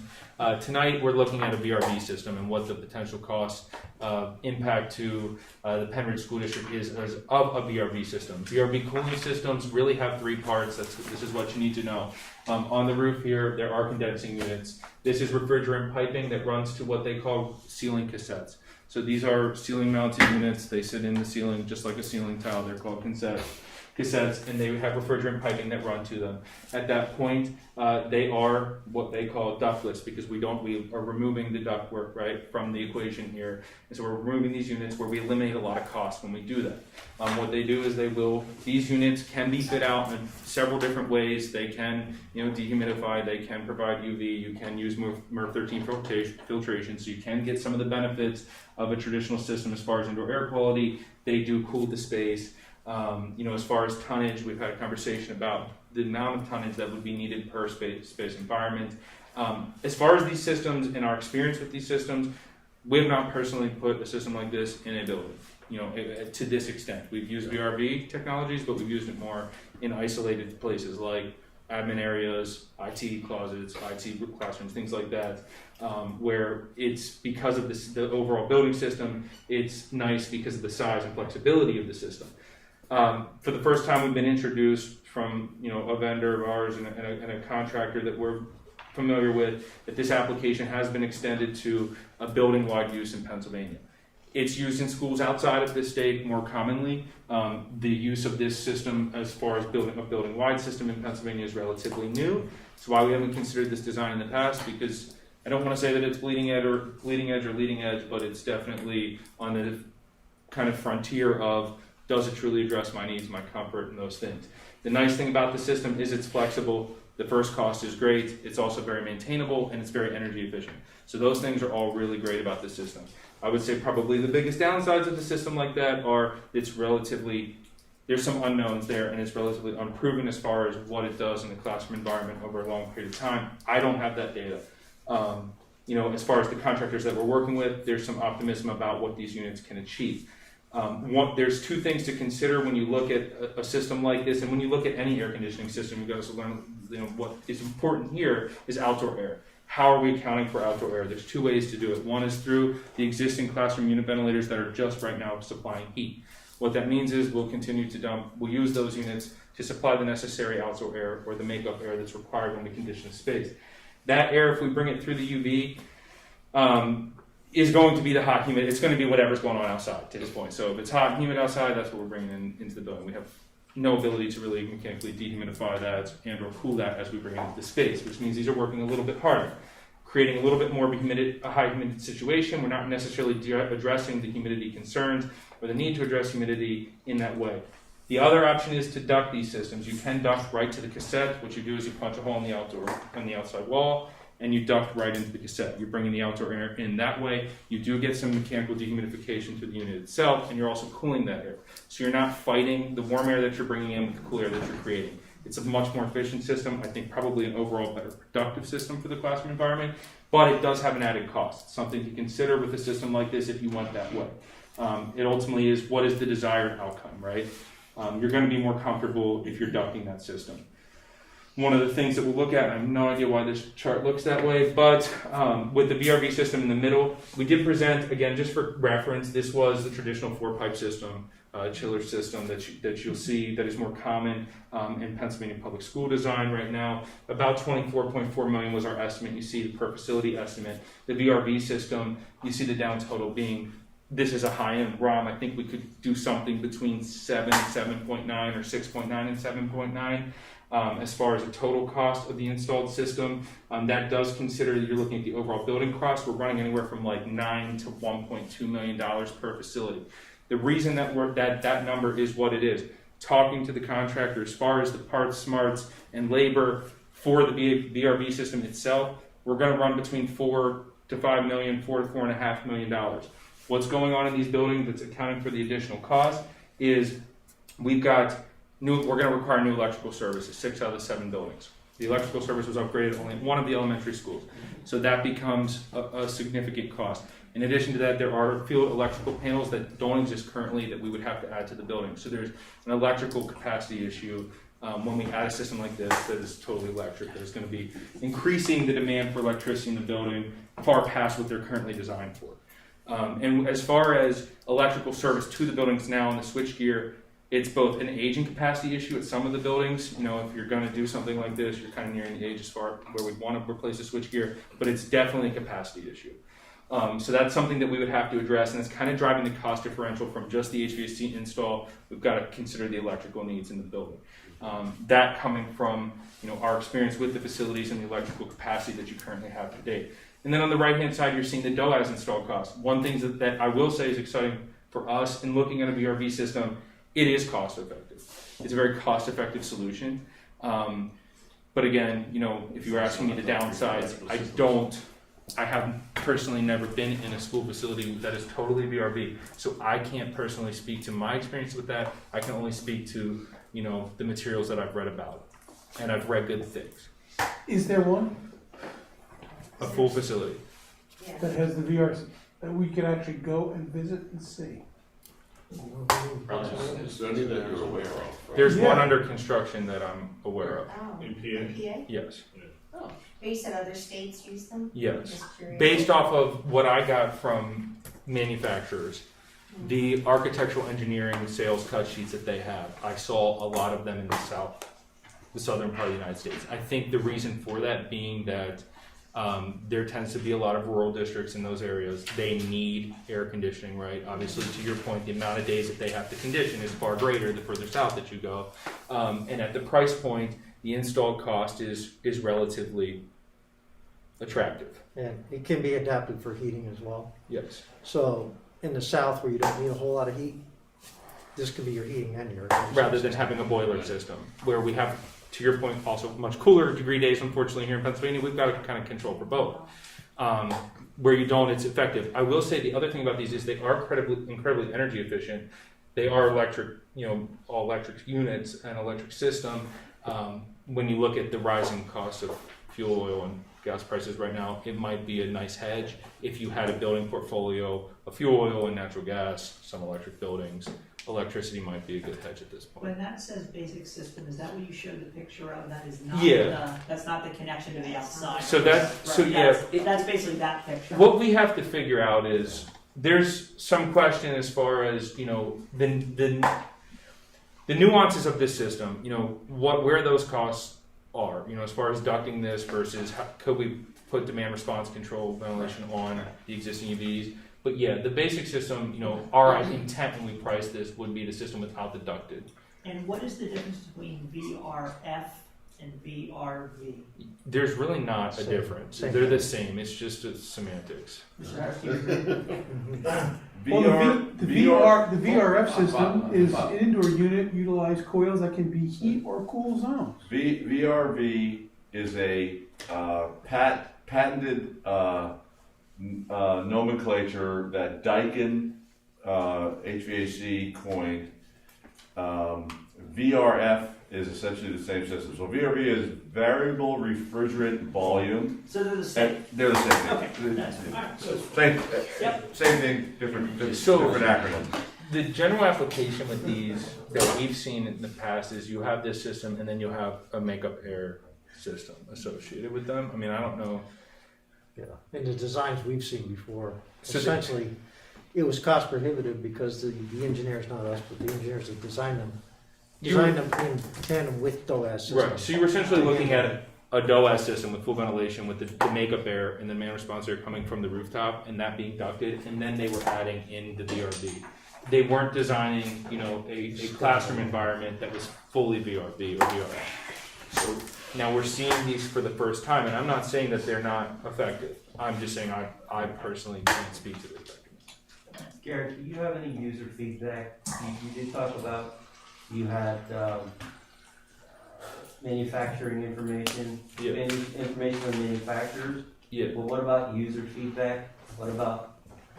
So, user feedback, from my perspective, is difficult to attain with this system because of the way that we are proposing to apply it here.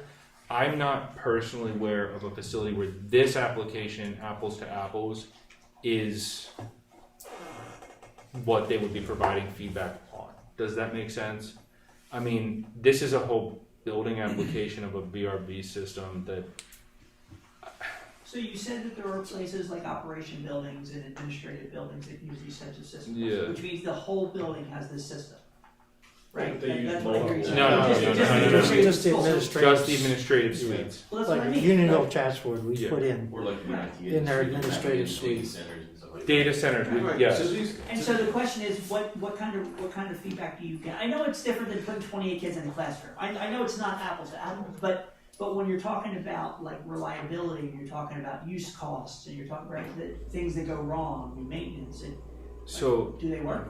again, my concern is this: is where I've seen them, there is rooftop makeup air systems. So, in other It's parts of not the building this. that are Right. It's impacting the overall Comfort. comfort of the Performance facility of the past system. just the system. So, I don't know that I have a true reference point, candidly, after I did some investigation. I mean, Jeff.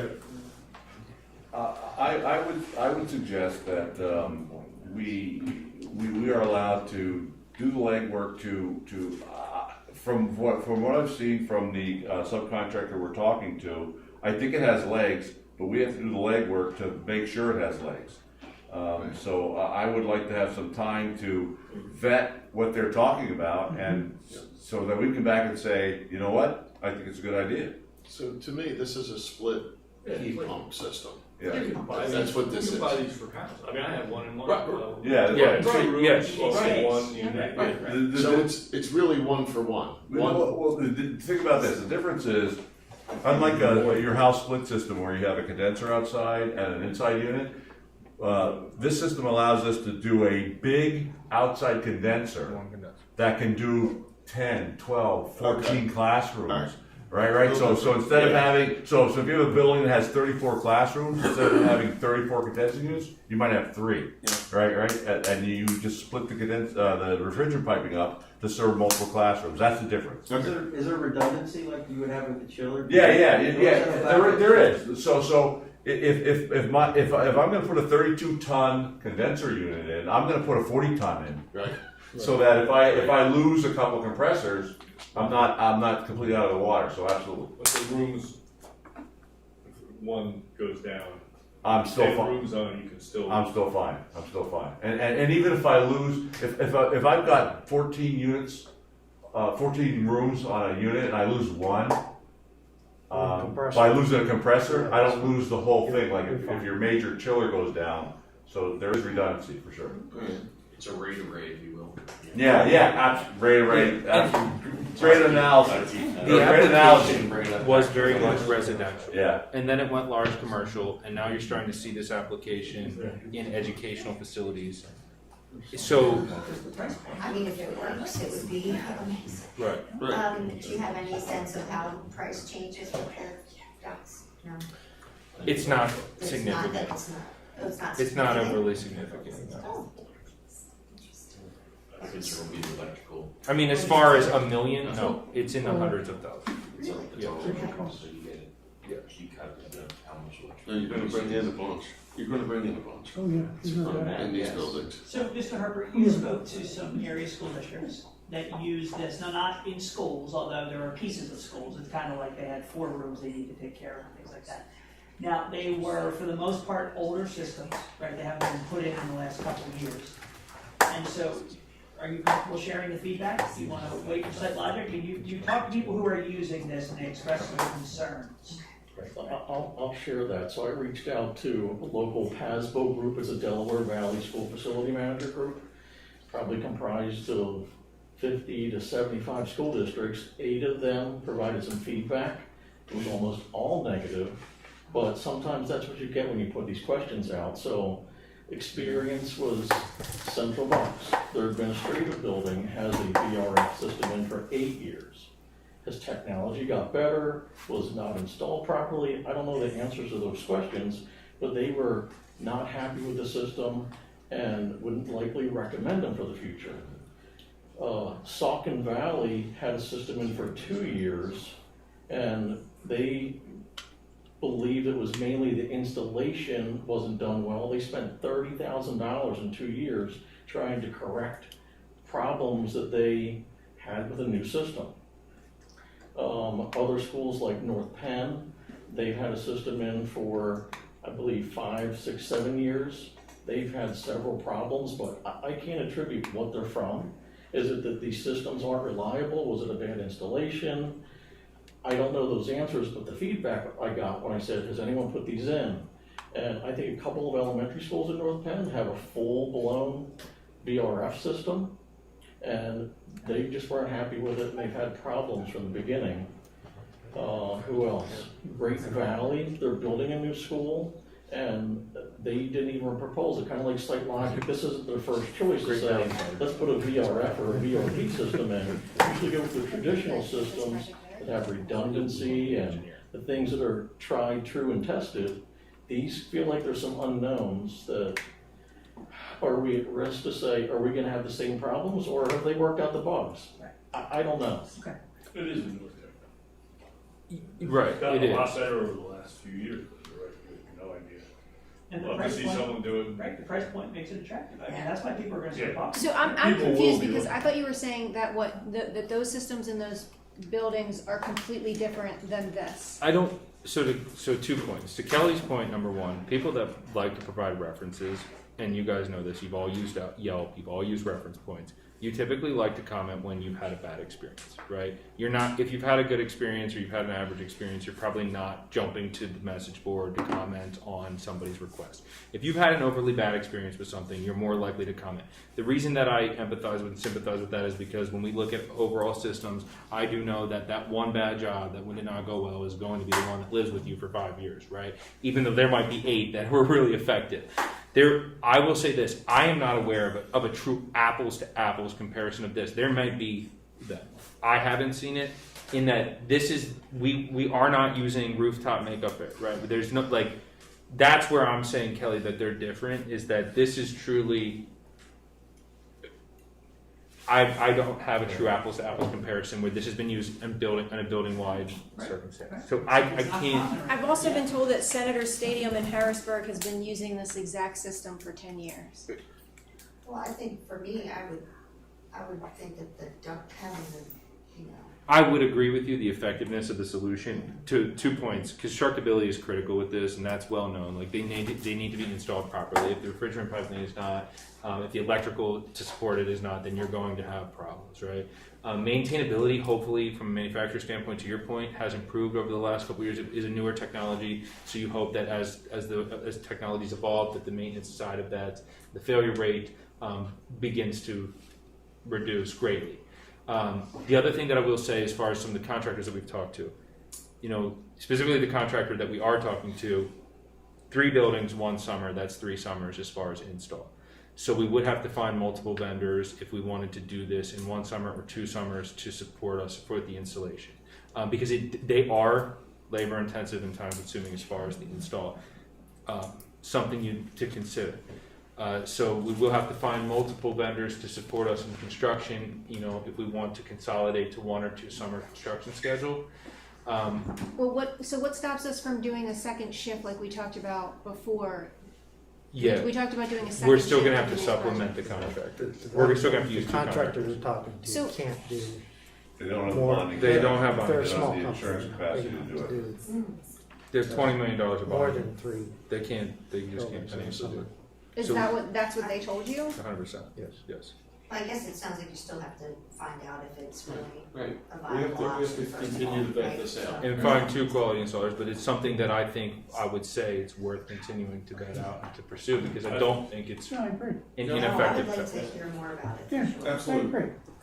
Well, I guess, look, my concern is, I had been talking to someone who, in conversation about air conditioning, school districts, whatever,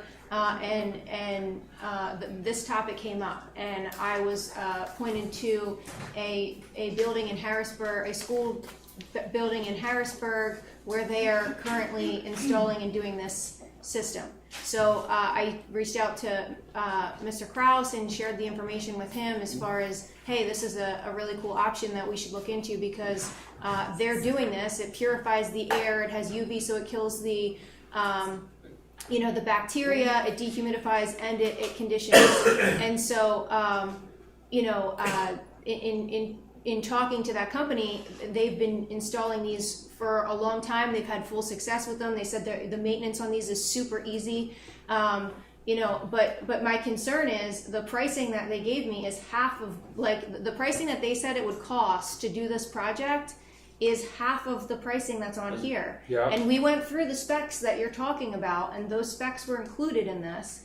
And so I'm not sure how Yeah, I'd be they happy gave. to address that. We spoke to the same contractor, and he actually told us that what he said was that the budget was $5 to $8 million, which we are within that range, and that the contractor that you're speaking to, specifically about cost, has not been in the facilities to look at the electrical systems and specifically the panels. Those panels need to be replaced, and the switchgear needs to be replaced in 6 out of 7 of these buildings. That's where the additional cost is coming from. They definitely don't have that. Right. Clearly do. That contractor also can give us a price for 3 summers of install. So as far as the ventilation to the outside, I was told that it's not worth doing if we're already pooling outside air into those rooms. But before we go down that. When you said about hold on, it was what he said was that he could do it for $4 million. You can be safe to Including all give a the electrical range work? to $8 million. Including but all the electrical replacing work. all of the panels. All the electric yes. work. Okay, I think, I don't- first of all, those are people that have not ever visited our school district. And also, we're getting into details about something we might not end up doing and hasn't been fully investigated. I think what everybody is saying is, let's let them look into it more and see how successful these systems are before we start getting into details.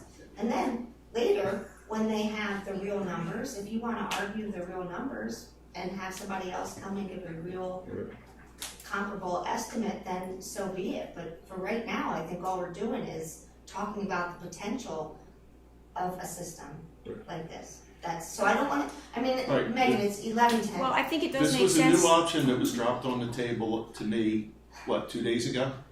So Right. let's, I would like to see Right, we need to some see, successful installation. Yeah. Of similar size, I mean, I'm not talking exact I think it same, makes. right. but I think- where, if all I hear is negative things, you know, there's gotta be somebody doing it well, and we need to see where that. I would road trip.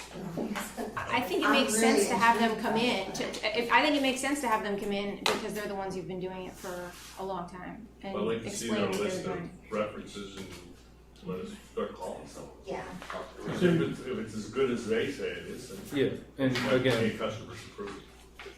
that's fine. I will say though, in front of this board, and I have to say this, is if you're responsibly budgeting for this project, $4 to $4.5 million is not a responsible budget for that. I don't disagree that it could come down from 7.9, it could come up to 7, it could be in the high sixes. I absolutely, after descoping them, 4 and $4.5 million is just not a reasonable expectation for budgeting purposes. And if you're going to make those decisions, you do need to know there was no switchgear, there's no panel bit distribution, so we do have to account for the electrical services in those buildings, and that's where you're seeing the differential, and that's what we're trying to express tonight. It's not that they don't have the ability, but to say that these units are mass installed in Pennsylvania Public Schools, they're not. To say that there's a true apples to apples comparison, the project that they reference is not complete as far as it's still under construction. So I don't have a true reference point even from those individuals to say, is this working? How is it effective? The concerns with these systems in the past is how do they address humidity? Are they effective in addressing humidity? And can they truly maintain cooling capacity, based off of the tonnage that's required? Is it as effective as a traditional system? In the past, there have been people that have certainly felt like they weren't, and that maintainability was an issue. I think those things are probably improving. I think it's still something to investigate, but I do think that the number, somewhere between 6 and 8 million is the responsible budget for a project like this. and I think I heard you say up front that parts and smarts was about four. Yeah, parts, smarts, and labor, and Right. again, they're confirming that that's prevailing and that's wage. only that's for the equipment. Yes. Yeah. And, That's and for we the get the labor that for the install of the VRB itself. Yep. Where we have a problem here in additional electrical work is the switchgear Yep. and the panels. That's making It a lot. included the panels though. I mean, I'm just telling you, it included the panels and so. And they don't know that we're working with a 100-year-old building that doesn't have the electrical capacity to support this. Right. So if they have to bring in a transformer off the street, it's $100,000. I mean, before I would put You know. my faith in people who've never looked at the buildings, I'm gonna defer to the people who have been here out of respect. I'm saying for it the makes work sense and the to have a research that company they've who's done it. In the future, if we get to that point, I would welcome, obviously you're going to look at different people's pricing, but right now to be challenging and suggesting that, this guy does it so much better, I mean, No, it's honestly- not about him doing so much but better. I'm Your just- pricing well, that's is how it's his coming pricing, but across. he gave you numbers and now you're giving us numbers that are double the number he gave you. That's all I'm saying. It was incomplete. And we've heard in the bloopers. And again, I don't. But it's not, but that's not regardless of accurate. who- It's not accurate. Who You know works what, this out. Megan? You get this whole thing done across all the buildings for $4 million, I'll sign it tonight. Okay, have the Complete. company come in here With all the and- electric and work explain it to you. and no change orders. Okay, Zero on the change orders. Okay? so bring them in next I meeting. don't think you can do it. And I think they'll run the other direction. Well, And it's So I 11:30. think I'm about done with this. We have some next steps, right? You're gonna continue to vet this for us, Yes. right? We'll have further conversation a month from now. We need That's right. Yeah, we need additional information, period. Possible road trip. Okay. See the school. Yeah, I would like to see it. Okay. All right. You comfortable with Bill's that? driving. Yeah. I'm done. Change order? Yeah, Yep. we're Bill's not driving. Let's just take it in three. Okay. Change order? Change order, Mr. Delbert, Mr. Kelly.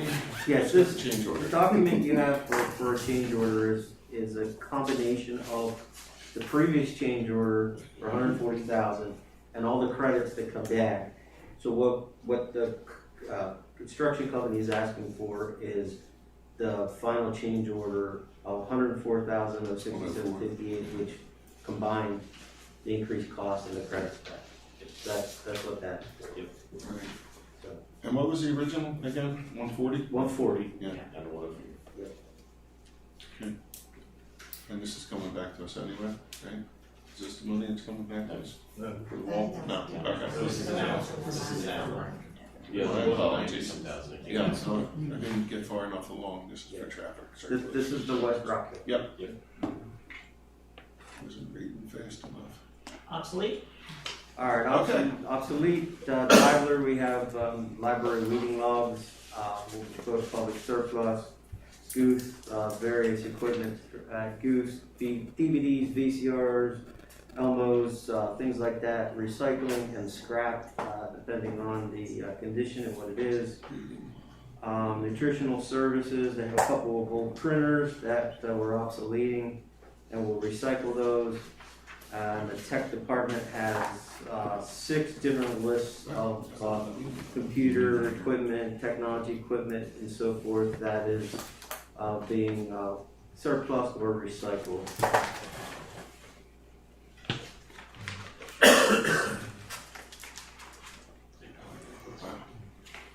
It's a lot of weed logs. I'm sorry. What's in around Yeah, there. but Almost technology. All right, anybody have any questions about the No. obsolete? I just feel old. Well, I remember when Elmos were like a big thing, and now they're being Now we're obsolete. obsolete. Yeah, they're obsolete. Mr. Maybe Kelly, I'm next. Mr. Harper, Yes. water test. Oh, all right.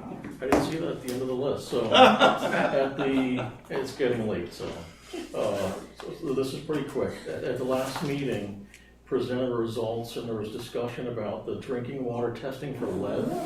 And the board's request was to complete testing of all drinking sources at West Rock Hill.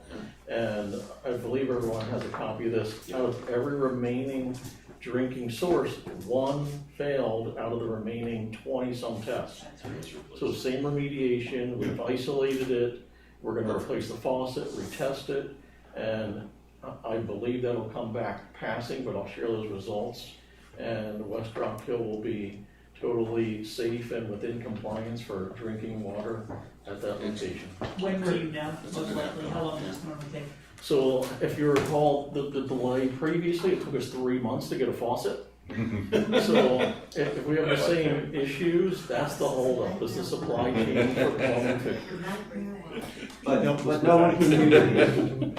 So you have it closed off, so nobody can use the faucet, so it's safe. It is isolated, no classrooms are permitted for drinking water in West Rock Hill, they have bottle filling stations.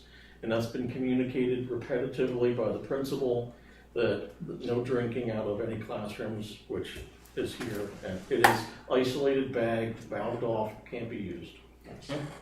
Thank you for following up. Yeah, I'm obviously happy with the data. Thank you for getting that done. so Yes, quickly. thank you. Thank you. Appreciate it. All right, last item is, next meeting is scheduled for November 8th. With that, we are out. Thank you. Super, we just open and we're off, please.